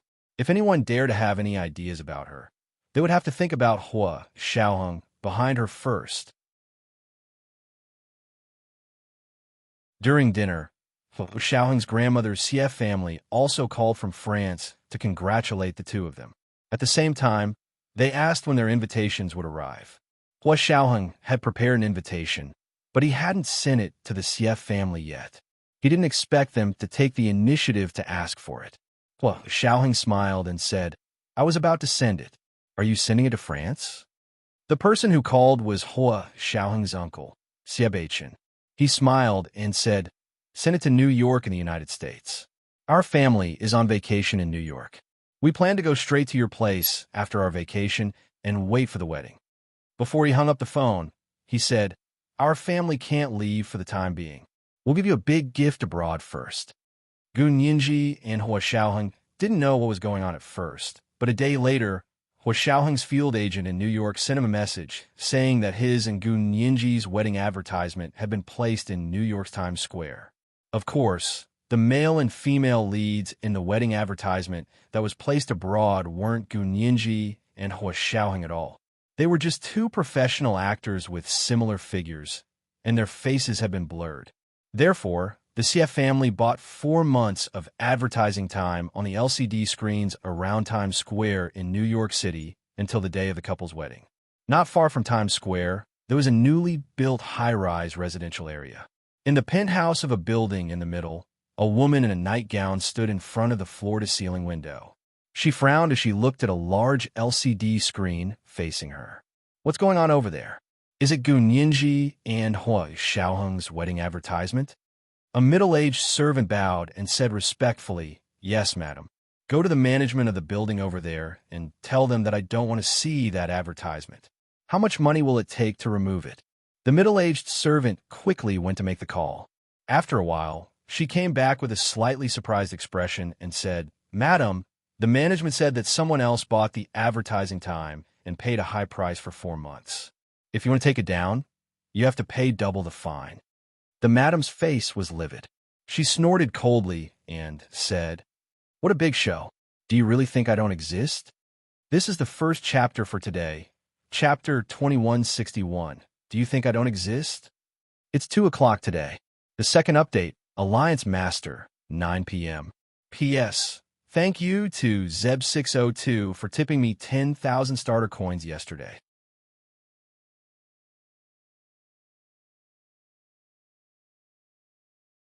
Chapter 2176. The middle-aged servant had never seen the madam so angry before. She had always been gentle and gentle. She could easily turn her enemies into ashes. She also said that the most important thing for a woman was her posture. Even if she was defeated, she had to maintain her elegance and composure. She must not throw a tantrum or roll around like a small boat that couldn't bear the weight. Otherwise, she would be no different from a shrew in the market. But now, her face was ashen, the corners of her mouth curled downwards, and she was trembling continuously. Her cheeks were twitching, and the wrinkles on both sides of her nose were deeply revealed. She looked much older in an instant. The middle-aged servant couldn't help but remind, "Madam, do you want to try another divination?"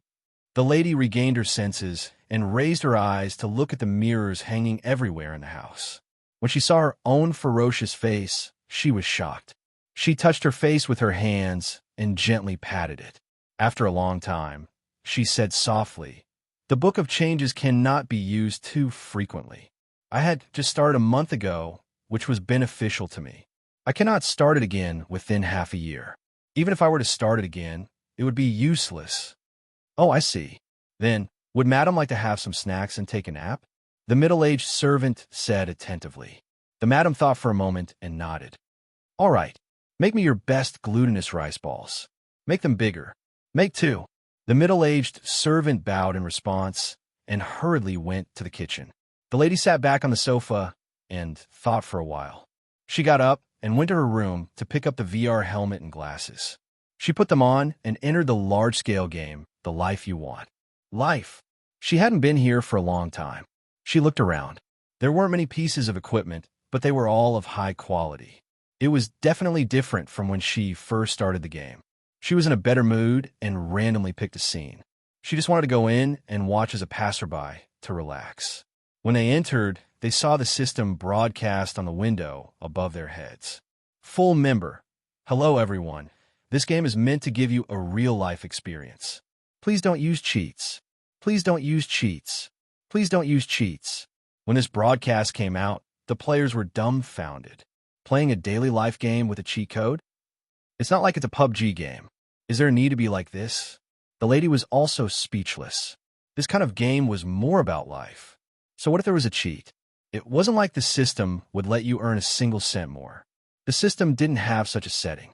However, she soon realized that she was gravely mistaken. That was because she had used her system admin identity to find a scenario where someone was suspected to have cheats. She wanted to see what it was like to have cheats in this kind of game. There were many scenarios that were suspicious of the existence of the cheat. She chose one of them. It was a classroom in a university. She was standing in a very spacious lecture hall. A white-haired professor was lecturing on the podium. There were many students below the podium. Most of them were listening attentively, but there were also a few students who were doing their own things.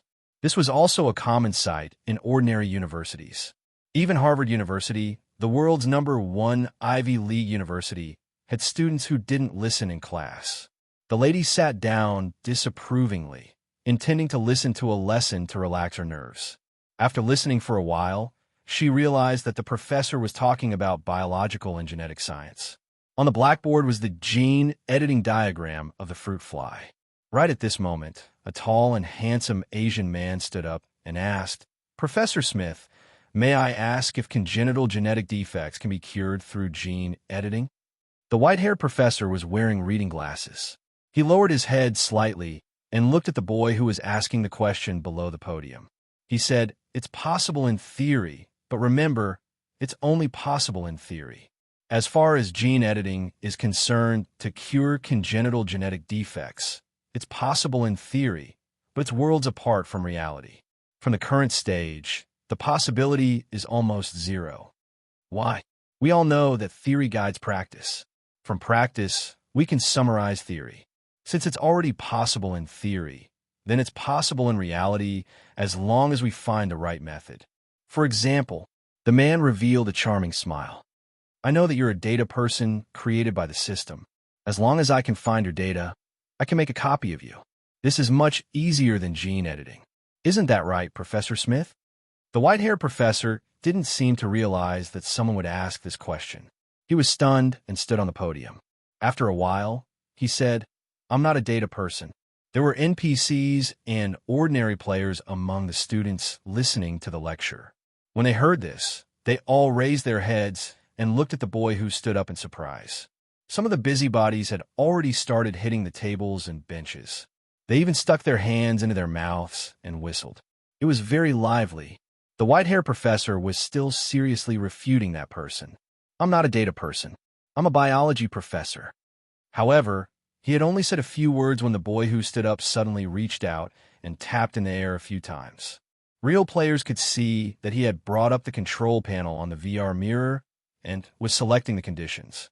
A few minutes later, a person who looked exactly like the white-haired professor on the podium suddenly pushed open the door of the classroom and walked in. Then a second, a third, a fourth, more and more white-haired professors walked in. Not only was the podium crowded, but even the empty space in the lecture hall was filled with white-haired professors. The scene looked slightly strange. The madam looked at all of this and frowned. Was this the cheat code? Can't the system just clear the ban and delete the account, and even broadcast it to the entire station? These computer programmers who do system maintenance these days are really lousy. She was about to open the control panel and exit the game when she suddenly realized that something was wrong, because she couldn't bring up the control panel. In the VR window, the small circle on the upper right corner that showed the loading progress kept spinning, but she couldn't bring it up. What's going on? The madam thought for a while and suddenly understood. She sucked in a breath of cold air. The door of the classroom was still being pushed open, and a steady stream of white-haired professors kept pushing open the door. They indeed looked exactly the same. Even the direction and arc of the wrinkles on their faces were the same. This was a copy and paste. How could there be any difference? The white-haired professor was the core of this scene. Although he was an NPC, this teaching scene was set up because of him, and the system kept duplicating white-haired professors, which took up a lot of resources. Just like the macro virus that appeared in Excel, it instantly sent you into an endless loop. Other than the constant repetition, this kind of large-scale, duplicating boss-type NPC also took up a lot of CPU resources. The lady felt that she could hear the computers in the large computer rooms operating more and more crazily. If one computer didn't have enough CPU, another computer CPU could be made up for as soon as possible. This was originally the principle of the system's database, complementing each other to distribute the system's stress capacity. But here, this principle was being used in reverse. Gradually, the computer CPU that was scattered in other computer rooms were also occupied. And the white-haired professor's copy and paste did not stop. The large lecture hall was filled with people. At a glance, it looked like a sea of white hair. The normal student players and student NPCs were almost drowned in the sea of white hair. Stop! Stop! Stop duplicating! Some players were frightened by this strange scene, but just like the lady, he couldn't get out. He could only watch as he was squeezed until he couldn't breathe. Just when everyone felt that their hearts were about to burst, the system finally reached the edge of self-preservation. Scene 03045612 has a fatal bug. It can't be fixed. System forcibly deleted. System forcibly deleted. System forcibly deleted. Finally, the game's programmer activated the ultimate protection method after other methods failed, unplugging the power supply. In the distant control room, the programmers cursed. How many times has this happened this month? Our scenario is almost completely destroyed. The previous code can't be used. Once it's used, it repeats the bug. I really don't know which big shot made this cheat. It's practically destroying the world. The game's chief engineer looked at the black screen in front of him. After a long time, he murmured, "Do you guys think that the cheat that person used looks familiar?" Familiar what? His duplication mode is to put rice on the chessboard, and the next square is the second square of the previous square. Also, the chessboard has limits, but our system has no limits. So his duplication can be instantaneous and endless, using all of our CPU. Then what are the others playing? Let him play by himself. The chief engineer slammed his fist on the computer table.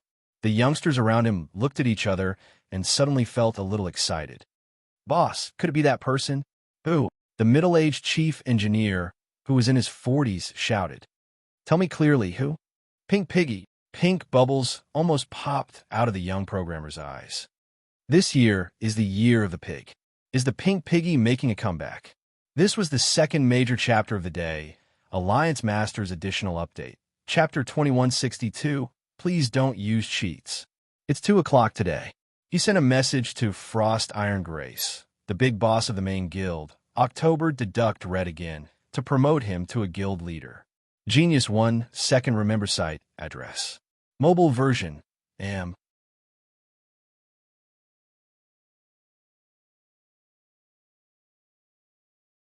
Chapter 2177. Pink Piggy. The middle-aged chief engineer hissed, as if he had a toothache. "No way. How long has it been since the last time the Pink Piggy appeared? Why would it suddenly appear in our game and cause trouble?" The codename Pink Piggy was completely unknown to most people. But in the eyes of the top programmers and international hackers, it was a godlike existence. Although the German Federal Intelligence Service had never directly admitted it, there were already rumors circulating in the circle that the Pink Piggy had once single-handedly dug up the ancestral grave of the German Federal Intelligence Service. Do you remember the last time the Pink Piggy appeared? It was doing a righteous thing. Why would it have nothing better to do than to cause trouble in our game? Some people weren't sure and muttered in a low voice. "Yeah, do you remember?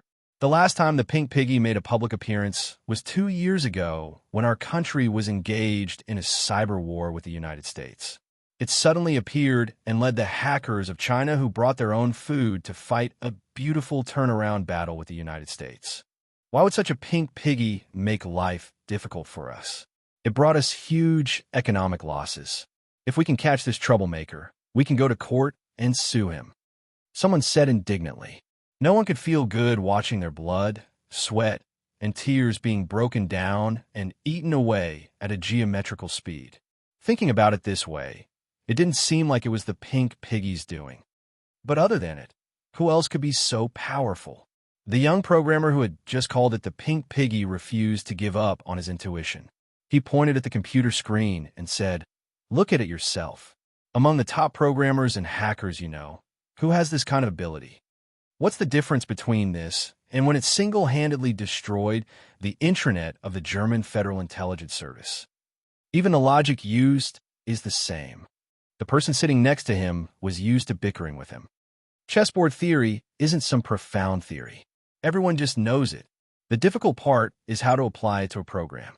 You say it's the Pink Piggy based on this? There's not enough evidence. It's just a guess. You have enough evidence, so who do you think did it?" The young man who was being bickered was anxious. He waved his fists, and the two almost started fighting. Just when the control room of the game headquarters was in chaos, the madam was also pushed out of the game. Her expression was even worse than when she entered the game. This large-scale game was her cornucopia, and it was also her large-scale data collection site. Her chaos mathematics combined with the book of changes was impossible without the parameters provided by the game. But now, someone else had stirred up a mess. Accidents happened one after another, causing huge financial losses to the company. This was the first time that the gaming company had a negative profit for this quarter. This couldn't go on. She returned to her study, turned on her computer, and called the executives of her company for a remote video conference. Of course, she never showed her face in the remote video conference. She always used an old lady's avatar to replace herself, and her voice was also altered. Therefore, the people in her company, even the executives, did not know her true identity. But this did not prevent her from exercising strict control over the company. We've called for an emergency meeting today to deal with the bugs that have recently appeared in the game. A voice that sounded rather old was transmitted from the computer into the headphones of the executives. Her voice simulation equipment was very sophisticated, and ordinary people would not be able to tell that her voice had changed. Therefore, when she spoke, everyone involuntarily sat up straight, showing respect for the elderly. The CEO, who was in charge of the operation of the game, said with shame, "We've troubled you. We're currently looking for the cause." "Why are you looking for the cause? Hurry up and find out who did it." The madam severely condemned their actions. "If you can't solve the problem, you have to solve the problem. Don't you know such a simple method?" When she said this, her executives hurriedly said, "We're already looking for who did it, but the other party seems to have come prepared. The login IP is very well hidden, and we haven't been able to find it until now. And every time he logs in, he destroys the main data of an important scene.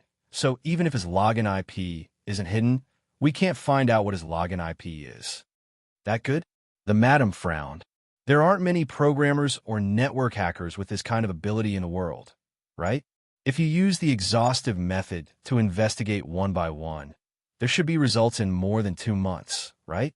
At this time, the chief engineer in charge of game maintenance whispered, "We thought of someone today, but we have no evidence to prove it. It's just that his style of doing things is very similar. And in terms of his ability, if there really is such a person in this world who can do these things, it can only be him." "Who is it?" The madam raised her eyebrows. "Say it." "The pink piggy." When they heard that it was the pink piggy, everyone quieted down. The madam's eyes widened even more, and she almost cried out, "What did you say?" "It's really the pink piggy." She said it as if she knew who the pink piggy was. The executives were all experts at reading people's words and body language, and they were also experts at recognizing people from their voices. Although they couldn't see the madam's face, they could tell from her voice that she didn't seem to know nothing about the pink piggy. Everyone was quiet for a while, and one of the executives asked tentatively, "Madam, do you know this pink piggy?" The madam was confused, but she quickly calmed down and said, "I've heard of her. She's a very powerful person, but would she do such a thing now? She hasn't been out for a long time, right? He's always been elusive. Who knows? But I'm inclined to think that he didn't do this kind of thing.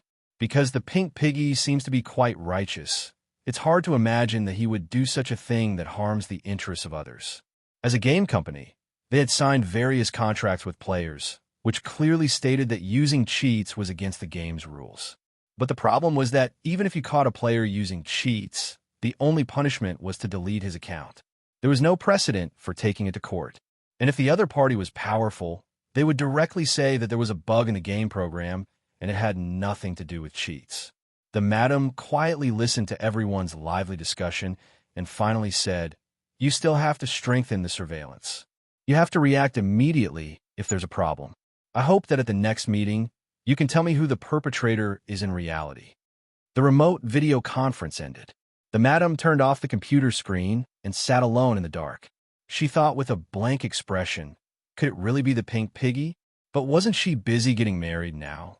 Her wedding advertisements were everywhere, and they had even reached her doorstep in New York. This is the first chapter for today. Chapter 2163, Solving the Problem Maker. It's 2 o'clock today. The second watch, Alliance Master de Jong, was added at 9 p.m. P.S. Thanks to Zeb602 for tipping me 50,000 Chidian coins yesterday.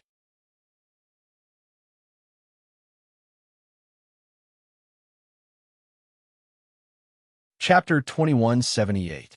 She really had nothing better to do. Did she really think she could get married comfortably? In the darkness, the madam smiled sinisterly, a far cry from her usual gentle and courteous image.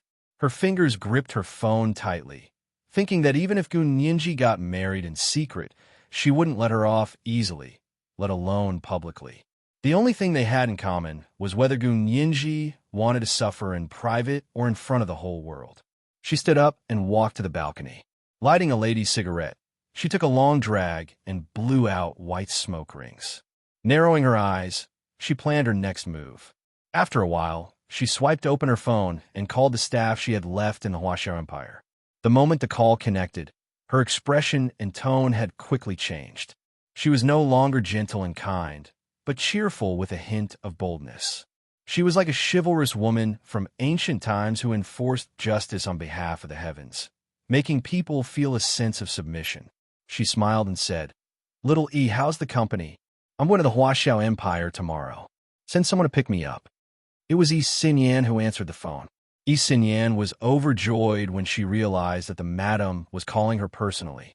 In front of the madam, she had always been inferior to Kevin, who had been with the madam since he was a child. But now that Kevin was gone, it was finally her turn to be number one in front of the madam. Yi Xinyan could almost imagine her meteoric rise in the years to come. Deep down, she actually didn't like Kevin. Kevin had become the vice president of a large international company at such a young age because of the madam's backing. In front of her, he was pretending to be a big-shot senior elite. The distance between her and Kevin was only lacking a madam. After hanging up, she received a few code words from the madam. Putting on the VR helmet and glasses, she entered the game. The madam's real instructions were to be in a certain scene in the game. After she solved the code, she entered the game and was inspired by the scene to know what the madam really wanted her to do. They had never failed this method of communication. In the real world outside, whether it was sending instructions by email or exchanging information face-to-face on the street, the possibility of being targeted by the Special Operations Forces was too high. It was the safest to hand over information in the virtual world of a large-scale online game. Everything in the virtual world was virtual anyway. She could have as many scenes as she wanted. Even if the Special Forces chased her into the game, they wouldn't be able to find out which small world she was hiding in. Yi Xinyan brought up the control panel, tapped a few times, and entered the game. According to Madam's code, she entered a small bar in Havana, the capital of Cuba. An old Indian woman sat in the tavern, wearing a large shawl of rich colors and geometric patterns. She looked at her with a sad face. She was an NPC. If you spoke to her, you would be able to obtain the next step of the plan. Yi Xinyan sat down in front of her and asked, "What kind of wine are you drinking? Can I have a drink?" The old Indian woman said sadly, "I brewed it myself. When my daughter was born, I brewed it for her to serve the guests at her wedding." After saying that, tears flowed from her eyes. Yi Xinyan raised an eyebrow. "This is a good thing. Why are you crying?" The old Indian woman wiped her tears with her hand and slowly began to sing the morning song. "My beloved daughter. She's dead. She died at the wedding, beside her groom. The wedding has become a funeral. Everyone is crying. Those who love you and those who hate you are gone. Only death can end love." Her tone was sad and sorrowful, and the wrinkles on her face crisscrossed like ravines. Just looking at her and listening to her song, most people would be infected and cry. However, the more Yi Xinyan listened, the more excited she became. She almost laughed out loud. She received Madam's instructions for the next step of the plan. That was great. Madam was finally going to make a move. To be honest, for the past 2 months, being bombarded by Gun Yinji's ubiquitous wedding advertisements day and night had already escalated from psychological stimulation to physical attack. Her disgust for Gun Yinji had developed into a physical revulsion. This kind of disease could only be cured by death. In other words, between the two of them, one of them only needed to die. Yi Xinyan exited the game and was in high spirits. She cheerfully hummed a song, "I'm going to marry you tomorrow."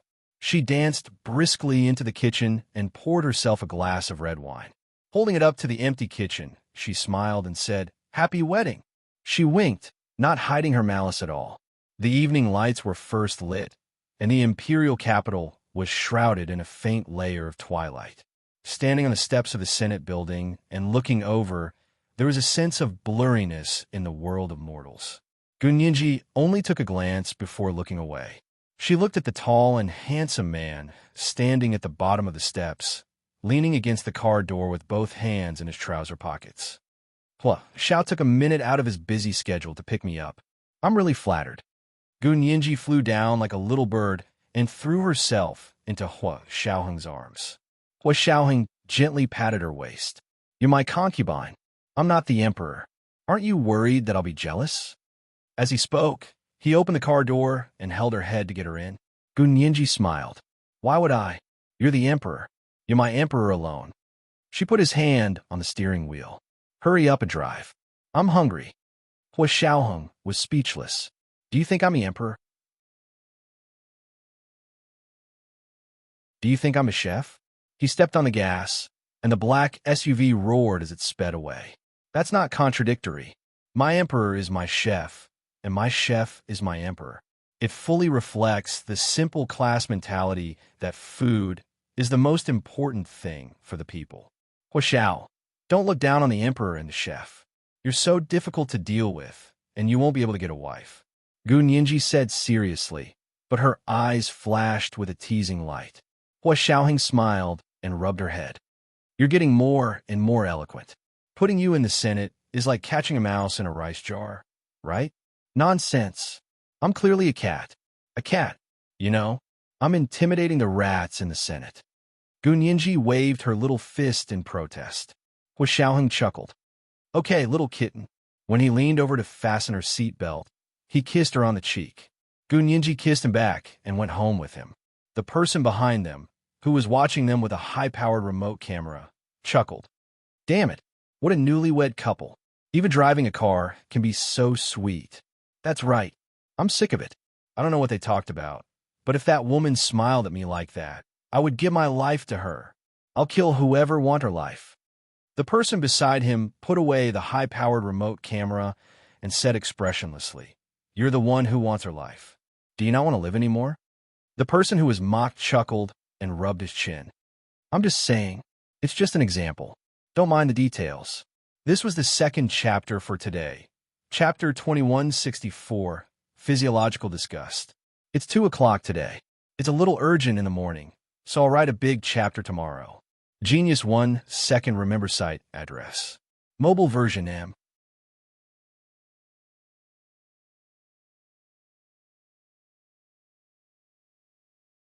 Chapter 2179. He didn't expect the man to glare at him disdainfully again. You make it sound like you can really succeed if you don't care about the details. Why don't you look in the mirror? Can you beat the bodyguards around her? Do you know which bodyguards are hiding behind her other than the bodyguards on the surface? The expression of the person being mocked changed. He subconsciously looked around and saw that there was no one around. He patted his chest and said, Take your photos well. The person who pays has the final say when to make a move. I don't want you to complain. The two of them argued for a while. When they looked up, they saw that Gu Nianji and her fiancé, Hua Xiaoheng's car, had already disappeared. They put away the high-powered remote camera and sent a message for the people in front to continue taking photos. When Gu Nianji and Hua Xiaoheng returned to the official residence at the headquarters of the Special Operations Forces, it was already dark. Gu Nianji pushed open the car door and got out. She smiled and shook her head. She stood at the door and waited for Hua Xiaoheng to go in together. The guard at the door raised his hand and saluted. Hello, Chief. Hua Xiaoheng nodded slightly. Thank you for your hard work. He held Gu Nianji's hand and walked all the way to the living room before putting her down. Lu Jin stood in front of the sofa with a smile and said, You're finally back. Can we have dinner now? Gu Nianji quickly said, Dad, do you want to play with me tonight? Lu Jin shook his head and winked at her. I have something more fun to do. You can play by yourself. It's just a game. You don't need me to accompany you, do you? Okay. Gu Nianji walked over regretfully and asked curiously, Dad, what's more fun to do? Lu Jin raised his chin at Hua Xiaoheng. Helping your fiancé with a small program isn't worth mentioning. Gu Nian, how could a small program that Lu Jin had personally written be worth mentioning if Hua Xiaoheng had asked for help? Even the stupidest person wouldn't believe it. Gu Nianji pursed her lips and muttered, If you don't want to say it, then don't say it. Why are you trying to trick me? she went back to her bedroom to wash up and change into loose and comfortable home clothes. She had dinner with Lu Jin and Hua Xiaoheng before returning to her suite and continuing to play the game. Ever since she used the programming logic that she used to wipe out the German Federal Intelligence Agency, she figured out a plug-in program and was practically invincible. During this period of time, she had made the managers and programmers of this large-scale game run around all by herself. She felt that she was the best. Putting on the VR helmet and glasses, she opened the control panel in front of her. Where should we go today? She carefully looked at the structure of the entire game. This game was divided into many levels, but to sum it up, it was divided into two big frames, space and time.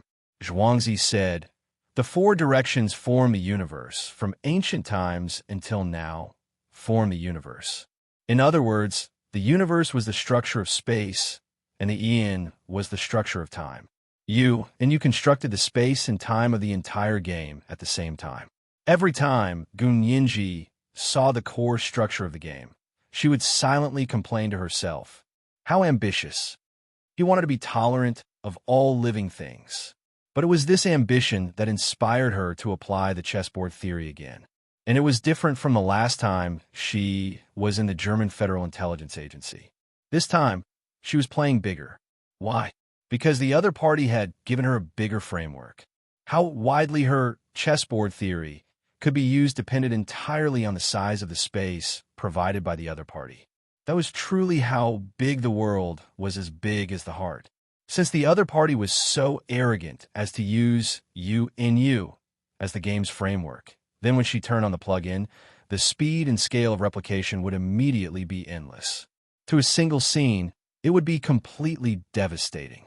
To the entire system, it would also constantly eat away at the system's available CPU. In the end, it would cause a large number of system resources to be used and affect players in other scenes. It was like a virus that kept replicating crazily until the programmer had no choice but to unplug the power and restart. And when the other party unplugged the power and restarted, it triggered the hidden program of the system and embedded the bug into the source program. The entire scene would then be completely useless.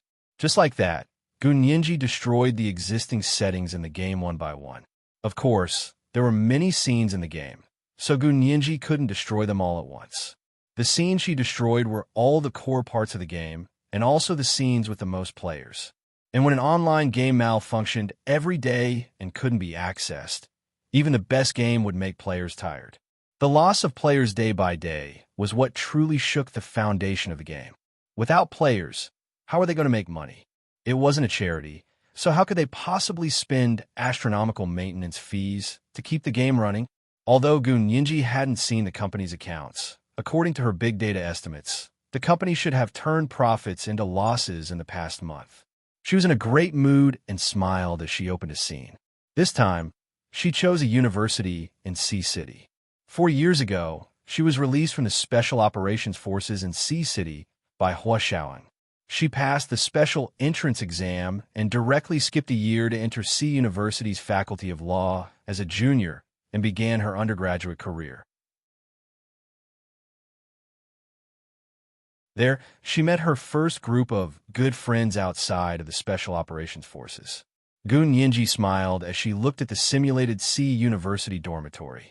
She chose a few NPCs and named them Green Tea Fong, Lady Chow, and Little Temptress.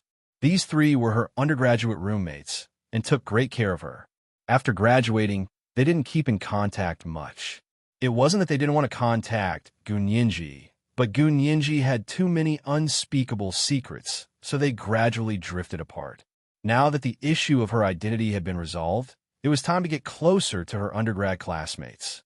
Gun Yinji happily wandered around the dormitory. She even named the dormitory after her dormitory number from back then. She lay on the dormitory bed, extremely relaxed, and laughed as she teased her 3 NPC roommates. Green Tea Fong, come and massage my legs. I'm tired. Green Tea Fong wore a stiff smile unique to NPCs as she squatted in front of her bed and began massaging her legs. Gun Yinji smiled as she took her hand and teased, "Oh, miss, your hand are so soft." Do you want to go back with me and have a good life?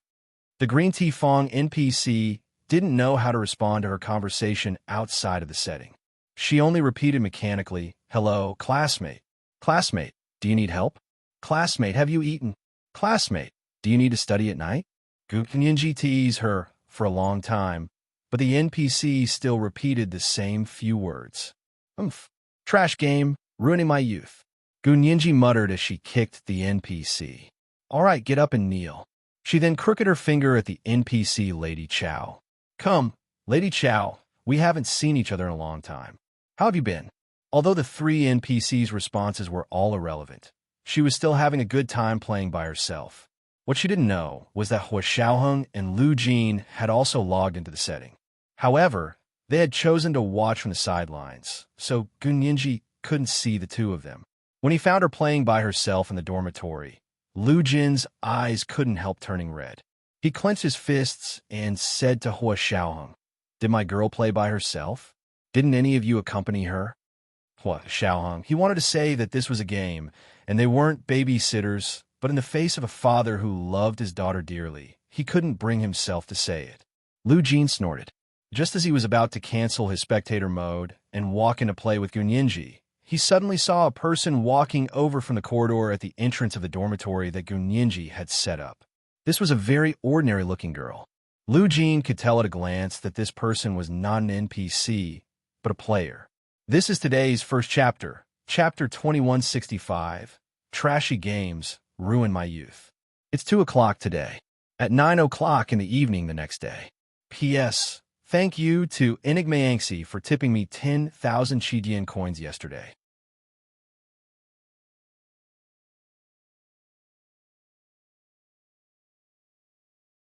Chapter 2180. Hua Xiaoheng noticed it too. He said calmly, "Continue watching." Lu Jin had no choice but to stop trying to change the status. He stared unblinkingly at the girl standing at the door of the dormitory, where Gunyinji had set the scene. She looked at the door and smiled strangely. Then she knocked on the door. Gunyinji was bored and was about to start copying the NPC when she heard someone knock on the door. She raised an eyebrow. How interesting. How could someone come in this very private game setting? Although this game was an online game, it was not easy for ordinary players to gather in a setting. Unless it was a public place, such as a hospital, a park, or some well-known scenic spots, very few people would be able to coincidentally pick the same game parameters. For example, Gunyinji's university dormitory.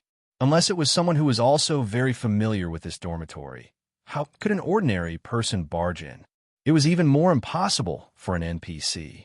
This game's setting had just been built by her, and it was not a public setting. Would the system give her a temporary NPC? If that was the case, then it would be fun. Gunyinji's mind raced.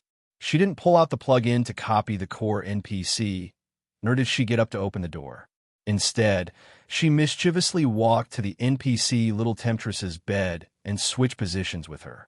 The NPC Little Temptress was now lying on Gunyinji's bed, while Gunyinji sat on the NPC Little Temptress's bed. Green Tea Fong and Lady Chow stood beside their respective dormitory beds.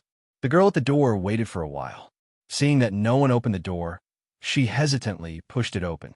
When Gunyinji came in, she hadn't expected anyone else to come to her rather private game setting, so she hadn't thought to lock the door. The girl pushed the door open. The light inside the door was bright and warm, very different from the dim light in the corridor. The girl narrowed her eyes, as if she was stimulated by the light in the room. Gunyinji didn't move, but she was sitting facing the door, so she could openly size up the girl who had just barged in. She also determined that the girl wasn't an NPC, but an ordinary player. Then back to the question she had thought about before. What kind of ordinary player could enter the same private setting as her? There are only two possibilities. One was someone who was very familiar with her undergraduate life. Only by having the same life experience could they choose the same game setting and enter the same game setting. The other possibility was that this person had colluded with the game officials and could monitor her settings through the system. In fact, this person was even sent by the game officials. Gunyinji had been causing trouble in the game for so long that she had no doubt that the game officials were trying to locate her. This was quite interesting. Could it be that her former roommates are also playing this game?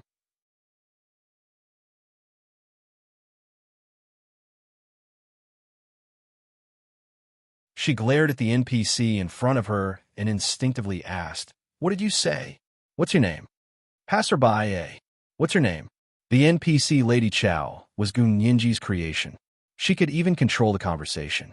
It was actually just typing words in a voice, so the girl hadn't noticed. After asking for a long time, the NPC Passerby A's constant repetition made the girl annoyed.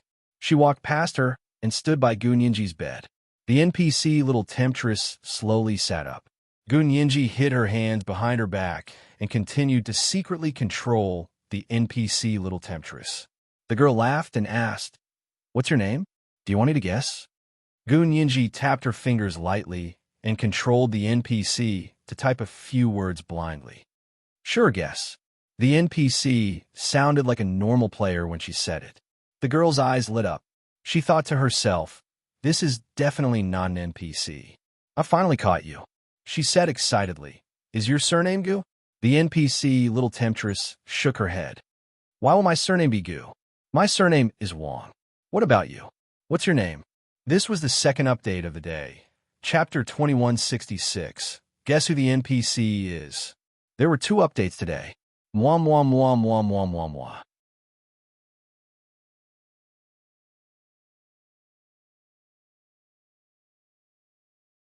Chapter 2181. Wong? That's not right. The ordinary-looking girl looked at Gun Yinji in confusion. "Is your surname really Wong?" "Yes. Your name is Mao? Are you also from our university?" Gun Yinji pretended to be enthusiastic. "Are you a student?" The ordinary-looking girl choked. She lowered her head and didn't know what to do. However, Gun Yinji looked at her hand and noticed that it was half bent and her fingers were trembling slightly. Was she pulling up the control panel to look up her information? Gun Yinji's expression froze. She immediately pulled up her own control panel and quickly clicked a few times to erase her IP address.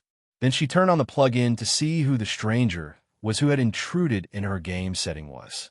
However, when she checked the plug-in, she discovered that the data for this person's location was blank. If she hadn't seen someone standing in front of her with her own eyes, she wouldn't have known that there were 5 people in her tiny dorm room instead of 4 just by looking at the game data. Gun Yinji's heart tightened. She quickly turned off the control panel and looked up just in time to see the ordinary-looking girl also looking at her. The girl was clearly confused but still smiled. "Are you a student?" Gun Yinji nodded. "Yes, I live here. I was very happy to see that this game could build a dorm setting." "Really? Then do you know who used to live in this dorm?" The girl walked over with a smile. Gun Yinji was still sitting on the bed and lazily leaned against the bed frame. She combed her hair and blew at it. "Who knows? This isn't a newly built dorm. How would I know who used to live here?" As she spoke, she glared at the girl and said rudely, "Hey, don't keep asking me. Who the hell are you? I'll kick you out if you don't tell me. This is my private setting.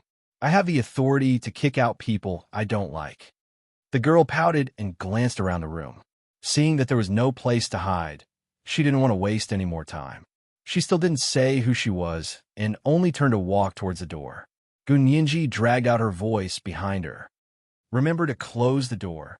What's wrong with you to barge in without a sound?" "Oomph." The girl walked out without a word, slamming the door behind her. Gun Yinji knew she was angry, so she smiled and quickly called up the control panel to erase all 3 NPCs. The next second, she logged out of the game. As for the girl who had just walked out, she suddenly felt that something was wrong after walking along the corridor for a while. Shit, she had been deceived. The first person she asked when she entered was an NPC, but she said her name was Green Tea Fong. The system didn't have an NPC with the name Green Tea Fong at all. There was only Gun Yinji, and only Gun Yinji had a roommate with a nickname Green Tea Fong. The player who called himself Wong wasn't a student at all. If she guessed correctly, that person was Gun Yinji. How cunning. I was almost fooled by her. The girl quickly turned back to the dormitory and kicked the door open. There were 4 people in the room a moment ago, but now there was no one left. The lights in the room were still bright, and there were slight wrinkles on the bedsheet. It was a sign that someone had sat on it. However, the person was gone. It was empty, as if the situation just now was just a dream. The girl shivered. She knew that Gunyinji must have seen that something was wrong and immediately retreated. She punched the dormitory wall and gritted her teeth. Gunyinji, just you wait. Lu Jin, who had been standing by the side, couldn't hold it in any longer. He shook his arm violently and pushed Hua Xiaoheng's hand away. He took a step forward and changed his state from a spectator to a game. He entered the game scene that Gunyinji had set up. Lu Jin had chosen the identity of a university professor for himself. He was originally a professor, so his expression was very natural. He pushed open the door to Gunyinji's dormitory and said to the girl standing in the dormitory, "Who are you? This room isn't yours." The girl turned around in surprise and saw that it was a tall and thin man. She quickly sized him up and sneered, "Gunyinji, don't think that I don't know you just because you change your identity." Lu Jin raised his eyebrows. "Gunyinji? Who are you? And who are you? Stop pretending." The girl suddenly smiled strangely. "Anyway, as long as I'm sure it's you, you won't be able to escape." As she spoke, her figure slowly spread out in the dormitory. Her entire body went from corporeal to translucent and finally became completely transparent. Like a firefly in summer, she shone in the dormitory like stars before completely disappearing. Ridiculous, crazy. Lu Jin opened the control panel. Just like Gunyinji, there was no data on his control panel that this ordinary-looking girl had ever appeared. He didn't say anything. He casually erased the scene that Gunyinji had set up and left. Hua Xiaoheng only pushed it out after he was sure that the scene had been completely erased. The two of them took off their VR helmets and glasses in Hua Xiaoheng's study. "Who was that woman just now? Do you have any clues?" Hua Xiaoheng put the two VR helmets and glasses on the bookcase. Lu Jin shook his head. "I'll go ask Nyinji." Hua Xiaoheng followed him to the door of Gunyinji's suite. Gunyinji came out for a while and had just put away the VR helmet and glasses. She sat cross-legged on the sofa alone. There was an iPad on the coffee table opposite the sofa. Gunyinji watched the game video on it while nibbling on an apple. Hearing someone knock on the door, Gunyinji turned around and glanced. "Come in." Lu Jin and Hua Xiaoheng walked in one after another. Lu Jin asked anxiously, "Nyinji, who was the person who went to your game scene just now? How did you know?" Gunyinji looked at them suspiciously. "Did you watch me play games?" Lu Jin chuckled and said unnaturally, "I care about you. Do you need me to perfect your plugin? It can speed it up and take up more CPU." Gunyinji immediately stopped being angry and quickly nodded. Okay. Thank you, Dad." Lu Jin and Hua Xiaoheng took the opportunity to sit down on either side of her. Hua Xiaoheng pondered for a moment and said, "That woman today should be your classmate, right?" Gunyinji nodded casually. "It must be. She knows Green Tea Fong, so she definitely knows me." "Who is it?" "There's no girl with the surname Mao in your grade." Hua Xiaoheng put one hand on the back of Gunyinji's sofa and looked down at the game video with her. Lu Jin's eyes widened in surprise. "How did you know?" "Nyinji has a lot of classmates in her undergrad, right? I know that the law faculty is usually a big faculty in the school. There are more than 100 to hundreds of students in a grade." Hua Xiaoheng smiled. "Believe me, I remember the names, addresses, and family backgrounds of every classmate in her grade." Gunyinji's heart warmed, and she looked up at Hua Xiaoheng affectionately. Hua Xiaoheng kissed her with his eyes. After a while, he reluctantly looked away from her plump lips. Genius 1 second to remember website address. Mobile version M. You're tuning in to the Romance Rendezvous YouTube channel. We're so grateful for your support, and don't forget to subscribe to join us on this incredible journey through captivating stories. Your generosity through donations truly makes a world of difference, as it's the primary source of revenue that allows me to expand and enhance this channel for you. Thank you from the bottom of my heart for being a part of this adventure.